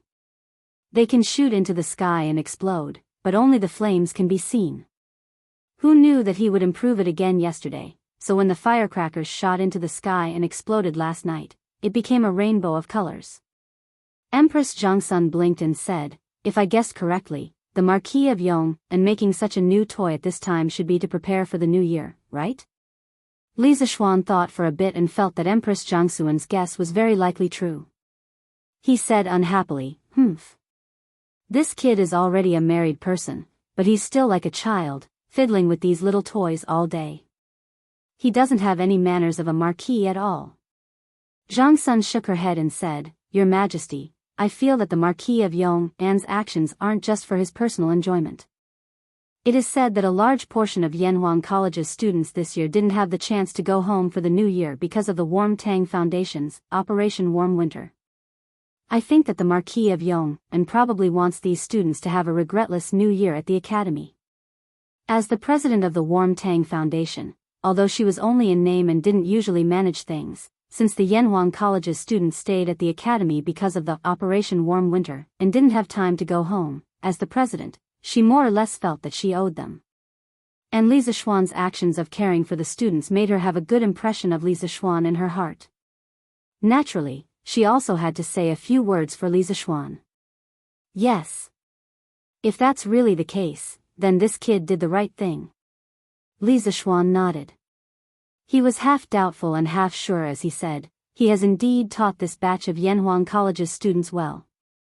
In the future, they will all be pillars of the country. We have discovered that this kid isn't good at being an official, but he is very competent as the Yamacho of Yanhuang College. Empress Jiangsun covered her mouth and laughed, Your Majesty is still the wise one. Back then, you stood your ground against the opinions of the masses and allowed the Marquis of Yong'an to establish Yanhuang College. Only by using people to their fullest can they display their greatest abilities.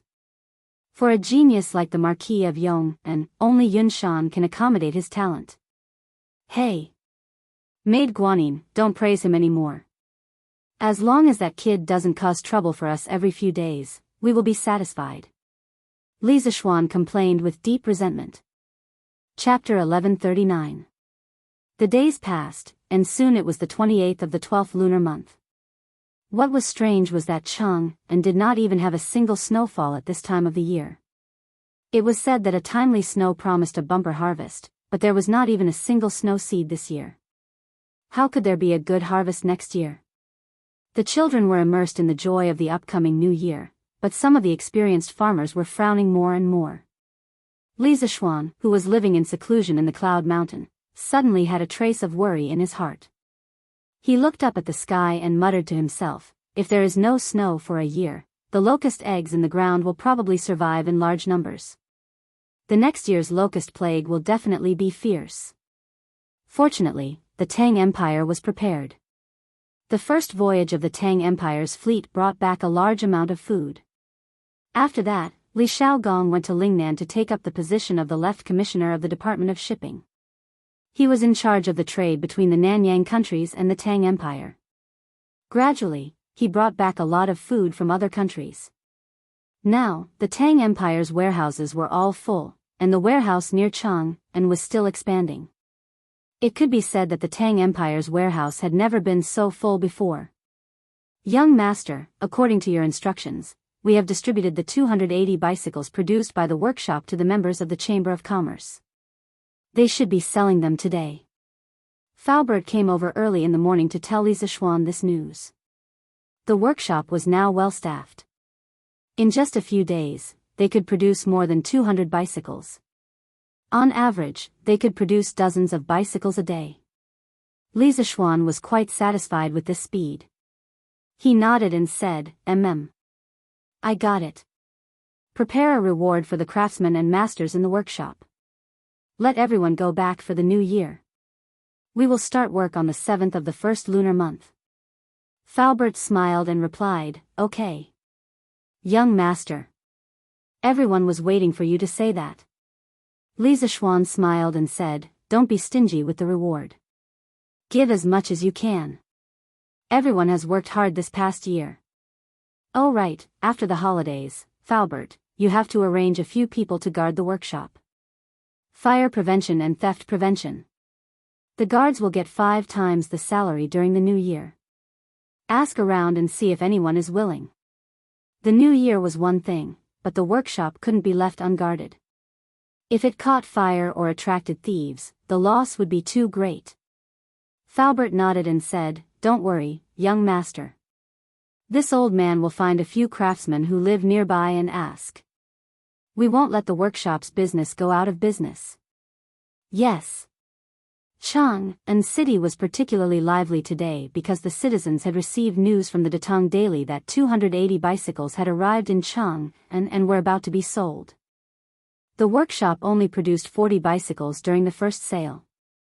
Li Zishuan took out 5 bicycles as a gift and gave the rest to Chao Wendong, Feng Zhihua, Lin Wenyuan and other members of the Chamber of Commerce. In addition, the members of the Chamber of Commerce would also privately detain 1 or 2 bicycles as gifts. In total, there were less than 30 bicycles entering the market for the first time. Those who managed to get their hands on the bicycles back then could not be said to be unlucky, because in just over a month, the price of the folk bicycles had been secretly inflated to 700 to 800 strings. It couldn't be helped.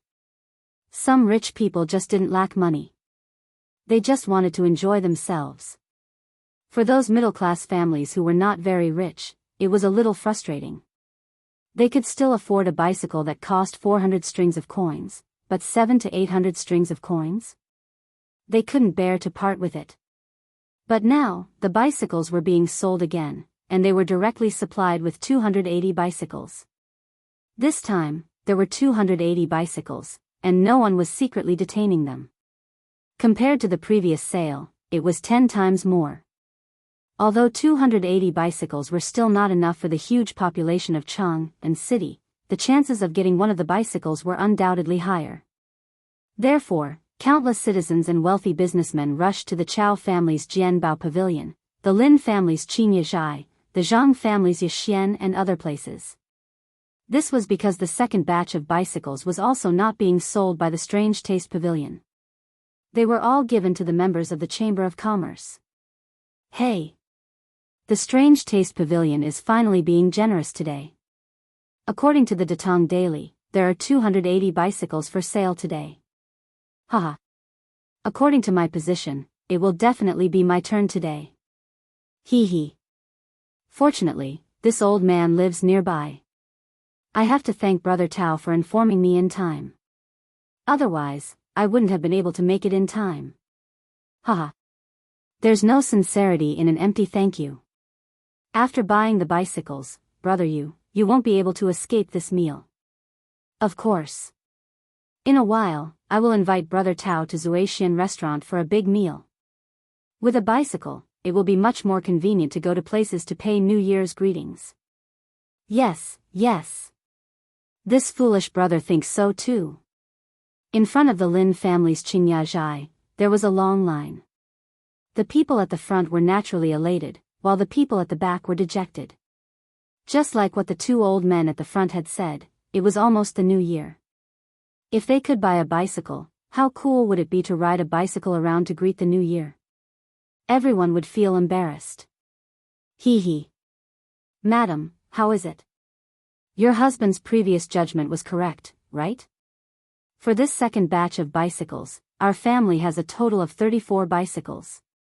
On the second floor of Qingyezhai, Lin Wenyuan looked at the dense line of customers downstairs and smiled as he spoke to Madame Lin beside him.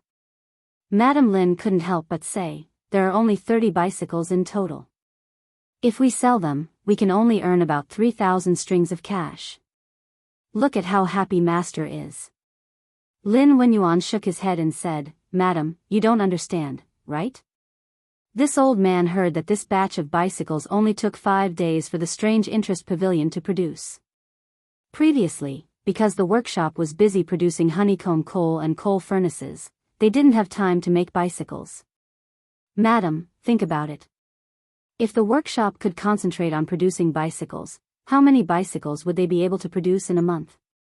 More than 3,000. With such a huge profit, you don't know how much other people would covet it. Besides, Marquis Workshop doesn't only have bicycles. In the future, there will definitely be other products. Also, with so many people coming to our Qingyezhai to buy bicycles, it will also drive the sales of other things in our shop. If we really want to calculate, we definitely earned more than 3,000 strings of cash today. Hee hee. From what Master said, won't we be able to earn back the money we invested in the workshop next year? Madame Lin's eyes lit up as she asked with a smile. Pfft. Lin Wenyuan chuckled and said, "It won't just be earning back the money. There will definitely be a lot of extra money. Let's not talk about other things. Just the 45,000 strings of cash that we bought from the Chamber of Commerce, if we sell it for 60,000 strings of cash, there will definitely be people who will buy it." Madame Lin subconsciously thought that her husband was bragging. She rolled her eyes and said, "I don't care about the rest. The important thing is that we finally have some extra money for the new year." Lin Wenyuan's old face darkened. He quickly coughed twice to hide his embarrassment. Previously, he had taken out more than 40,000 strings of cash to invest in the Yanhuang Chamber of Commerce, causing the Lin family's shop to be in a tight spot. Without liquid capital, doing business would naturally be a big hindrance.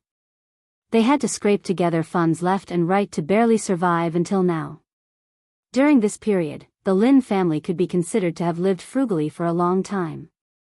Now that Li Zishuan had finally released a large number of bicycles, the Lin family could finally use this opportunity to earn back some money. Chapter 1140. Young Master, all the fireworks produced by the workshop have been moved to the Academy's warehouse. Brother Mo Zhong will arrange for someone to guard them. I guarantee that there won't be any accidents. When it was close to noon, Sanbao rushed back from the workshop and reported to Li Zishuan.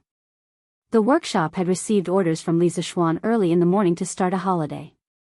The batch of fireworks produced by the workshop naturally had to be handed over before the workers left. Li Zishuan did not instruct these matters. It was all decided by Sanbao, Faubert, and Fu. Well done. Li Zishuan nodded, then looked at Sanbao and asked with a smile, "How is it? Have you and Fu gotten used to the workshop recently?" Sanbao was flattered and bowed. "Young Master, what are you talking about? It's my and Fu's good fortune to be able to work for you. What's there to not get used to?" Li Zishuan said angrily, "You rascal. You're such a smooth talker. You can laugh and joke around normally, but when you're working, you have to pay more attention." Sanbao quickly said seriously, "Young Master, you're right. Sanbao will remember it. Go." Li Zishuan waved his hand and said, "Yanhuang College. Hong Yi, did you return to Chang'an again?" In front of Guanghua Building, Chen Tianhua saw Hua Hongyi walking towards him. Seeing his travel-worn appearance, he knew that this fellow had just returned from outside. Hence, he smiled. Although the three of them lived in Chang'an, they were already used to life in the academy. Seeing that most of the students did not go home during the winter break, they stayed in the academy. Coincidentally, the academy's canteen was free of charge during the winter break. The benefits were amazing. As for the Chinese New Year, they planned to go back for a reunion dinner and come back to the academy to watch the fireworks at night. Haha. Tianhua. You don't know how lively Chang'an's West City is today. It wouldn't be an exaggeration to say that tens of thousands of people came out to watch. Hua Hongyi walked over with a beaming face and laughed heartily. Speaking of which, during the winter vacation, the students who didn't go home didn't just stay at home in the academy. Most of them often went to Chang'an City when they had nothing to do, especially those students from other places.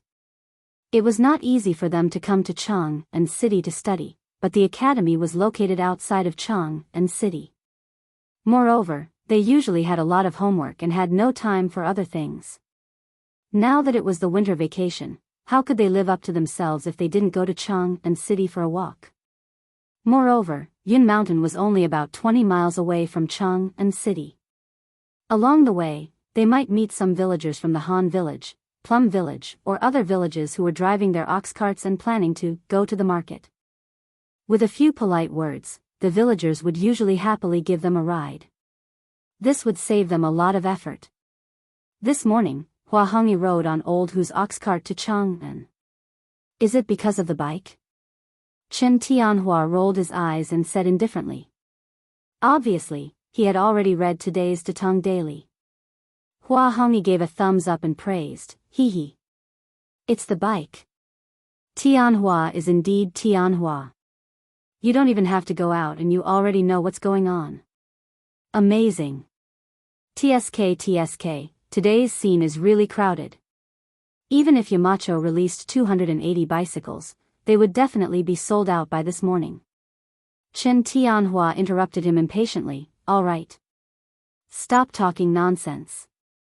I say, Hong Yi, didn't you say that you've already planned out your first novel? Why don't you take advantage of the winter break to start writing? You have to know that next year's homework will definitely be more intense. Hua Hongyi was stunned when he heard this. He then said, Tianhua, you don't know.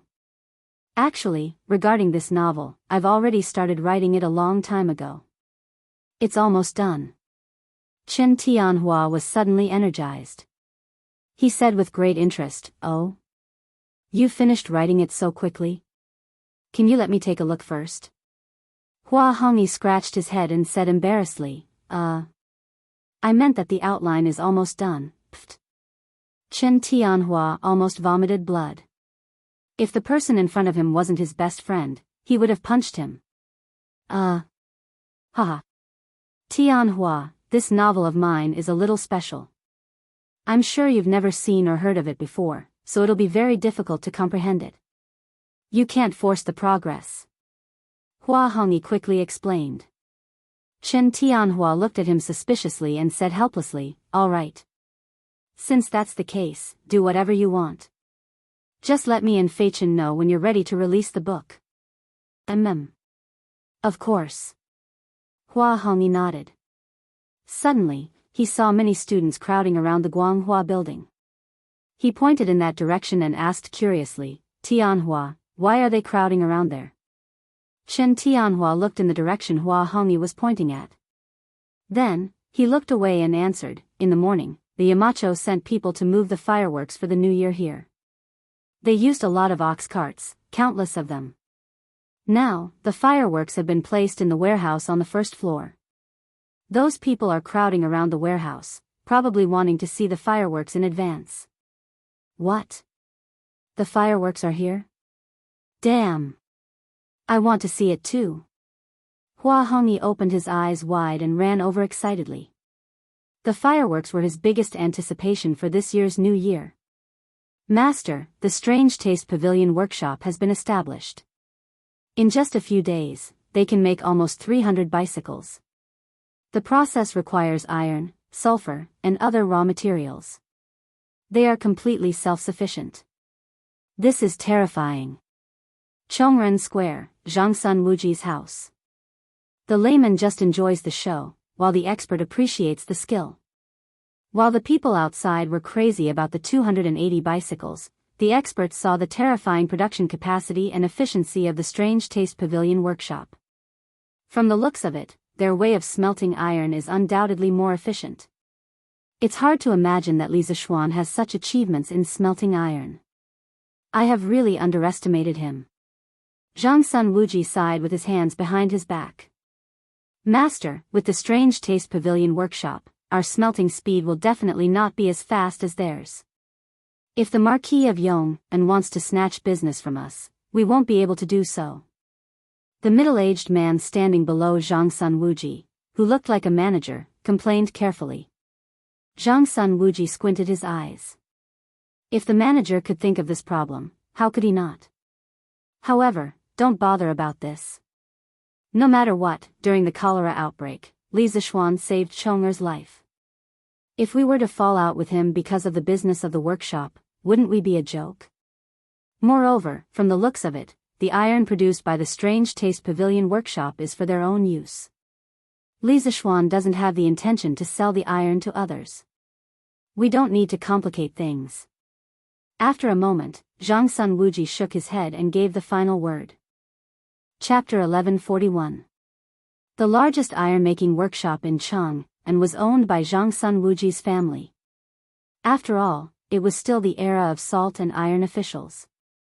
Even if there were iron-making workshops among the commoners, the scale wouldn't be large. Zhang Sun Wuji used his status as a relative of the emperor to not only own an iron mine, but he could also forge iron openly. Not only that, the imperial court would purchase large amounts of iron from the Zhangsun family every year. The Zhangsun family could be said to be filthy rich through the iron-making business. Of course, this was the special favor that Emperor Li, the second emperor, gave to the Zhongsun family. There was probably no other family in the entire Tang dynasty who could do this. However, all of this was already a thing of the past. Now that the Curious Pavilion had become the largest private iron-making workshop in Tang dynasty, the Zhongsun family was the first to bear the brunt. Their business would definitely be affected. If the other party wasn't Li Zishuan, Zhongsun Wuji might have taken action to suppress them. If this happened 30 years later, no matter who the other party was, Zhongsun Wuji would mercilessly suppress them. This was because by then, he would already be in complete control of the imperial court. Why would he have such fear? However, there weren't so many ifs in this world. The reality was that the current Li Zishuan couldn't be suppressed even if he wanted to. Li Zishuan, who was far away in Yunshan, didn't know of Zhongsun Wuji's thoughts. Actually, he was worried that his iron-making workshop would make Zhongsun Wuji unhappy. However, after thinking about it, with his current status and connections, it wouldn't be easy for Zhongsun Wuji to bully him. Furthermore, he had saved Zhongsun Chang's life. Even if Zhongsun Wuji wasn't grateful, he couldn't possibly bite the hand that fed him, right? If that was really the case, the old fox's reputation would definitely be tarnished. However, even though he wasn't worried about Zhongsun Wuji's revenge, Li Zishuan still left some leeway. For example, the iron produced by the Curious Pavilion was never sold to the public. This was because the daily consumption of iron in the workshop was huge. On the other hand, Li Zishuan was taking care of Empress Jianghu's face and didn't want to make things too difficult for Zhongsun Wuji. Ever since he transmigrated to the Tang dynasty, other than his family and elders, Empress Jianghu was someone who took care of him. Li Zishuan naturally respected this woman from the bottom of his heart. On the other side, the 280 bicycles were all sold out in just half a day. Those who managed to snatch the car were still the lucky ones, as they could easily earn hundreds of strings of cash by casually selling it. In the end, there were too many monks and too little gruel. The number of bicyclists in Chang'an was still very large. Unlike the last batch, which only had dozens of bicycles, there were now 280 bicycles in Chang'an. People could often be seen riding bicycles on the streets, which was impossible a month ago. Nowadays, the children in Chang'an city had one more fun, which was to wait on the streets for rich people to come by on bicycles. Once they saw one, these naughty children would crazily chase after the bicycle on their scooters. Speaking of which, these people were really reckless. On such a cold day, they were actually willing to ride bicycles or skateboards in the cold wind. If they were in modern times, they would definitely be idiots. Cloud Mountain Villa. The new year was the day after tomorrow. Although there were few people in Cloud Mountain, the New Year's atmosphere was very strong. Every household had already prepared all the New Year's goods, such as chicken, duck, fish, tea, wine, soy sauce, North and South stir-fried goods, sugar bait, fruits, and so on. In addition to these, every household had to prepare some gifts for visiting relatives and friends during the new year. Families with children also had to buy new clothes and hats for their children to wear during the new year. However, for a big family like the Li family, they did not lack these. This girl wore new clothes every day, no one would object. What surprised Li Zishuan was that there was actually bacon in the New Year's goods. He thought that this thing did not exist in the Tang dynasty. In fact, this was his own ignorance. Bacon had a very long history in China. At least in the era of Confucius, the ancestors knew how to make bacon. Confucius had a special fondness for bacon. He once said, "As long as you give me 10 strips of bacon, I will teach you." Confucius had 3,000 disciples and 72 followers. If they all gave him 10 strips of bacon as filial piety, this old man would not be able to finish it even if he opened his stomach. Later, it became the custom of students giving their teachers bacon.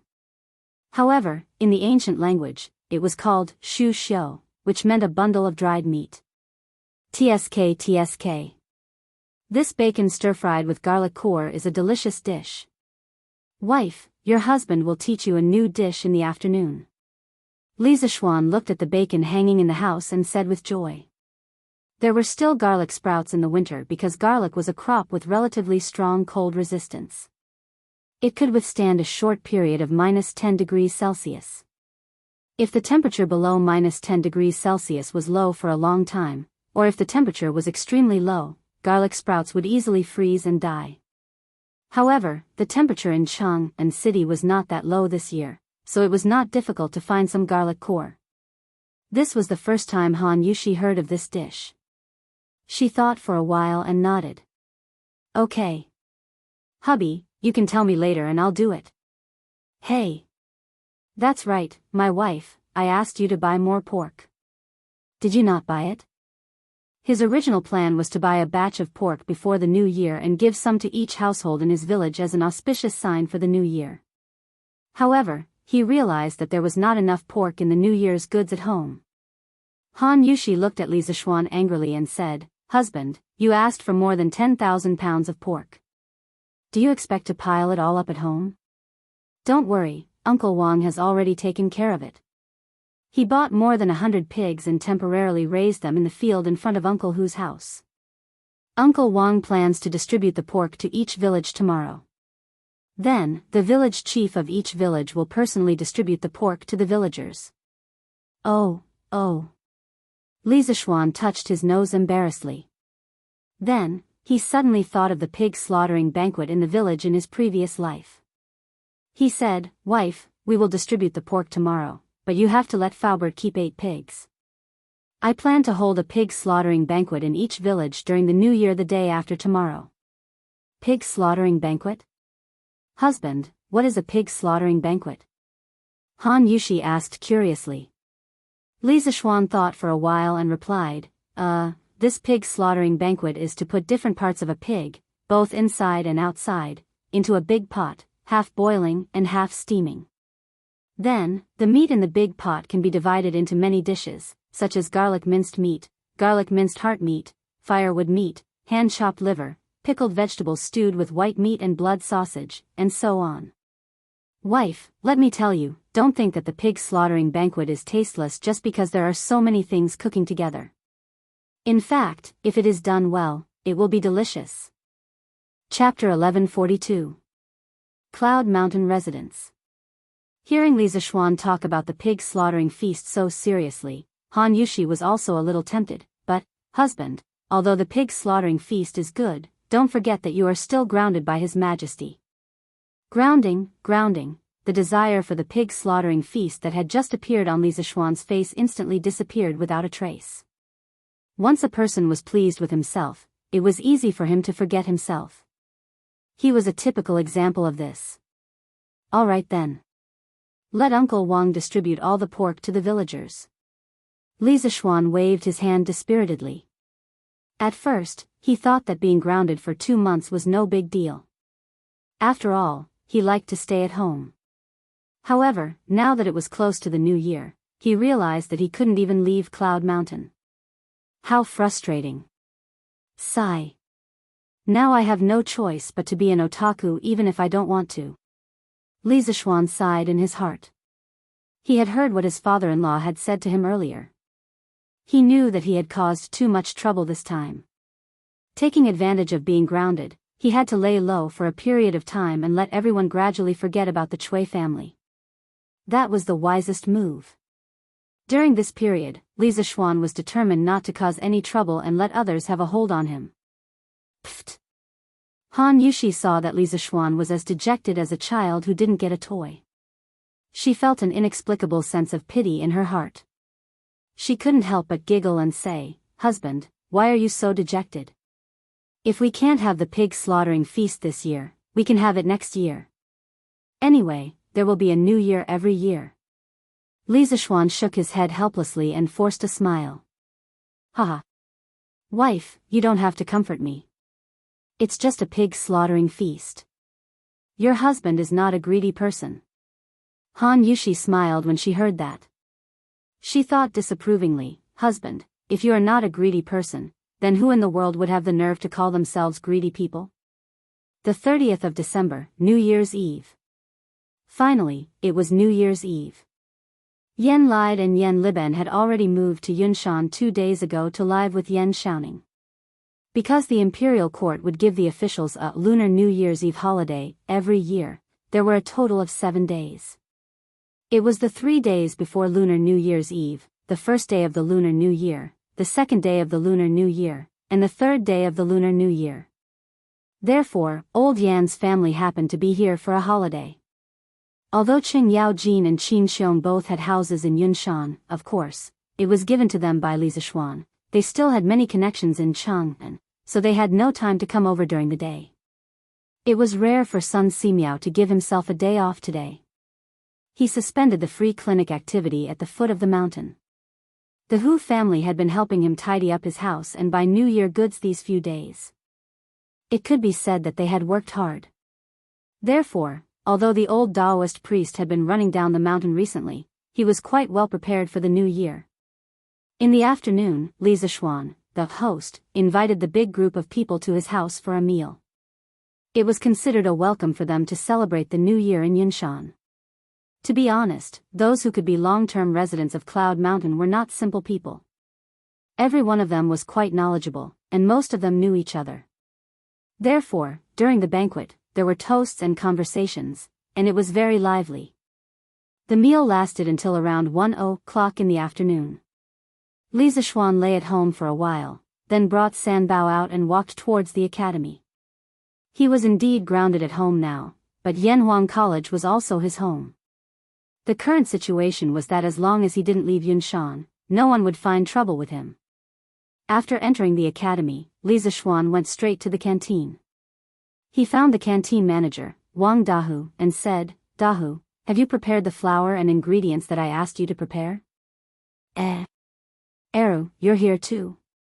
Li Zishuan saw Wang Eru, who was busy not far away.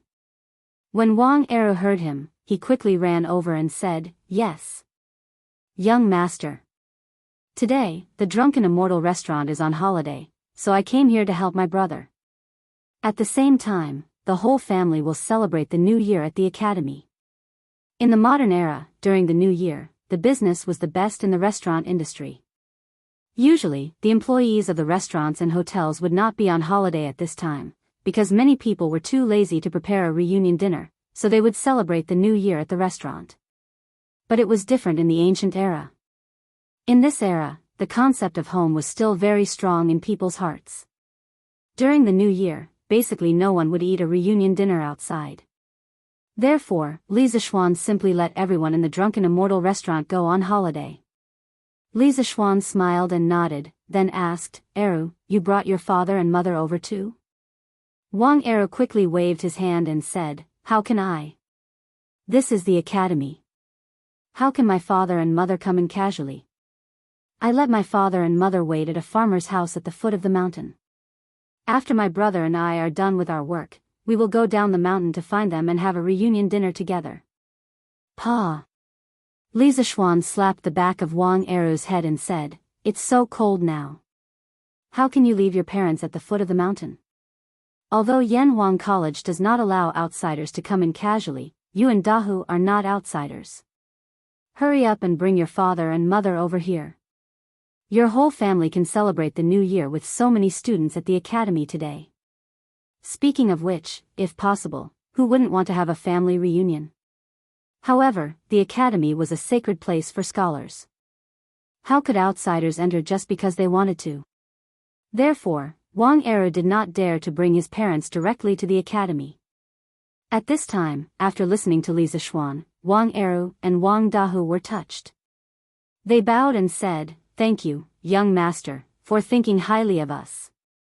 After that, Wang Eru ran out of the cafeteria happily. Wang Dahu finally had the time to answer Li Zishuan's question. "Young master, the flour and ingredients that you asked for are all prepared here. The quantity is definitely enough." Li Zishuan laughed and said, "Haha. That's great. Bring everything to the table. Today, I will let the students have a dumpling making competition." It was the new year. How could it be called the new year if they did not make dumplings? Wang Dahu was stunned and said doubtfully, "Dumplings? Yamacho, what are dumplings?" At first, I thought you were going to make wontons. Wontons?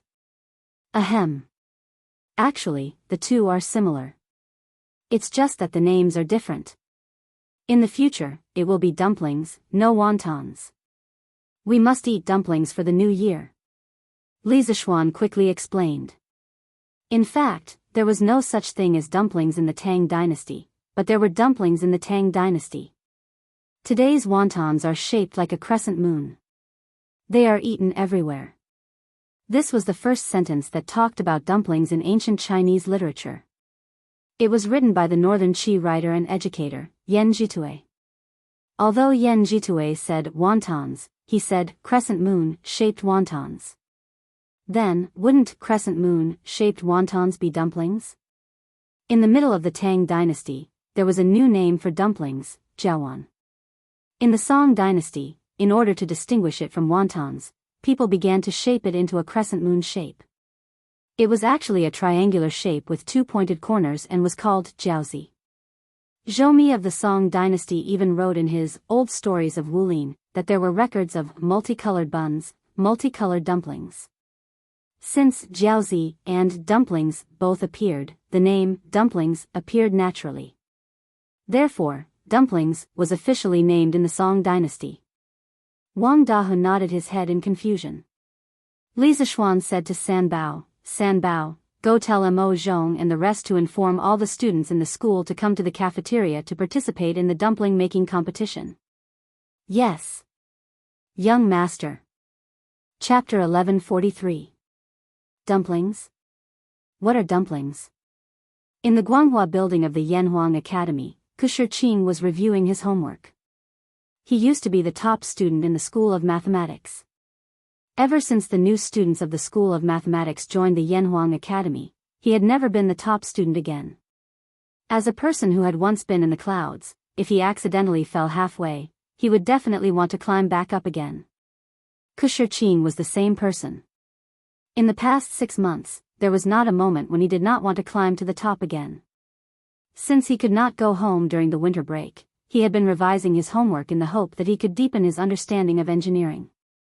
When he heard the news from his classmate, he could not help but wonder.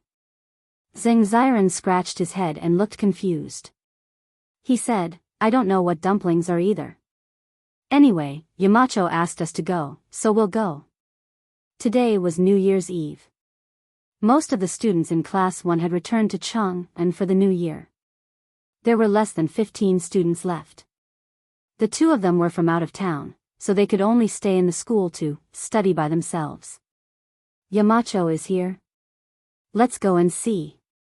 Kushirqing's eyes lit up as he stood up. Ever since the fall of the Chui family, Li Zishuan rarely came to Yanhuang College except for the hot pot banquet.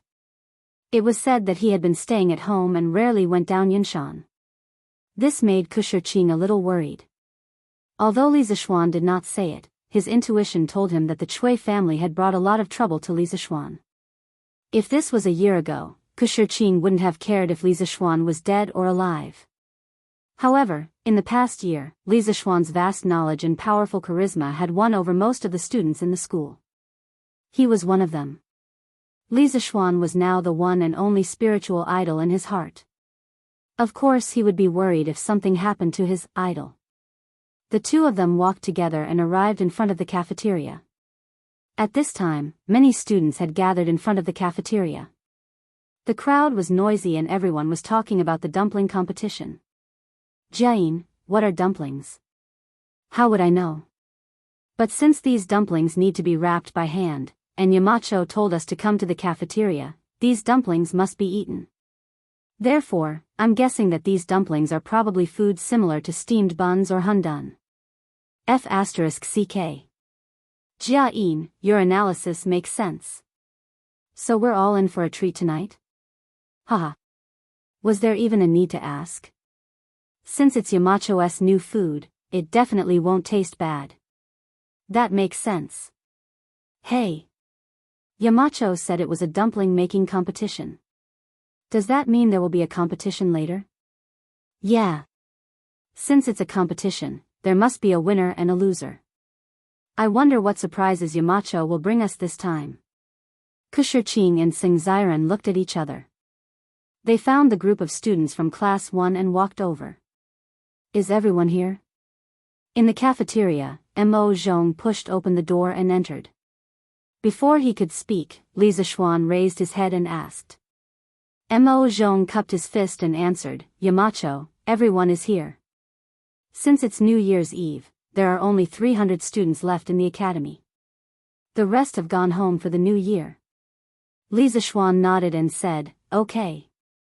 I'll go out and talk to them about something. By the way, Mo Zhong, the guards of the academy must be vigilant tonight. This place is decorated with lanterns and decorations, and there will be fireworks at midnight. It's easy to catch fire, so you have to strengthen the patrols. It's been hard on all of you these 2 days. You can't reunite with your families during the new year, and you still have to guard your posts. From tomorrow onwards, all of you will go home and rest for a few days. I'll let Pang Feiji take care of the academy's safety for the time being. Mo Zhong didn't expect Li Zishuan to be so considerate of the guards. He couldn't help but feel touched. Yamacho, brothers, it's not hard at all. We've been in the academy for so long, and this place has long become our home. There's no need to reunite. These words were not out of politeness. People's hearts were made of flesh. Ever since they came to Cloud Mountain, they could clearly feel how Li Zishuan treated them. He really treated the academy as his own home. Li Zishuan smiled and said, okay. I'm very happy that all of you feel a sense of belonging in the academy. However, you still have to take a break. All of you go back and rest for a few days before coming back. You can't reunite with your families tonight, but you have to make it up to them tomorrow. Mo Zhong thought for a while, and finally bowed deeply to Li Zishuan and said, thank you, Yamacho, for your understanding. Brothers, go back and rest for a few days before coming back. Okay. Li Zishuan nodded and walked out of the door. He couldn't help but feel a wave of happiness in his heart. Mo Zhong and the others were originally from the Mo clan, and the academy's imperceptible influence on them during this half a year had finally caused them to develop a sense of belonging. He reckoned that it wouldn't be long before this group of members from the Mo clan would completely belong to the academy. Although they might still think of themselves as belonging to the Mo school, in their behavior, the line between Mo school and engineering would become more and more blurred. Yamacho is out. Quiet down, all of you. Yamacho is out. As soon as Li Zishuan came out, the students in front of the cafeteria became restless. Then, they automatically quieted down. This was Li Zishuan's prestige in the hearts of the students. No one could replace him. At the same time, this also showed that the first batch of students from Yanhuang College truly loved engineering, the academy, and, no, it was worship and respect for Li Zishuan. Li Zishuan stood on the steps in front of the cafeteria, facing the fanatical, worshipful, and respectful gazes of the students, and said, today is New Year's Eve, and tomorrow is New Year's Day. On behalf of all the teachers of Yanhuang College, I wish you all a happy new year. I wish you all the best in your studies and progress in the new year. By the way, I'll also give you a poem. Hard work ends today, the youth can still be praised. In modern times, after New Year's Eve, the first day of the first lunar month was called the Spring Festival. However, in the Tang dynasty, there was no such thing as the Spring Festival because there was only the lunar calendar. The first day of the new year was called New Year's Day, Yuan Day, Yuanzheng, or Sui Day. As for the poem Li Zishuan said, it was an encouraging poem sent to his younger brother, Su Zhe, during the new year by Su Shi, an 8th rank official in Shaanxi. The general idea was, young people should seize this day well, only then will they have the spirit to guide the country. Thank you, Yamacho. I also wish Yamacho a happy new year. The students were secretly praising Li Zishuan's literary talent and poetry as they cupped their hands towards Li Zishuan and said in unison. Li Zishuan was in a good mood and laughed, ha. Okay. I'll accept your blessings. Let's stop with the pleasantries. Next, I'll tell you the rules of today's dumpling making competition. Chapter 1144. Yamacho, what are dumplings? In front of the academy's cafeteria, someone finally asked the question that everyone wanted to ask. Li Zishuan pondered for a moment and explained, dumplings are similar to wonton, stuffing the dough with fillings. But I think dumplings sound better. Tonight, the hour is the beginning of 2 years, the time to welcome the new and bid farewell to the old. It has a special meaning. Dumplings are named after the meaning of coming of age. Z means the hour, which is homophonic to dumplings. It represents festive reunion and good luck, indicating good luck in the new year.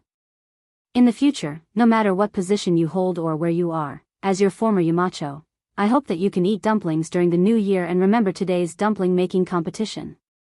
Good. Anyway, Li Zishuan said that the name of dumpling sounded good, so it sounded good. All the students cheered loudly. Li Zishuan continued, today's dumpling making competition will be held in classes. The time limit is 2 hours. The dumpling wrappers and dumpling fillings have already been prepared by the chefs in the cafeteria. After 2 hours, the class with the most dumplings will win. Note that those dumplings that are randomly made to make up the numbers will not be counted in the total, and the corresponding amount will be deducted from the qualified dumplings. As for the reward for the winning class, in addition to winning money, everyone will have a chance to personally light fireworks tonight. In addition, all the students can eat dumplings for free tonight. It will definitely be enough. Okay, let's not talk nonsense. If there are no questions, then go in and start making dumplings now. Winning money is almost equivalent to the modern red envelope. It was first popular in the Western Han Dynasty, but this kind of money is not the currency circulating in the market. It is specially cast into the shape of a coin to ward off evil spirits. The front of it is usually cast with words and various auspicious words, such as, long live the ages, peace in the world, get rid of evil spirits, etc. The back of it is cast with various patterns, such as dragons and phoenixes, turtles and snakes, fish, sword fighting, stars, etc. This is equivalent to the auspicious gifts that relatives and friends give to each other. It can't be used to buy things. Yamacho, what kind of dumplings are qualified? Tsing Ziren asked. Li Zishuan asked Wang Eru, who was behind him, for a portion of dumpling skin and a spoonful of dumpling filling. He casually made a dumpling shaped like a gold ingot. He often made dumplings like this in his previous life, but as far as he knew, the dumplings made by northerners were crescent-shaped. The dumplings made by southerners and other places were more unique in appearance. There were pigeon-shaped, willow leaf-shaped, skirt-shaped, cicada-shaped, and gold ingot-shaped dumplings. In Li Zishuan's previous life, this kind of gold ingot was popular in his hometown. Well, this is just an example for you, but it's not limited to what you can wrap up like this. As long as it's not obvious, it's fine. Also, before making the dumplings, all of you have to wash your hands clean. You can't go to the outhouse or pick your nose. Do you hear me? Pfft. Haha. As soon as Li Zishuan finished speaking, the students burst into laughter. But laughter aside, they still accepted Li Zishuan's request. After all, these dumplings would be in their stomachs at night. Shiqing, the situation is not good for our class.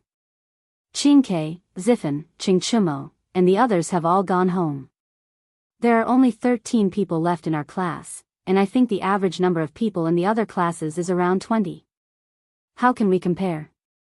Tsing Ziren said with a frown. After entering the cafeteria, the students divided up their seats. The others also looked at Shiqing. When Li Tai and the others were not around, Shiqing had the most prestige in Class 1. Shiqing frowned for a moment and said, "Who has made dumplings at home before?" "I have." "I haven't." 8 people raised their hands, and 4 shook their heads. Shiqing breathed a sigh of relief and said, "I have too." Later, those who have made dumplings before, concentrate on making them. Those who haven't, help to distribute the dough. If we work together, we might have a chance. Okay. Everyone roared in agreement, and then they quickly spread out according to their individual duties. Shiqing quickly took the dumpling skin from his companion, and then put a spoonful of dumpling filling on the skin. Then, everyone saw his hands kneading, and a crescent-shaped dumpling was formed in an instant. The speed was so fast that it left everyone dumbfounded. Damn! Xianxia, your speed is amazing. You are a master. Xianxia said in surprise. Yeah. I didn't see it. Xianxia, you have such a trick up your sleeve. Amazing. Now, we might have a chance to get first place. The students of Class 1 saw hope from Xianxia's operation and were overjoyed. Haha. This is nothing. But I can't do it alone. If we want to get first place, we must work together. Xianxia smiled, but he sighed helplessly in his heart. It was said that children from poor families learned to take care of the family early. These classmates only saw his speed in making dumplings, but they did not know that his family used to sell dumplings. When he was young, he often helped his family make dumplings. This was all practice. Xianxia is right. Everyone, hurry up. With his encouragement, the students of Class 1 were suddenly filled with motivation. An hour later, Class 1 had made 10 trays of dumplings, about 600 of them. Xianxia was doing 3 by himself, and his speed was very fast. Class 2 also made 10 trays, and their speed was about the same. The other classes mostly hovered around 9 trays, and no class dared to say that they had an absolute advantage. Damn! Are you all really making dumplings here? I heard that there is a big prize for first place. Hee hee, I'm not too late. At this moment, a few students walked in from outside the cafeteria. It was Chimo, Wang Meng, Li Tai, and the others. They all came over after the reunion dinner at home, but when they returned to Guanghua building, they found that there was no one inside. They asked the academy guards and found out that there was a dumpling making competition in the cafeteria, and that there was a prize, so they hurried over. Because Li Tai lived in the palace and did not have his own residence, he needed to accompany concubine Yang in the palace, so he did not come with Li Tai. Phew. Chimo, you're finally here. Come and help. If we win, we can personally set off the fireworks tonight. Xianxia said with a sigh of relief. There's such a good thing. But I don't know how to make dumplings. Qingke, do you know how to do it? Chimo was overjoyed at first, but when he saw Xianxia's dumplings, he was immediately dumbfounded. Li Tai opened his mouth, hesitated for a moment, and said, I don't know how to do it either, but I can learn. Xianxia, I'll learn from you. No matter what, one more person means one more chance of winning. With that, the little fatty rolled up his sleeves and prepared to personally participate. If Li Zishuan saw that his son was going to do such a thing, his eyes would probably pop out, and then he would come and fight Li Zishuan to the death. Damn! I'll also learn. When Sun Zifan, Wang Meng, and the others saw this, how could they have the nerve to stand outside and watch? They all joined them in battle and began to make dumplings for the first time in their lives. With the addition of this new group of people, the first class, which was not at a disadvantage, quickly pulled away from the other classes. Chapter 1145. Class 1, 1576 valid ones. Class 2, 1499 valid ones. Class 3, 1402 valid ones. Class 4, the dumpling making competition officially ended when it was close to 5 p.m. Li Zishuan ordered someone to count the number of dumplings and began to announce the results. The students were very high during the process of making dumplings. At this time, they didn't particularly care about whether they could get first place or not. However, they still had a trace of hope in their hearts that they could win first place, because the first class could personally light the fireworks. Fireworks were priceless in the whole of Tang dynasty. They had been eyeing it for a long time. If they could light it themselves, they would be able to brag to others in the future. Class 15, 1327 effective ones. Class 16, 1575 effective ones. Oh! As Li Zishuan finished reading, there was a gasp from Class 1, followed by Chimo's excited shout. Damn! If I remember correctly, we are first place. Haha. Chonyo, you remembered correctly this time. We are first place. Sun Zifen shouted heartily. Shiqing. Good job. This time, our class is in danger because of you. Li Tai patted Shiqing's shoulder and sighed sincerely. However, this little fatty's hands were full of flour. When he patted Shiqing's shoulder, there was a claw mark. However, Shiqing was in a state of excitement at the moment and didn't notice this small detail. He smiled modestly and said, "This is not just my credit. Class 16 is only one less than us. Qin Ke and the others, if you didn't come back in time, our class would have lost." Li Tai laughed and said, "No matter who the credit is, as long as we protect the glory of Class 1. No matter what, our Class 1 is the best in every aspect." Haha. The glory of Class 1. Shiqing was startled, and then his heart burned with passion. Their class could be said to be Li Zishuan's direct class. Ever since they were incorporated into Yanhuang College, whether it was military training or ordinary exams, it could be said that they never fell behind. The atmosphere of the entire class was also full of enthusiasm. In the past, Shiqing didn't understand why his classmates were so hard-working, nor did he know why he was so hard-working. Later on, he couldn't figure it out and could only attribute it to the overall environment. However, after listening to Li Tai's words, he understood that these direct students of Li Zishuan all had a trace of pride and persistence in their hearts. They would subconsciously protect the glory of this direct student class. Fight for glory and win every battle. Qin Ke, you're right. We're all here to protect the glory of Class 1. Shiqing looked deeply at Li Tai and solemnly said. Everyone looked at each other and smiled. Nothing needed to be said. Dahu, quickly get someone to put away these dumplings. Make half of them tonight and the other half tomorrow morning. Li Zishuan pointed to the mountain of dumplings on the cafeteria table and ordered. In this weather, there was no need to worry about the dumplings going bad overnight. It was very convenient to store them. Yes. Yamacho. Wang Dahu responded and asked the cafeteria staff to carry the dumplings. Li Zishuan looked at the students again and said with a smile, "All right. Go wash your hands. The class that didn't get first place doesn't have to be dejected. There will be free dumplings tonight. And I just changed my mind at the last minute. Everyone will have money to bet later." Oh. Yamacho is mighty. Yamacho is mighty. Many students were still a little hesitant, but after hearing the second half of Li Zishuan's sentence, everyone suddenly cheered. Even if they lost the first place, they still had dumplings and money to bet. They didn't lose out this time. This was Li Zishuan's little trick.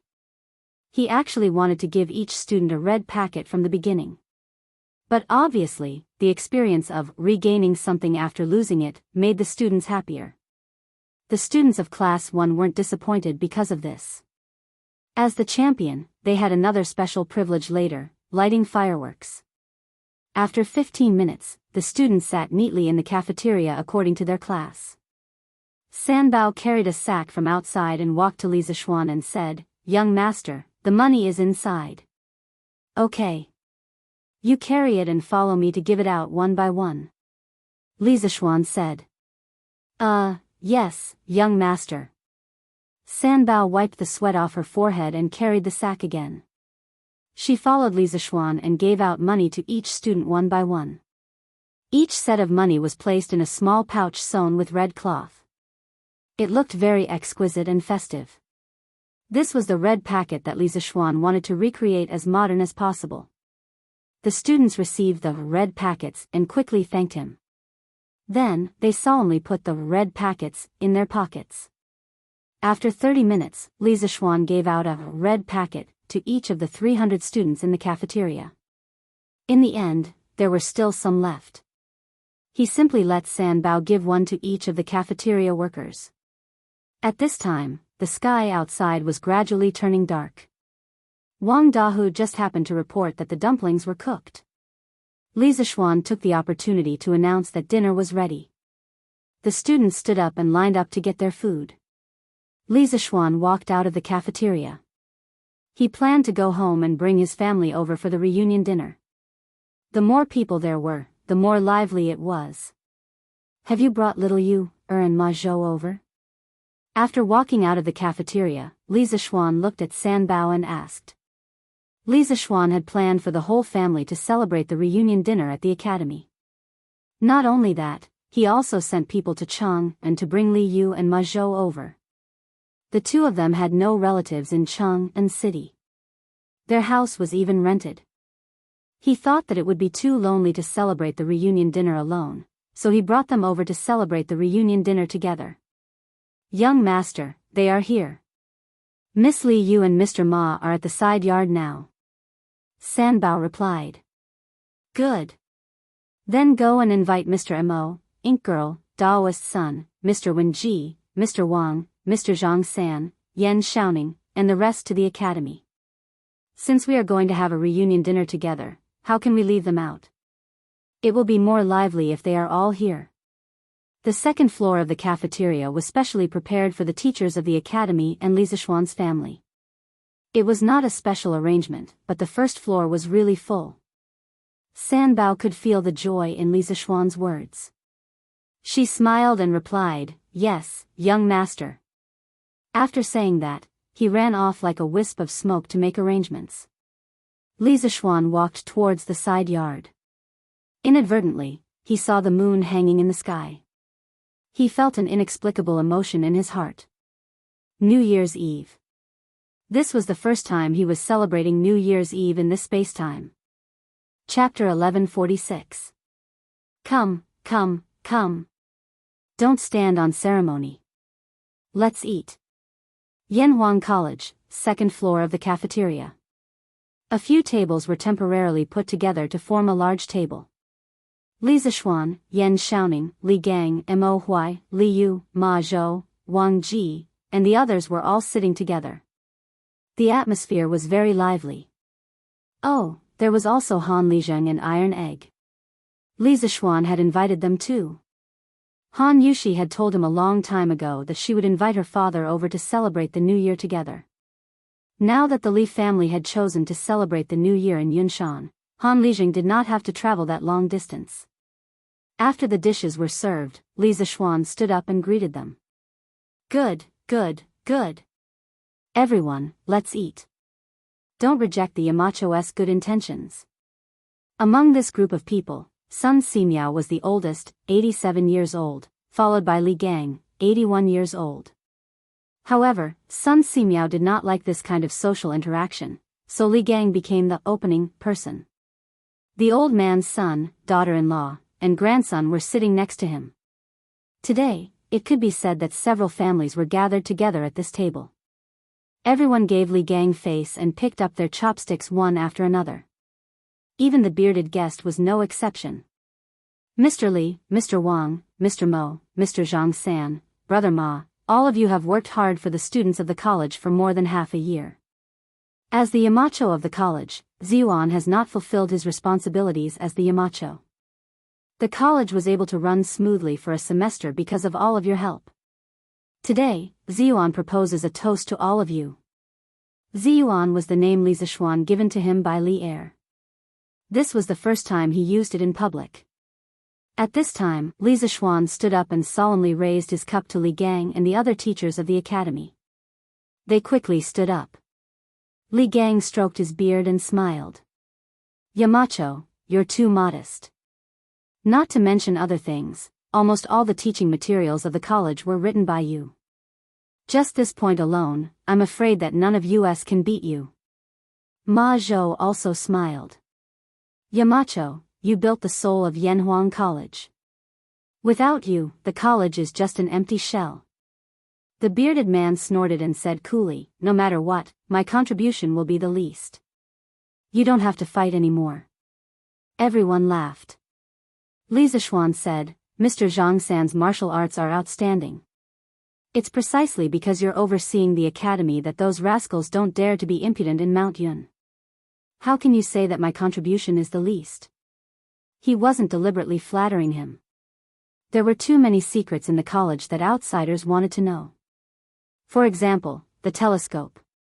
Li Zishuan didn't believe that the other forces didn't know about it. However, they didn't dare to rashly come to Yanhuang College to steal it. This was because 3 of the world's top masters lived in Yunshan.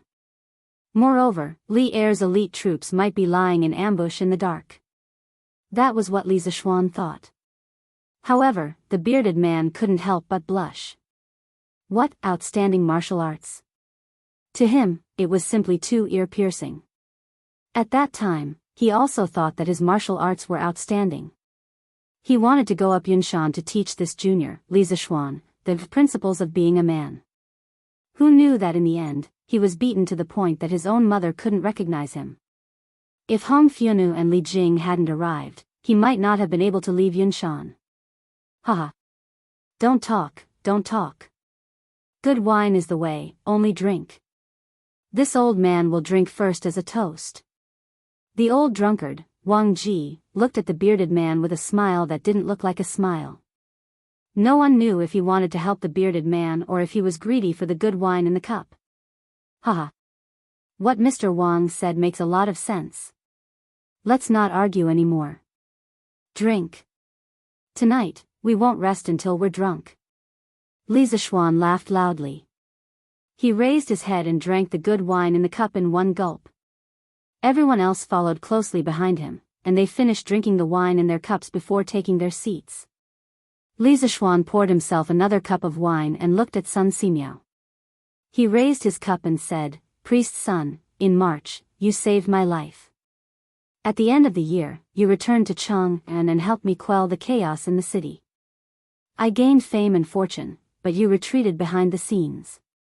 In the coming year, you are willing to take charge of the medical school and the Tang Dynasty United Hospital and help me realize my dream of treating all the sick people in the world. As the saying goes, great kindness can't be thanked with words. Priest's son, if you have any orders, even if I have to push mountains and flatten seas, I will definitely do it for you. Today, I toast to you." This old Daoist was the living bodhisattva of the Tang Dynasty, a true immortal. Li Zishuan had to respect him. Sun Simiao laughed and stood up. Haha. Xiao Xian, you are too serious. Some things are not only your dream, but also my lifelong pursuit. So, I am not helping you. However, I will still drink this cup of wine. After saying that, the old Taoist raised his head and drank it in one gulp. After Li Zishuan finished drinking, he poured another cup and looked at Yan Lide, Yan Liben, and Yan Shaoning. He said, "The construction of Yanhuang College can't be done without the help of the Yan family. Uncle Yan, Shaoning, I will drink first as a toast." Haha. Xiao Xian, you don't have to be so polite. Yan Lide laughed and said. Then, he gave Li Zishuan face and drank a cup. After the toast, Li Zishuan sat down and invited everyone to eat. Tonight's banquet was very sumptuous. The brothers Wang Dahu and Wang Eru used all their skills and made all the new dishes that they had learned or invented in the past year. There were more than 30 main dishes and more than 10 side dishes that filled the entire table. Just smelling it was enough to make one salivate. Eating it was even more intoxicating. The group of people ate and drank as they talked and laughed. The atmosphere was very lively. See. Sir. Little Fishy also toasts to you. Thank you for saving me back then. If it weren't for your kindness, I'm afraid I would still be homeless on the streets. After eating for a while, Little Fishy finally mustered up her courage and stood up to raise her wine cup and said to Li Zishuan. She might have been a fearless person in the past, but today, there were bigwigs of the royal court like Yan Lide and Yan Liben, as well as esteemed seniors like Li Gang and Sun Simiao. Furthermore, she wasn't very familiar with any of them, so how could she dare to be presumptuous? Therefore, since the start of the meal, she rarely spoke. If she did, she would only speak to Han Yushi, who was sitting beside her. Ahem. Little Fishy, you don't have to be so polite. Actually, I'm ashamed. You asked me to find out where your parents are, but I was too busy and didn't put in all my effort to find them. Next year, I'll send someone to help you find them. Li Zishuan said to Little Fishy with an awkward expression. Little Fishy quickly waved her hand and said, sir, you don't have to blame yourself. In this vast sea of people, it's very difficult to find two people. Actually, little Fishy is living quite well now. With Sir taking me in and Uncle Ma taking care of me, little Fishy has been very happy this year. This toast is to both you and Uncle Ma. Haha. Good. Then, sir, I'll drink this cup of wine first as a toast. Li Zishuan laughed. Ma Zhou, on the other hand, was a little depressed. He thought to himself, little girl, why do you call Li Zishuan sir but keep calling me uncle? Am I that old? Chapter 1147. Halfway through the reunion dinner, Qin Xiong, Yuqi Jingda, Qing Yao Jin, and Niu Jinda arrived together. Li Zishuan hurriedly ordered people to add 4 sets of bowls and chopsticks and warmly invited these big shots to sit. Hee hee. Xiao Xian, we've already eaten before we came. Don't trouble yourself. Qin Xiong smiled and waved his hand. Their families belonged to the new aristocratic groups after the establishment of Tang dynasty. During the new year, they had many social engagements in Chang'an. That was why they could only come now. It's all right. Uncle Qin, even though you've already eaten, it's fine if you eat a few more dishes. Li Zishuan laughed. Haha. Xiao Xian is right. Even though we've eaten in Chang'an, we still have to drink a few bowls of wine here. Qing Yaojin laughed shamelessly and sat down beside the bearded man. Then, the old man said, Hey. I heard that you've taken a fancy to my Chonyo. That's right. You have good taste.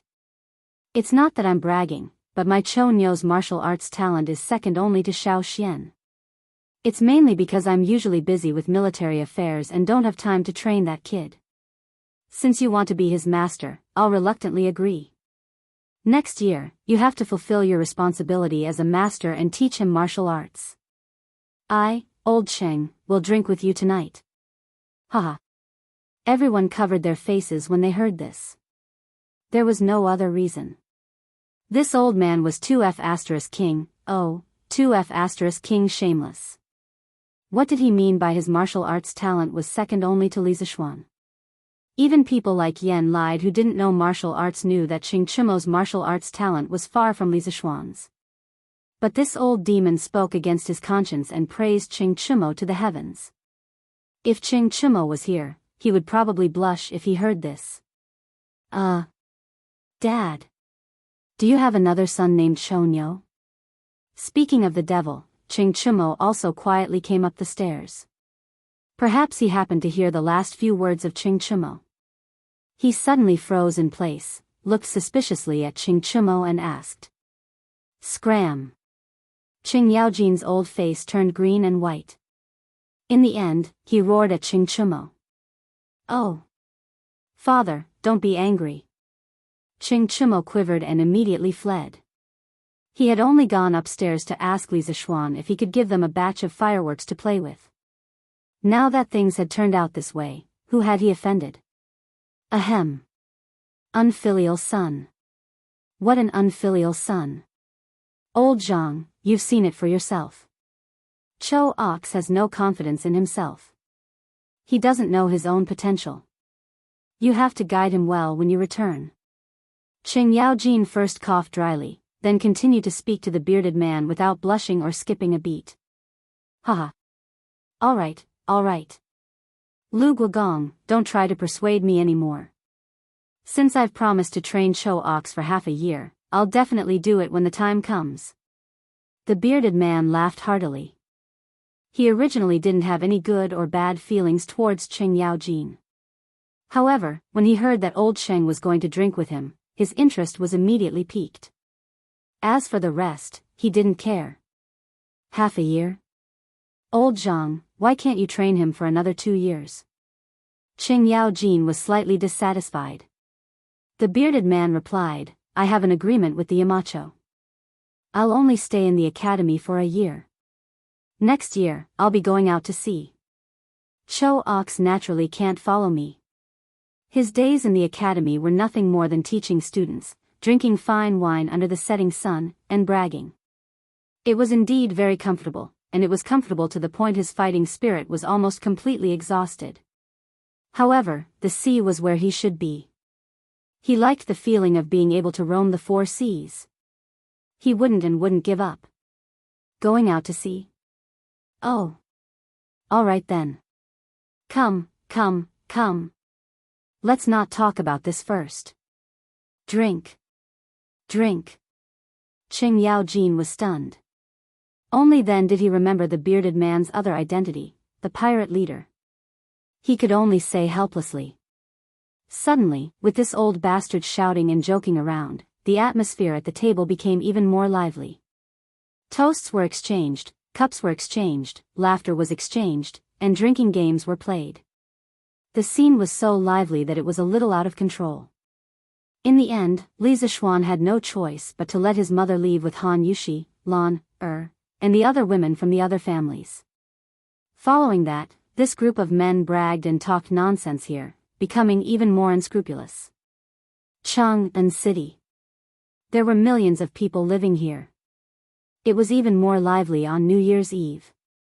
Under normal circumstances, families would sit together peacefully and not sleep for the whole night. This was the custom of staying up for the new year that had been passed down from the modern era. The people of the Tang dynasty especially liked liveliness. When families gathered together, if there were old people in the family, there might be a house full of people staying up for the new year together. With children and grandchildren, wouldn't it be joyous? On the streets, although it was already dark, the streets were not dark at all.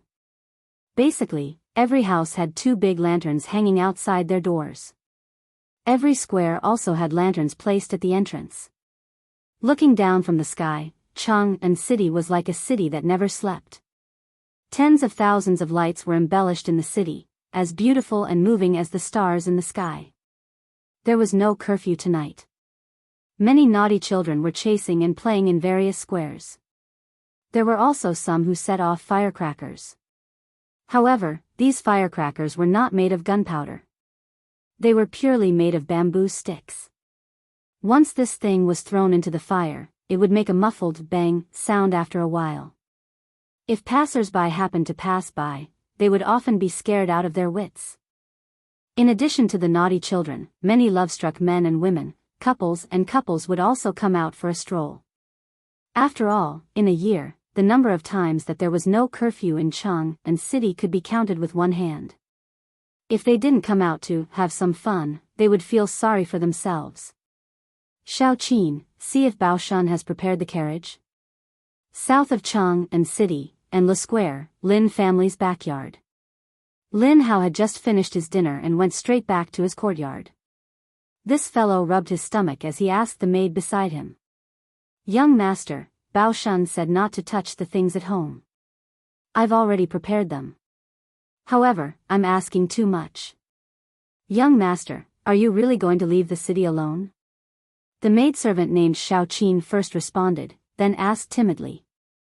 Lin Hao raised his head and said matter-of-factly, of course. If I bring my parents along, they will definitely nag in my ears again. Hurry up. Let's sneak out from the back door. Young master, let me tell you, the fireworks at Yanhuang College are really beautiful. When the time comes, I guarantee that you won't be willing to come back after seeing it. This fat otaku actually wanted to go out to Yanhuang College to see the fireworks. The sun really rose from the west. Since he was born, only God knew if he had taken the initiative to leave Chang'an City more than 5 times. Today, he actually took the initiative to leave the city. How rare. As for where he got the news that Yanhuang College was going to set off fireworks at midnight, it was self-evident. Chapter 1148. Where do you think you're going? At the back door of the Lin mansion, Lin Hao brought Qin, Qi, Shu, and Hua along with the 4 servant girls and was about to sneak away. Outside the door was the prepared carriage. But who knew that a cold snort came from behind him? He was shocked and turned around. If it wasn't his father, who else could it be? Father. Why are you here? Lin Hao was a little dumbfounded. He subconsciously took 2 steps back and stuttered. Why am I here? I want to ask you why you're here. It's the new year. Why are you here alone instead of talking to your mother? Lin Wenyuan glared at him angrily. Father. I'm going to the latrine. Yes, I'm going to the latrine. Lin Hao was anxious. Seeing that he was about to be exposed, he could only come up with an excuse. The four maids covered their faces and lowered their heads. They thought that their young master was really stupid. How could there be a latrine where they were now? This person was too honest. He didn't even know how to make up a lie. As expected, Lin Wenyuan furrowed his brows and roared, "Bullshit! You unfilial son, how dare you lie to me? Humph! You just want to leave the city? Kai Fu, prepare the horse. Madam and I are also leaving the city. To Yanhuang College." Master. Are we leaving the city now? The old steward behind Lin Wenyuan said in disbelief. Yes. Go and prepare. Father, why are you and mother going to Yanhuang College so late at night? Lin Hao's heart skipped a beat and he pretended to be confused. Lin Wenyuan looked at his son indifferently. Although he was proud, he didn't show it on his face. I'm going to do whatever you're going to do. You brat, why didn't you call your parents when you had something good? You're really ungrateful. At this point, Lin Hao finally understood that his father already knew that he was going to Yunshan to watch the fireworks. Father, how did you know? Lin Hao opened his mouth and said in surprise. Ha! You don't need to know that. Lin Wenyuan stroked his beard and proudly swaggered off. As for Madame Lin, she had already packed her things and was preparing to board the carriage and set off. Humph! Little brat, you dare to play petty tricks with your father? You're still too young. Lin Wenyuan thought proudly in his heart. At the same time, the group of Yanhuang College students who had returned to Chang and for the new year began to take their families to Yunshan. They wanted to go there to watch the fireworks up close. These students, together with their families, made up quite a crowd. Once there were too many people, it was inevitable that the news would leak out. Hurry up and leave. Hurry up and leave. We're going to Yanhuang College to watch firecrackers. Firecrackers? What's so good about firecrackers? Oh. Those things should be called fireworks. Yes. They were fireworks. A few days ago, the rainbow-colored skylight from the Cloud Mountain was the light from the fireworks. What? The skylight was made by the fireworks? That's right. Wang Lauer, you said that there would be fireworks at Yunshan tonight? Where did you get the news? Hey. I heard it from the servants of Assistant Minister Wang next door. Their young master is a student of Yanhuang College. How could the news be fake? Now, their whole family is already on their way to Yunshan. Whoa. There's such a thing? Wang Lauer, wait up. I'll go get my wife and children. We'll go to Yunshan tonight to watch the fireworks. Even if we can't enter the college, at least we can take a look from afar. It's not a wasted trip. Haha. Zheng Lauer, hurry up. I'm afraid that there will be too many people and we won't be able to get a good seat. We're not the only ones who know about this. Okay. I'll be right there. Similar conversations appeared in many shops in Chang and city. This was not an important business opportunity. Many people would gather their friends and go to Yunshan together after hearing the news. One person spread to 10, 10 spread to 100. As a result, more and more people went to the east city gate of Chang and city. It even far exceeded the flow of people during the day. Such a huge commotion naturally woke up many people who were interested. Those who were interested asked around in private and soon joined the group leaving the city. The group grew bigger and bigger. It started with a few hundred people, then a few thousand people, then tens of thousands. Later on, the number of people was about to exceed 100,000. Therefore, for the first time in the history of Chang and city, such a strange scene appeared. On New Year's Eve, countless people did not stay in the bustling city to celebrate the new year. Instead, they flocked out of the city and headed towards the barren Yunshan. The Imperial Palace. Tonight, the palace was brightly lit and decorated with lanterns and colored banners. There was a festive atmosphere everywhere. Li Tai had set up a family banquet in the back garden earlier. The concubines, princes, and princesses in the harem all attended the banquet. However, Li Tai only ate a few mouthfuls before he found an excuse to leave. The banquet lasted for more than an hour before it ended. At this moment, Old Li was with Empress Jiangsun in the corridor on the second floor of Taiji Palace. They were admiring the thousands of lights in Chang'an City tonight.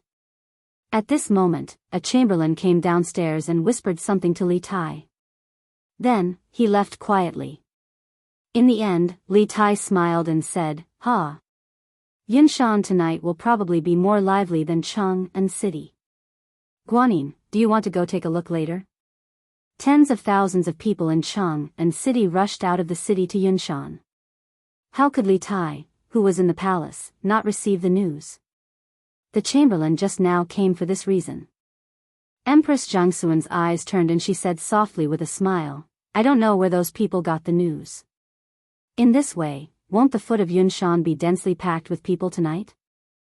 I found out a few days ago that the Marquis of Yong and would set off a large batch of fireworks at Yanhuang College tonight. I originally planned to go take a look tonight. Now it seems that even if we go, we probably won't be able to squeeze into Yunshan. Haha. Since Guanyin wants to see, what's so difficult about that? I don't believe that Li Zishuan dares to let my Empress freeze at the foot of the mountain. Men, prepare a carriage and summon the Crown Prince, the King of Han, and the other princes to accompany me." Li Er laughed heartily and ordered. Actually, Empress Jiangsun wanted to see the fireworks, but Li Tai himself might not have no intention of seeing it with his own eyes. Yes. The chamberlain beside Li Tai was about to leave with the order when he heard Empress Jiangsun say, "Wait. Your Majesty, Qingxian and the others have all gone with your Majesty. Wouldn't it be boring to leave Changle alone? Why don't you bring her along? She was a mother after all. She could always think of her daughter first." Li Tai clapped his hands and said, "Aye. The Empress is right. Let Changle accompany you. But remember to prepare warm clothes. Don't catch a cold on the way." When Li Tai heard this, he was shocked and hurriedly added. Chapter 1149. Under the Night Sky. For imperial carriages sped out from the main gates of the imperial city. A small group of elite imperial guards dressed in black armor closely guarded the front, back, left, and right of the leading carriage. Clearly, the person sitting in the first carriage had the most honorable status. Upon closer inspection, the silhouette of the carriage was 80% similar to the "Don't Touch Me" from the Curious Pavilion. It was highly likely that the carriage had been modified from "Don't Touch Me." Imperial Father, I've heard that many students from Yanhuang College did not return home this year, instead spending the new year at the academy. With so many people gathered together, Yunshan should be very lively right now. Within the first carriage sat Li Er, Empress Jiangsun, and Princess Changle.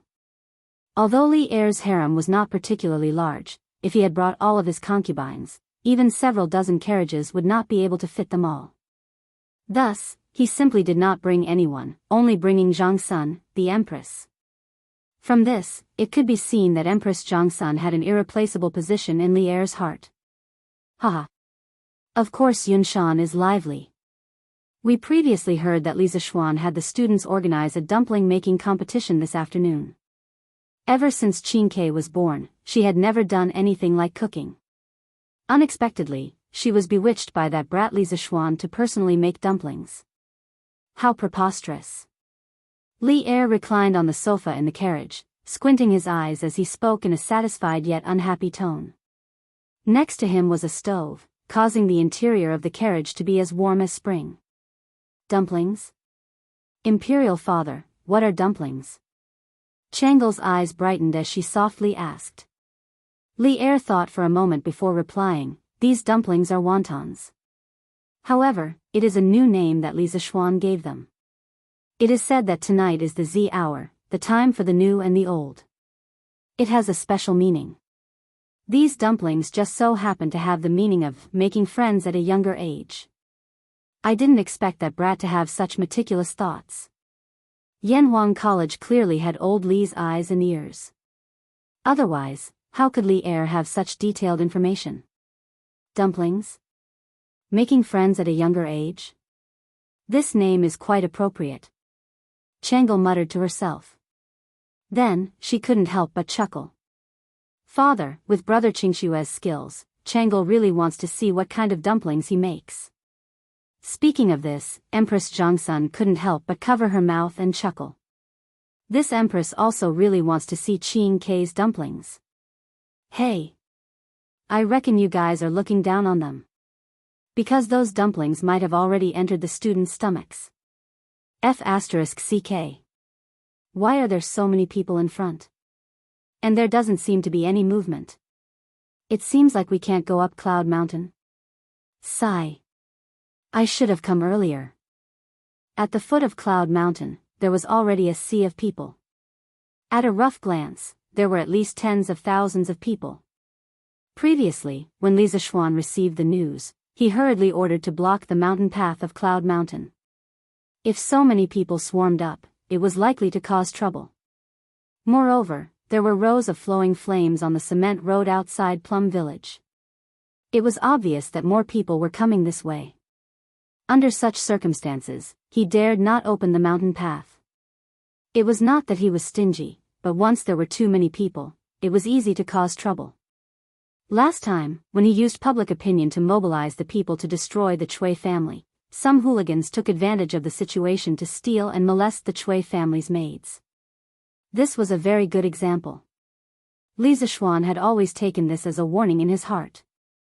Moreover, when the fireworks were set off later, the people would be able to see very clearly even if they stood at the foot of the mountain. There was no need for hundreds of thousands of people to swarm up Cloud Mountain. Hey, hey, hey! Commander Mo, it's me. It's me. Can't I go up too?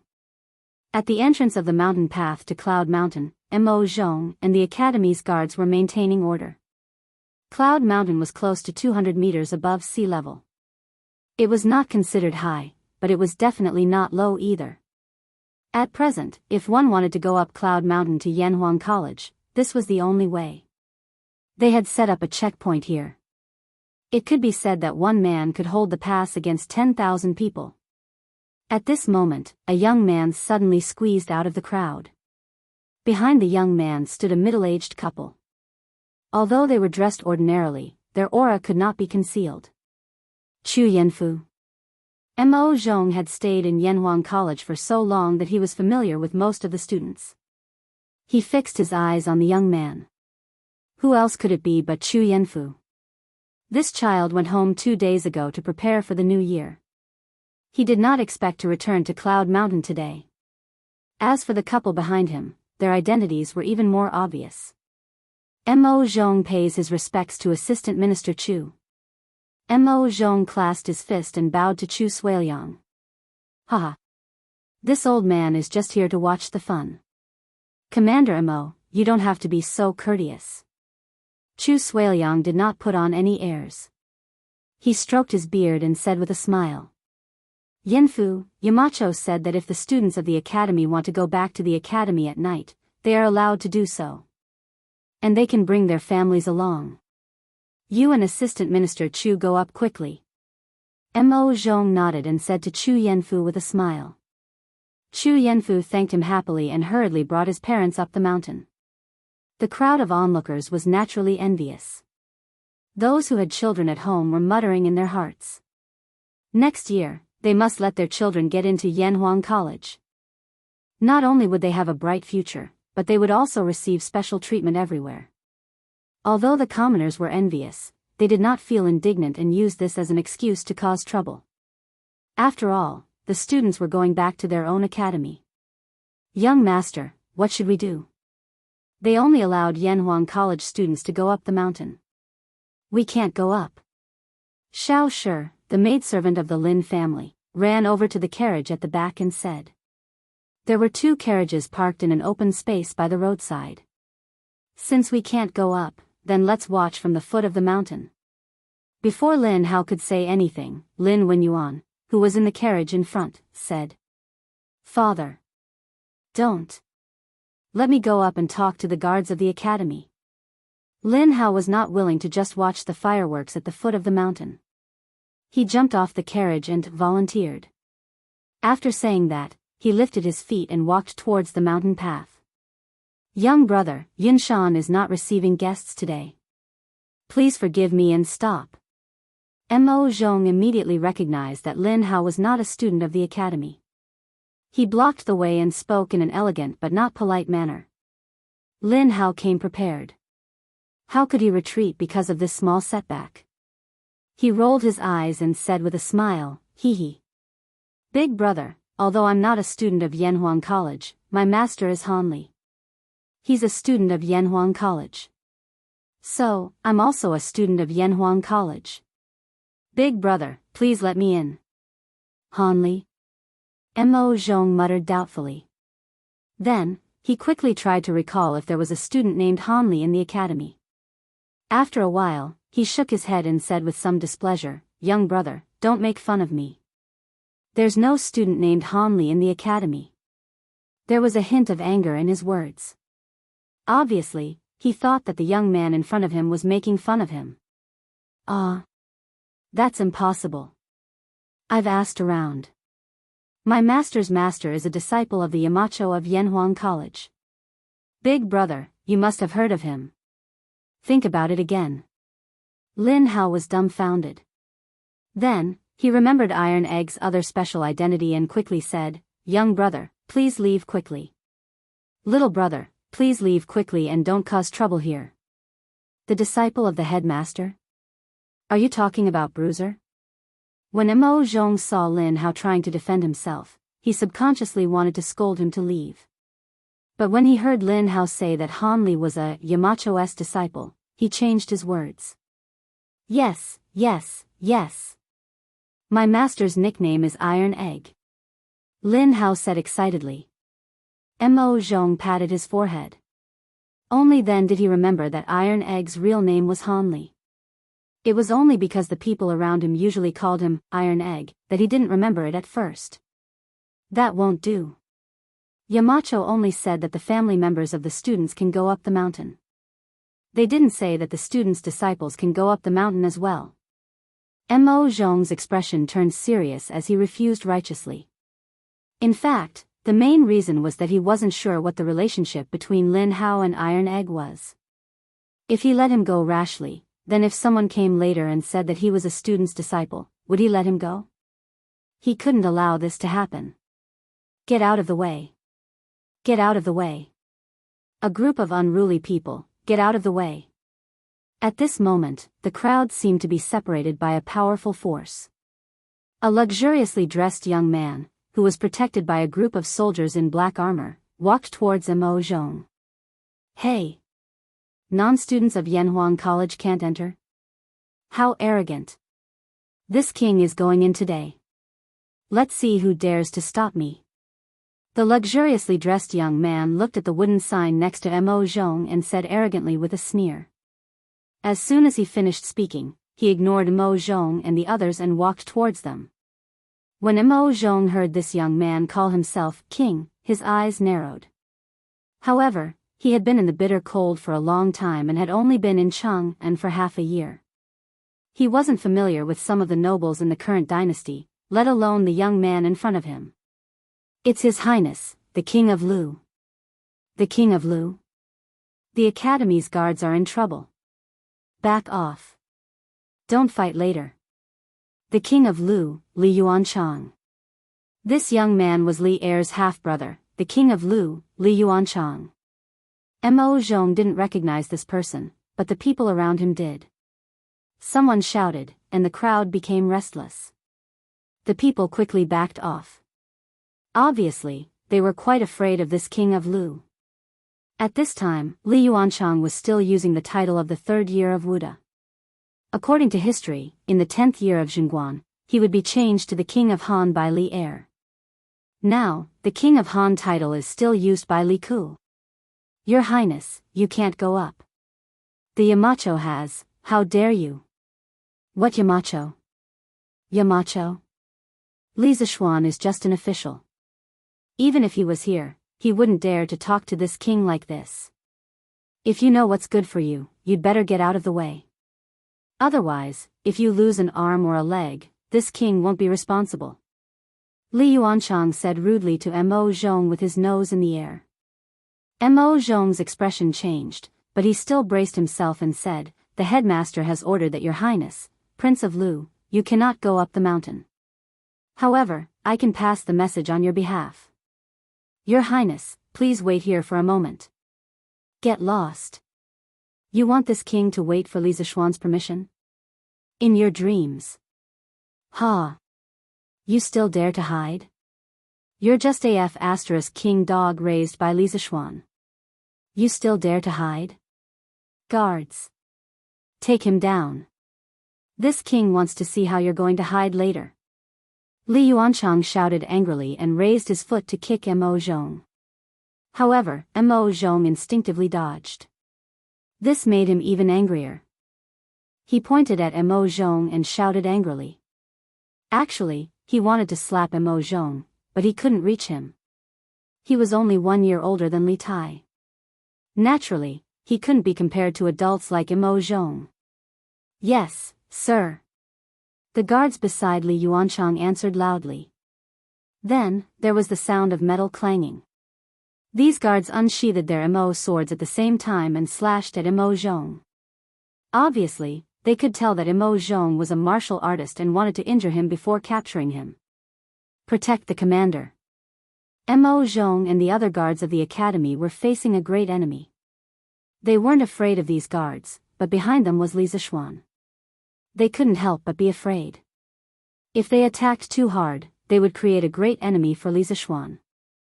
If they were captured without a fight, what awaited them would be endless humiliation from Li Yuanchang. As the guards of Yanhuang College, they were also the face of the academy. If they were humiliated by Li Yuanchang in front of so many people, wouldn't the dignity of Yanhuang College be trampled on by Li Yuanchang? Under all kinds of scruples, Mo Zhong and the others didn't dare to use their full strength. They only dodged the attacks of Li Zishuan's guards while praying in their hearts that Li Zishuan would come quickly. Damn. No, it's Chinese New Year. We're just here to watch the fireworks. Let's talk nicely. Why fight? Lin Hao was shocked. He didn't know any martial arts, so he hurriedly ran away. At this time, he couldn't help but look in Li Yuanchang's direction and complain. On the other side, as time passed, the battle became more and more intense. The guards brought by Li Yuanchang weren't idiots. Mo Zhong and the others who were afraid and didn't dare to use their full strength had a hard time dodging. There were already several light cuts on their bodies. Humph. Who dares to be so presumptuous in Yunshan? All of you, stop. Under the ardent expectations of Mo Zhong and the others, Li Zishuan finally arrived. The people at the foot of the mountain only heard a muffled snort. Then, a series of blurry figures appeared on the mountain path. In the next moment, Li Zishuan stood between Mo Zhong and Li Yuanchang. The guards brought by Li Yuanchang had been sent flying in all directions.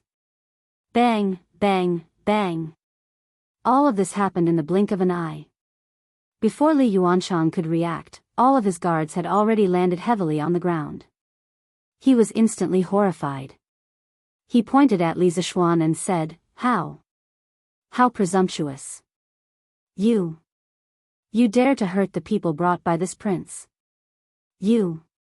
What's your name? Quickly, tell me your name. This prince won't let you go." Idiot. Li Zishuan was both angry and disdainful. This kid was obviously scared to death, but he was still talking nonsense and threatening him. He was really looking for trouble. Humph. Who gave you the courage to cause trouble in Yunshan? Get back to the palace. Li Zishuan was about to speak when Li Er's voice came from behind the crowd. Then, Li Er angrily walked out with Empress Zhang Sun, Chang'e, and the others. Chapter 1150. Royal Brother. Greetings to Royal Brother. At the foot of Cloud Mountain, Li Yuanchang, who was still in shock, immediately regained his senses and ran to Li Er's side, bowing. In his opinion, even if Li Zishuan's martial arts were superb, he wouldn't dare to do anything to him in front of Li Er, right? After all, he and Li Zishuan were monarchs, and Li Zishuan was only a subject of the royal family. Humph. Li Er didn't give his younger brother any face, and coldly said, Yanhuang College is an important place for learning. You brought people here to fight and kill. Do you have any respect for me? Do you have any respect for the law? Li Yuanchang quivered, and hurriedly explained, Royal Brother, this has nothing to do with me. I heard that there are fireworks on Cloud Mountain tonight. I just wanted to go up and take a look. But this group of dog slaves, this group of guards didn't let me go up. This is outrageous. It's said that this world is imperial land. Since Cloud Mountain is within the Tang Empire's borders, what right does the Duke of Yong and have to not let me? Shut up. Without waiting for him to finish, Li Er sternly interrupted, You're asking why? Then let me tell you why. Just because Cloud Mountain was given to the Duke of Yong, and to build the college, if he doesn't let you in, you can't enter. Li Yuanchang shrunk his head in fear, and wanted to leave, but he was unwilling, so he raised his head and said, Royal Brother, it was Royal Father who told me that he couldn't come because he was in the palace, and wanted me to come and see what the fireworks looked like. I had no choice but to come. Royal Father? Li Er's eyes narrowed, and a dangerous gaze shot out from the slits of his eyes. The air around him suddenly became colder. Li Yuanchang was shocked, and only then did he remember that although this person in front of him was his brother in name, last year, this person in front of him killed his own brother, imprisoned his father, and usurped the throne. And he was only Li Er's half-brother. If he angered Li Er, then no one could guarantee that Li Er wouldn't kill him. Gulp. Thinking of this, Li Yuanchang's Adam's apple couldn't help but move, and then he trembled, Royal Brother, I didn't mean anything else, go back. You are not allowed to come to Cloud Mountain in the future. Li Er's cold and emotionless voice was squeezed out from between his teeth. Although his voice was not loud, it was like a heavy hammer that ruthlessly hammered Li Yuanchang's chest. I will take my leave now. A layer of cold sweat appeared on Li Yuanchang's back. He cupped his hands towards Li Er, then led his group of defeated soldiers and hurriedly fled. Li Zishuan. I, Li Yuanchang, will remember what happened today. Just you wait. Crestfallen, he squeezed out of the crowd. Li Yuanchang's face was burning. Ever since he was born, he had never suffered such grievances. Today, he was humiliated in front of so many people, so he couldn't help but hate Li Zishuan. Sigh. What a pity. Such a pity. If I had come a step later, this trash King Lu would have fought with Li Zishuan. Even if Li Zishuan's reputation was not destroyed, it would have caused a lot of trouble for Li Zishuan. Feng Jidai, who was standing not far behind Li Er, saw this scene and felt that it was a pity. Yes, it was the new year, so the other officials were on holiday. However, as Li Er's secretary, if Li Er had an important event at the last minute, he still had to accompany him. On the other hand, although he had asked his father to give up on the plan of establishing himself as king, he still hoped that there would be some internal chaos in Tang, and that would give Lingnan an opportunity to take advantage of it. Especially Li Zishuan, this rising aristocrat of Tang, Feng Jidai had always been rather wary of him. His intuition told him that Li Zishuan was definitely the biggest variable between Tang and Lingnan. Your subject left Cloud Mountain without permission during the period of confinement. Your Majesty, please punish me. After Li Yuanchang left, Li Er's expression changed. No one knew what he was thinking, but one thing was certain. It definitely had a lot to do with Li Yuanchang's last sentence, Imperial Father sent him. At this moment, Li Zishuan stepped forward and cupped his hands, speaking. Li Er came to his senses and turned his gaze to Li Zishuan. Somewhat absent-minded, he waved his hand and said, No matter. Today is New Year's Eve. We will not bicker with you about this. Let's all go up the mountain. Finished speaking, he took the lead and walked up the mountain path of Cloud Mountain. Empress Jiangsun, Princess Tranquil, Li Qingxian, Li Ku, and the other princes promptly followed. Brother Xiao, don't worry. If Imperial Uncle complains about you to Imperial Grandfather, Tranquil will speak up for you. As Tranquil passed by Li Zishuan, she spoke in a voice that only the two of them could hear. Being attentive and considerate, she instantly thought of the methods that Li Yuanchang would use to take revenge and the trouble that he would bring to Li Zishuan. Li Zishuan glanced at the young lady gratefully. The matters of the imperial family were the most complicated, especially when it involved Li Yuan. Although he currently held a high position and authority, if he was careless in this matter, it was very possible that he would lose everything. With Tranquil, a member of the palace, helping mediate, it would indeed save him a lot of trouble. Mo Zhong, you've worked hard just now.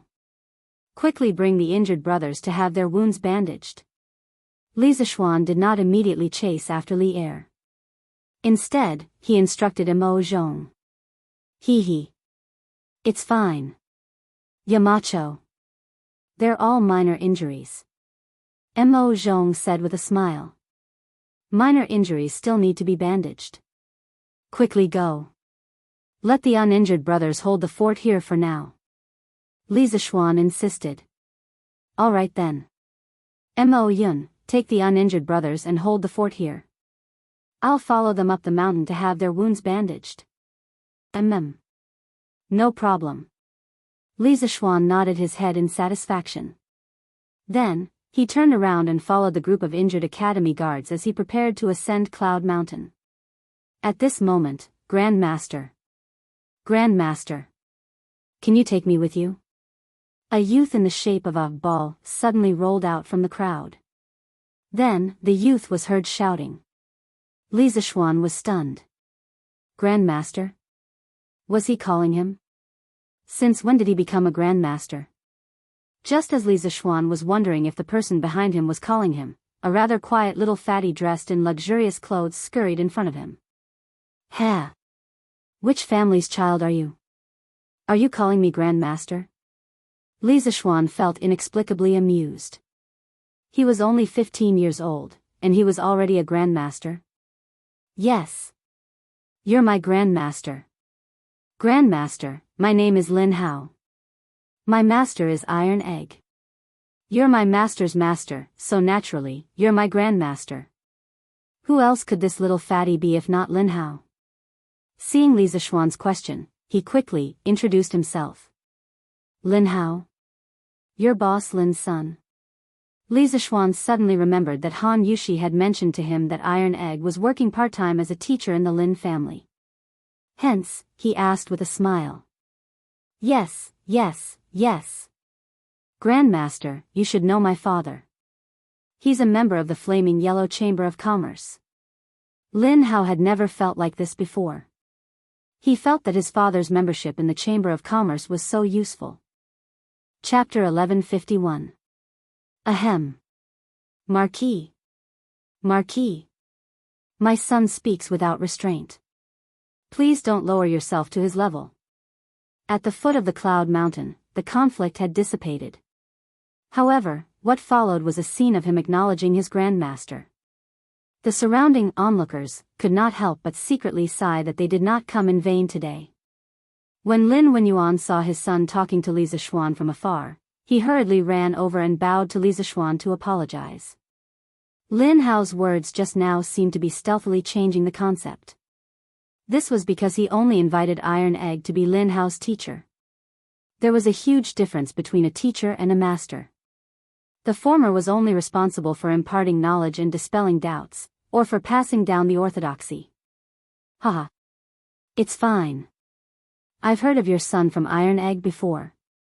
He's a very interesting person. Since all of you are here tonight, then follow this marquis up there. Li Zishuan said nonchalantly. Haha. Thank you, Grandmaster. Lin Hao said happily. Lin Wenyuan was also ecstatic. He hurriedly cupped his hands and said, Thank you, Marquis. One had to know that tonight, not only were there fireworks on the Cloud Mountain, but the Emperor was also there. To be so close to the emperor of the Tang Empire was an opportunity that many people could only dream of. Mo Yun, if there are members of the Flaming Yellow Chamber of Commerce who come later, let them up the mountain too. Li Zishuan instructed Mo Yun before he left.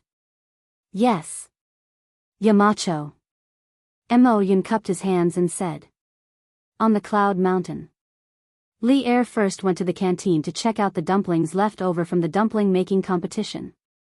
Then, he went to the side courtyard of the Cloud Mountain to visit Li Gang and Sun Simiao, the two national treasures of the Tang Empire. As for Chang'e, Empress Jiangsun, Li Qingxian and the other princes, they were at the field to participate in the Spring Festival Gala organized by the Academy's students. Actually, rather than a gala, it was more like a story gathering. The main thing was that the students formed a large circle. In the middle of the circle, there was a fire. On the fire, there was a barbecue grill roasting a pheasant. If anyone had an interesting story, they could enter the circle to tell everyone. If they could make most of the people laugh, they could take a roasted pheasant from the grill. The referee on the field was Li Tai. The little fatty was sitting on the grass with one hand supporting his chin. He was listening to Wang Meng tell a story in the middle of the field. There was a scholar who was almost 70 years old. His wife suddenly gave birth to a son. Because he was old, he gave birth to the son and named him Age. Not long after, she gave birth to another son. He looked like a scholar, so she named him Jishui. The scholar laughed and said, to be able to have a son at such an old age, what a joke. Thus, he gave him the name, Joke. When the three sons grew up, they had nothing to do.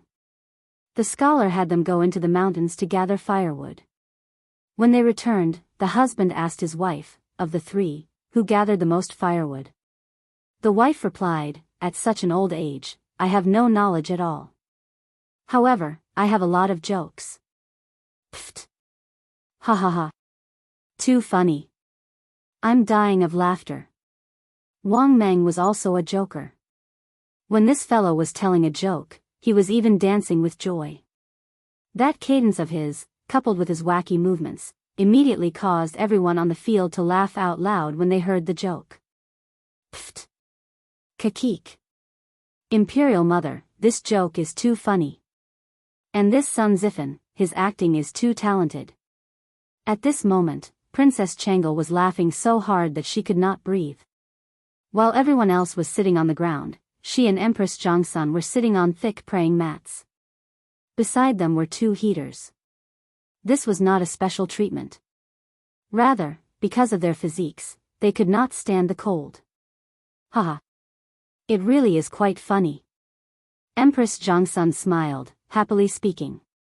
Only after arriving here did she finally feel the joy of the new year. Compared to the imperial palace, this place was truly too lively. Ha ha ha. Wang Meng, you brat, you really are something. Everyone, does his joke count? Can we have him take away that pheasant? Li Tai laughed for quite a while. Only after everyone had quieted down did he speak in a loud voice. It doesn't count. Have him tell another one. Ching Chimo roared. This guy was trying to stir up trouble on purpose. Right. It doesn't count. Tell another one. Tell another one. With someone leading the way, there were others who followed. One after another, the students shouted loudly. The scene was quite lively. Standing by the bonfire, Wang Meng did not expect that his joke would be so popular. Scratching his head, he thought for a while before saying, that's fine. I'll tell another one. Speaking of which, there was once a monk. It turns out that Yanhuang College is really so beautiful. It turns out that the students here are really as interesting as Mr. Han said. Because of Li Zishuan's special permission, Lin Hao also entered Yanhuang College. However, he was too embarrassed to directly join the crowd of students, so he stood outside the circle. Seeing this lively scene, he could not help but feel envious. At this moment, he actually had the urge to immediately join in, and that urge was so strong. Clang, clang, clang. The joy lasted for a long time. As time passed, the clock finally rang. Then, everyone, regardless of what they were doing at the moment, stood up at the same time and looked up at the night sky. Because the fireworks were finally about to start. Students of Class 1, take note. After lighting the fuse, immediately run back. If anyone does not follow the rules, all the students of Class 1 will be disqualified. Li Zishuan loudly instructed. At this moment, rows and rows of fireworks had been placed on the field. The number of fireworks was so large that all the students were amazed. Yes. Yamacho. The students of Class 1 roared in response. In fact, they had long been hungry and thirsty. Li Tai took the lead and carefully approached a plate of fireworks with a match. After a while, sparks flew in all directions, and the little fatty ran back. Whoosh!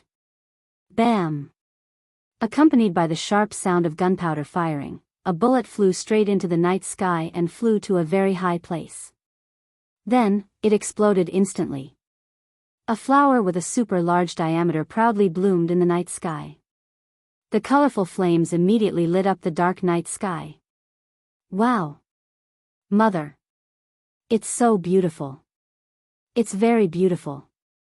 At this moment, the calm Empress Jiangsun couldn't help but be fiercely shocked when she saw this strange scene. Her eyes were very, very round. At this time, she couldn't care less about maintaining the dignity of a mother of a country. Whoosh! Bam! Wow! Look! Another 3 plates of fireworks have been lit. It's so bright. At the same time, another 3 sets of fireworks were lit up in the field. For a moment, 4 fireworks bloomed in the night sky in a very short period of time. It was as if they were competing with each other in terms of beauty. It was so dazzling that people did not know where to look. Oh! What beautiful fireworks! It's so colorful. So beautiful. So this is the colorful sky light that night. At the same time, the people in Jianghu and city who came to watch at the foot of Cloud Mountain and the villagers who came from outside Jianghu and city also saw the flourishing fireworks on Cloud Mountain at this moment. The huge crowd couldn't help but let out a burst of exclamations. They didn't wait in vain for a night. The atmosphere of Cloud Mountain's New Year's Eve was finally pushed to the climax. Chapter 1152. So these are fireworks? Li Er stood beside Li Zishuan with his hands clasped behind his back. He looked up at the dazzling fireworks in the sky, and a look of surprise flashed across his eyes. Although he was an emperor, this was the first time he had seen such a dreamy and magnificent spectacle. He couldn't help but mutter to himself. Seeing this, Li Zishuan couldn't help but feel a little smug. How many people in the world could shock Li Er, a famous emperor? But while he was feeling smug, his eyes were still vigilantly watching the students who were running to light the fireworks. After all, if this thing exploded, the consequences would be very serious, so he had to be prepared to save people at all times. Marquis Yong, how can this firework fly so quickly into the sky? Suddenly, Li Er asked such a naive question. It seemed that the sky had a very strong attraction to the ancient people. Your Majesty, Qing Ke should know the answer to this question. Let her explain it to you. Li Zishuan cupped his hands and said. Oh. Qing Ke, you know the reason? Li Tai, who was standing to the left of Li Er, stood up excitedly and replied, Father, as far as I know, the reason why this firework can fly so quickly into the sky is related to the gunpowder in it. Once the gunpowder explodes, it will produce a very strong thrust, which will make the upper part of the firework overcome its own gravity and fly into the sky quickly. As for the upper part of the bullet, its fuse will be ignited when it flies out of the pipe. The length of the fuse is calculated by Yamacho, so it can be guaranteed that it will fly to the highest point and explode every time. This is the scene we are seeing now. The previously arrogant Li Tai had now transformed into a big shot in the physics world. He explained the analysis of the force of the firework to Li Er. Hearing this, Li Er, Empress Jiangsun, Li Qingxian, Chang'e, and the others were all stunned. Thrust, gravity. Faced with these new terms, Li Er was caught off guard. Although he had glanced at the academy's physics textbooks, he had only glanced at them and didn't study them in detail. Of course, what caught him even more off guard was that his son had only stayed in Yanhuang College for half a year. How could he know so many things that didn't exist in the Tang Empire before? Seeing the shock on his father's face, Li Tai's sense of accomplishment instantly exploded. This was like a child who knew something amazing and would show off in front of their parents, asking for praise. Right now, Li Tai belonged to this type of person who wanted to show off. Cough. Father, when you talk about gravity, it's actually... Alright. I have a rough idea what it means. Li airs, he's SSSSSS. Lease. Chang'e, who was at the side, suddenly had an idea. Brother Xiao, since gunpowder can propel projectiles into the sky, can it send people to the moon? Li Er's eyes instantly lit up, and he turned his gaze to Li Zishuan. That night at Yanhuang College, he had used an astronomical telescope to observe space. It was still unforgettable. Chang'e's suggestion made him feel a little excited. Although Li Zishuan had said that night that it would take at least 100 years of technological accumulation to send humans to space, what if there was a shortcut? Pfft! Li Zishuan almost vomited blood when he heard this. Chang'e's suggestion was a little similar to a rocket. He didn't expect her to have such a bold idea even though she didn't have much knowledge of engineering. Chang'e, although gunpowder is extremely powerful and can propel objects into the sky, it will explode instantly once it's ignited. It can only provide an instantaneous explosive force. We can't control its combustion speed, so it can't provide a continuous thrust to send heavy objects or human bodies out of the ground beneath our feet. Furthermore, with Tang Empire's current conditions, even if we send people out of Earth, we can't guarantee their survival in space. After all, there's air on Earth, but nowhere else. Li Zishuan tried his best to explain in a language that Chang'e could understand. Oh. Chang'e thought for a moment, then nodded, not fully understanding. Li Er waved his hand and said, "Those who achieve great things don't bother about trifles. If you have the ability to send people to the moon, just do it. As for whether they can survive on the moon, you don't have to worry about it." Old Li always had an obsession in his heart, and that was to go to the heavens. Even if he didn't do it himself, the people under his rule could do it. This was something that even the 3 sovereigns and 5 emperors, Qin Huang and Han Wu, couldn't do. So what if he had to make a small sacrifice for this? Li Zishuan rolled his eyes and didn't say anything. He couldn't be bothered to argue with Li Er over this matter. Aerospace was such a sacred thing. Even if Tang Empire had the means to carry out manned space missions in the future, as long as he was around, he wouldn't allow anyone to mess around. Li Er knew what Li Zishuan was thinking. He shook his head and remembered that today was New Year's Eve, so he didn't blame him. He just thought to himself, this kid is too kind.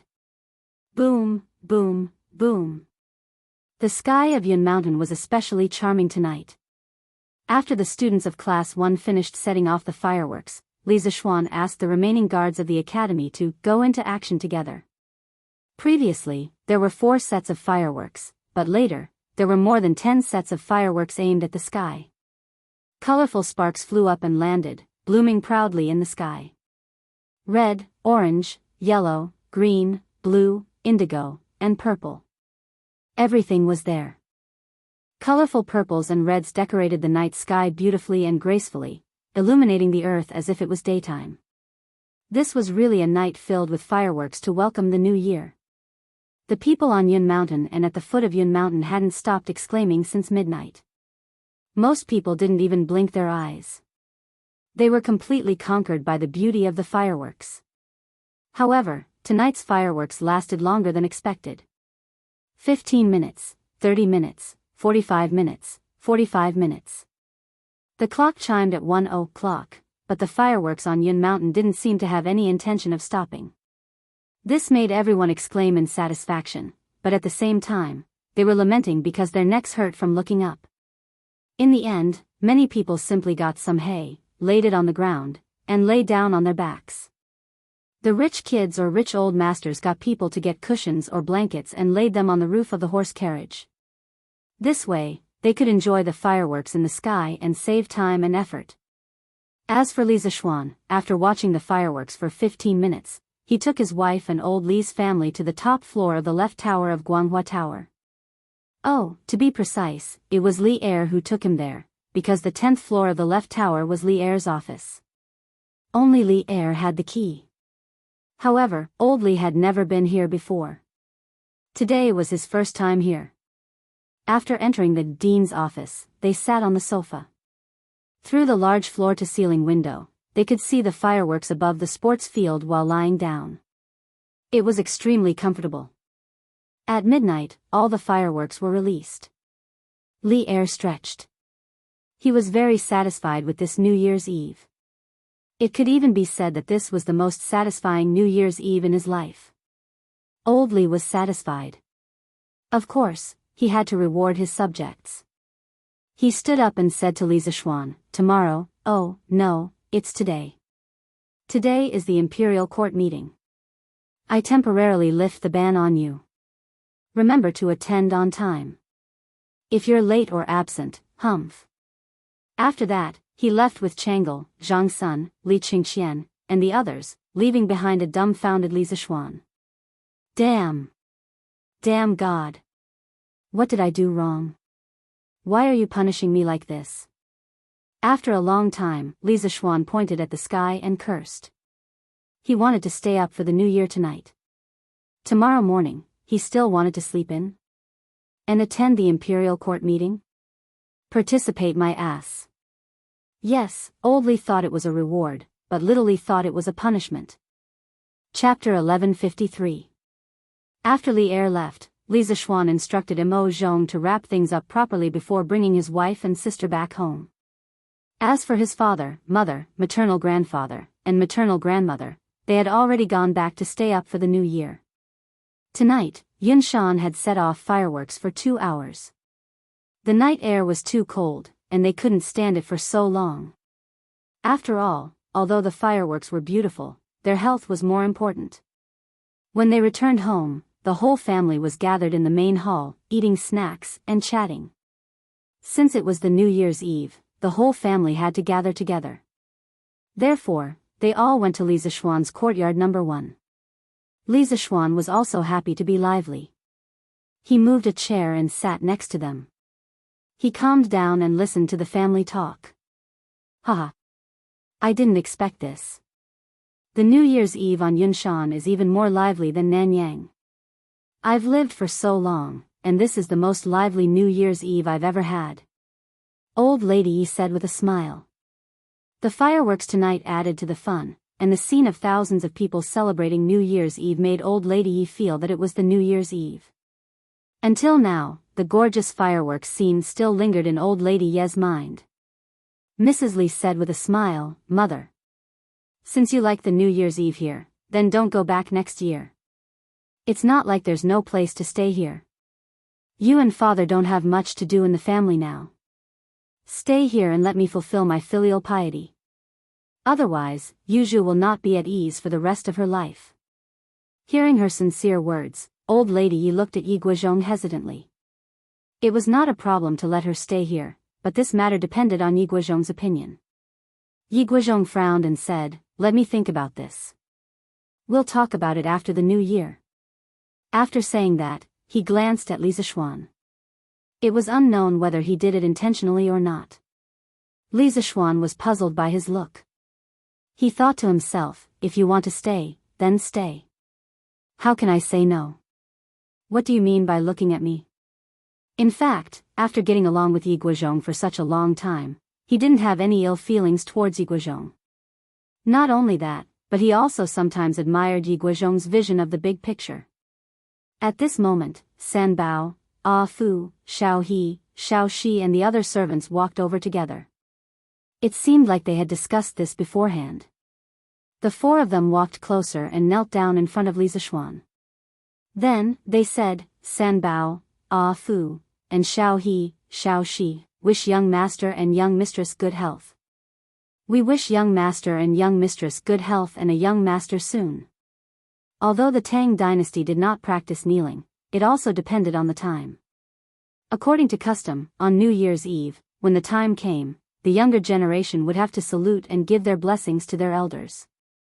The servants would have to kowtow to their masters and say auspicious words to each other.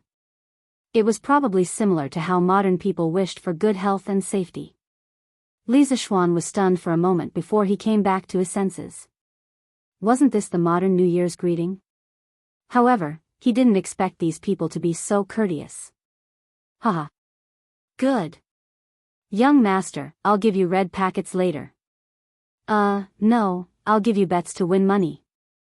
Once this fellow got excited, he wouldn't be serious.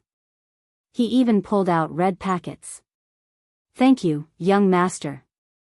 The few of them thanked him joyfully. Then, they began to wish Li Jingma, Madame Li, Yi Guizhong, and Old Lady Yi a happy new year. Later, under Han Yushi's reminder, Li Zishuan brought his wife along and solemnly bowed to the 4 elders in his family.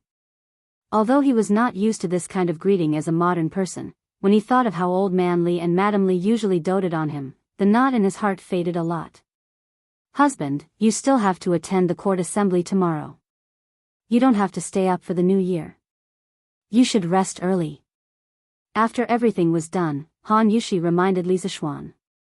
Xiao Xian is attending the court assembly tomorrow. Yi Guizhong heard and asked curiously. Han Yushi nodded and repeated the words that Li Er had said before he left. In the end, she looked at Li Zishuan and the corners of her mouth curled up into a smile.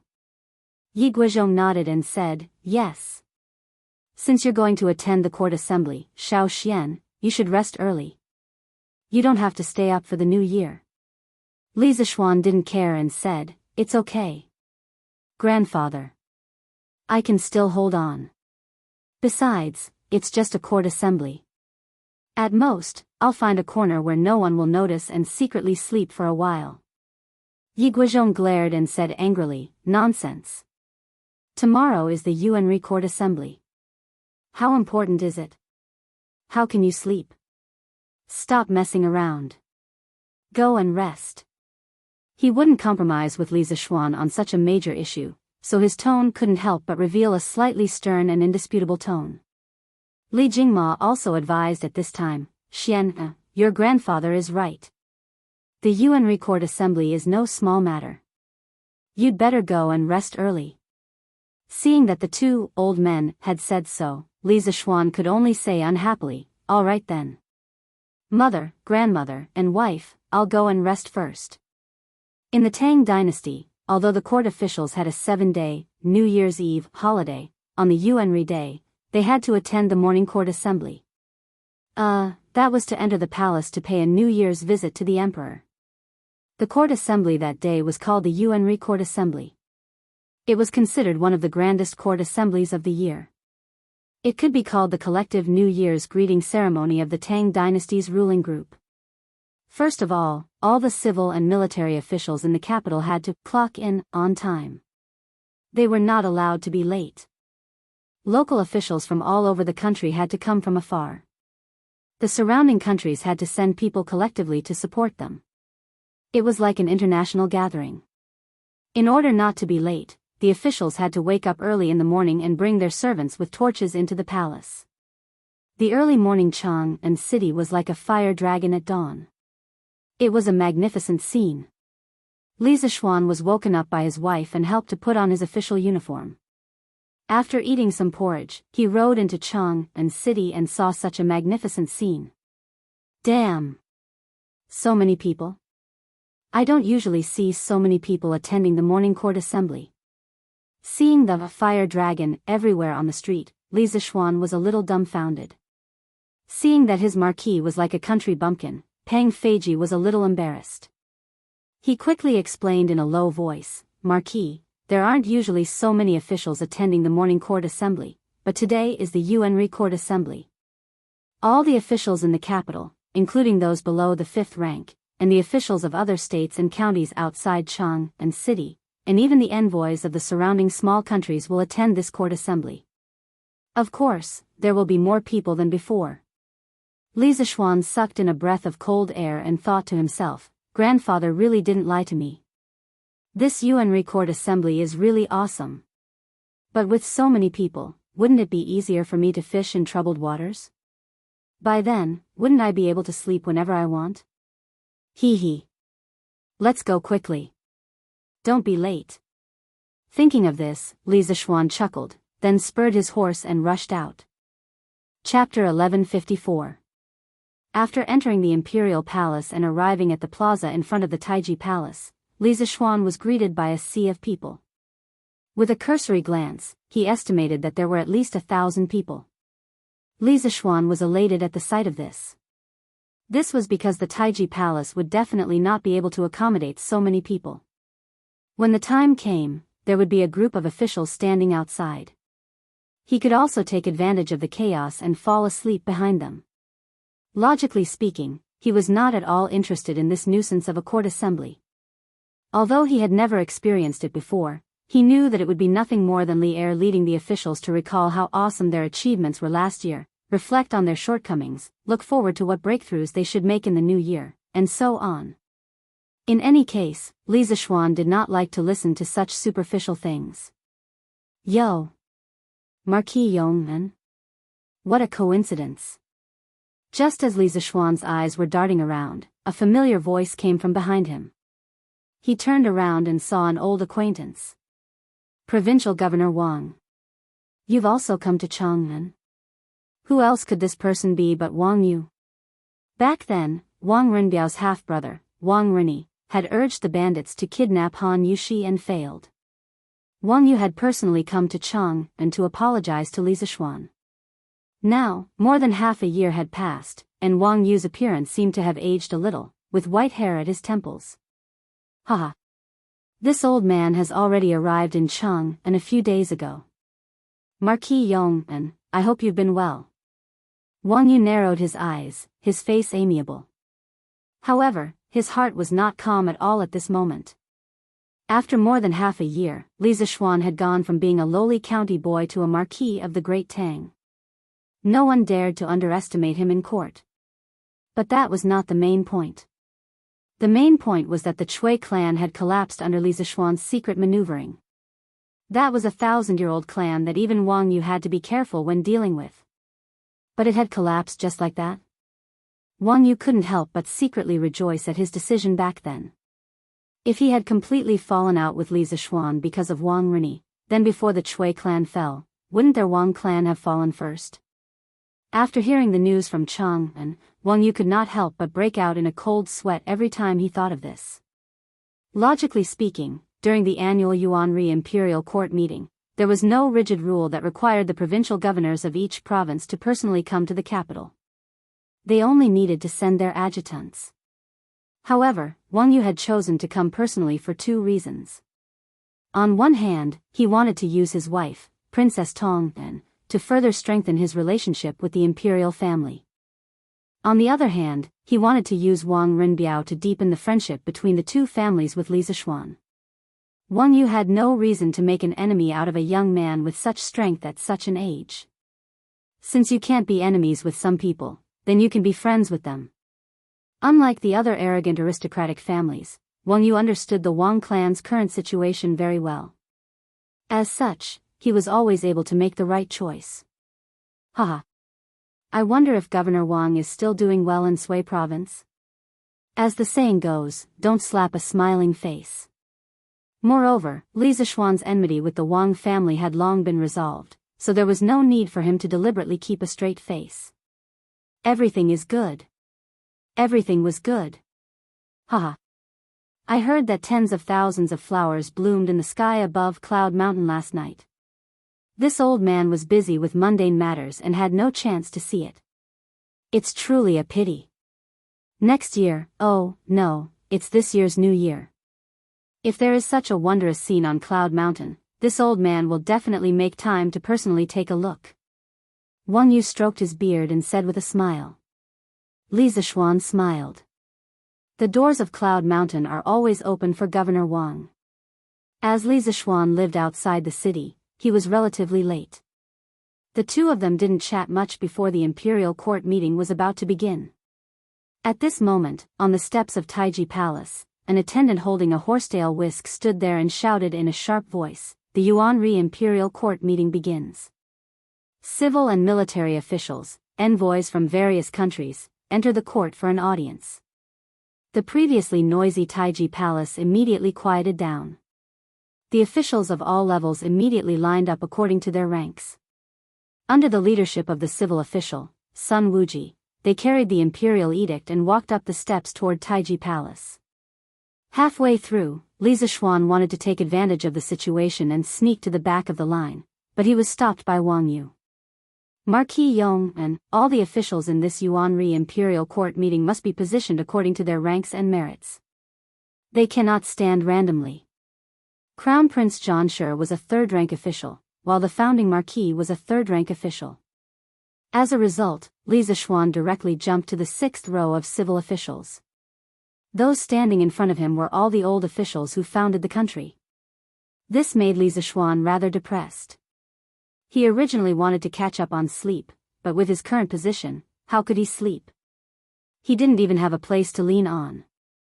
After greeting each other, the officials began to pay their New Year greetings to Li Er. This New Year greeting wasn't just a simple kowtow or a sentence. It had to be read out by the Prime Minister. The entire greeting was long and awkward, so it had to be read out properly. Then, the various vassal towns and affiliated countries all had their own greeting, and the Prime Minister had to read them out one by one. Especially the greeting from the affiliated countries, it wasn't something that was difficult to understand. Many countries didn't even know how to express themselves in Chinese, so how could their greeting be smooth? It was even more difficult to read. But no matter how hard it was, it had to be read out. This was the face of the Heavenly Empire. Li Zishuan listened in the line and felt a toothache. He couldn't help but sympathize with Sun Wuji. He didn't know how many times this old man had to read the greeting to be able to smoothly read out these awkward greeting. Actually, in the later dynasties, it wasn't as troublesome for the officials to pay their New Year greetings to the emperor. In the Song dynasty, after New Year's Eve, they only needed to write a greeting card and hand it to the emperor. They didn't even need to enter the palace to attend any court meetings. After reciting for close to an hour, Li Zishuan, who was listening at the back, was about to fall asleep. Sun Wuji finally finished reciting all the greetings. This old fellow's face and neck were still red in the middle of winter, as though he had just finished running 10 kilometers, panting heavily. Next, Fang Xianling stepped forward to give a report on the work of the government. He first praised the enormous achievements the Great Tang had made in the past year, such as how many rebellions had been quelled and how many bandits had been wiped out. He also mentioned how in the spring and summer of last year, there had been a small drought in the Guangzhou region, which had caused the food supply of the people to decrease. Fortunately, the wise Emperor Li Er had promptly issued a decree to reduce taxes, allowing the people to continue living. Finally, Fang Xianling praised the Warm Tang Foundation led by Empress Jianghu. Due to the warm winter operation initiated by the foundation, there wasn't a single person who starved or froze to death in Chang'an and the nearby counties. Such a situation had never happened even during the era of Qin Huang and Hanwu. In short, the first year of Zhongguan was a successful year, and also a year where the Tang Empire worked hard. This year, the treasury of the Tang Empire was filled, the people were rich, and there were more people who could read and write in the world.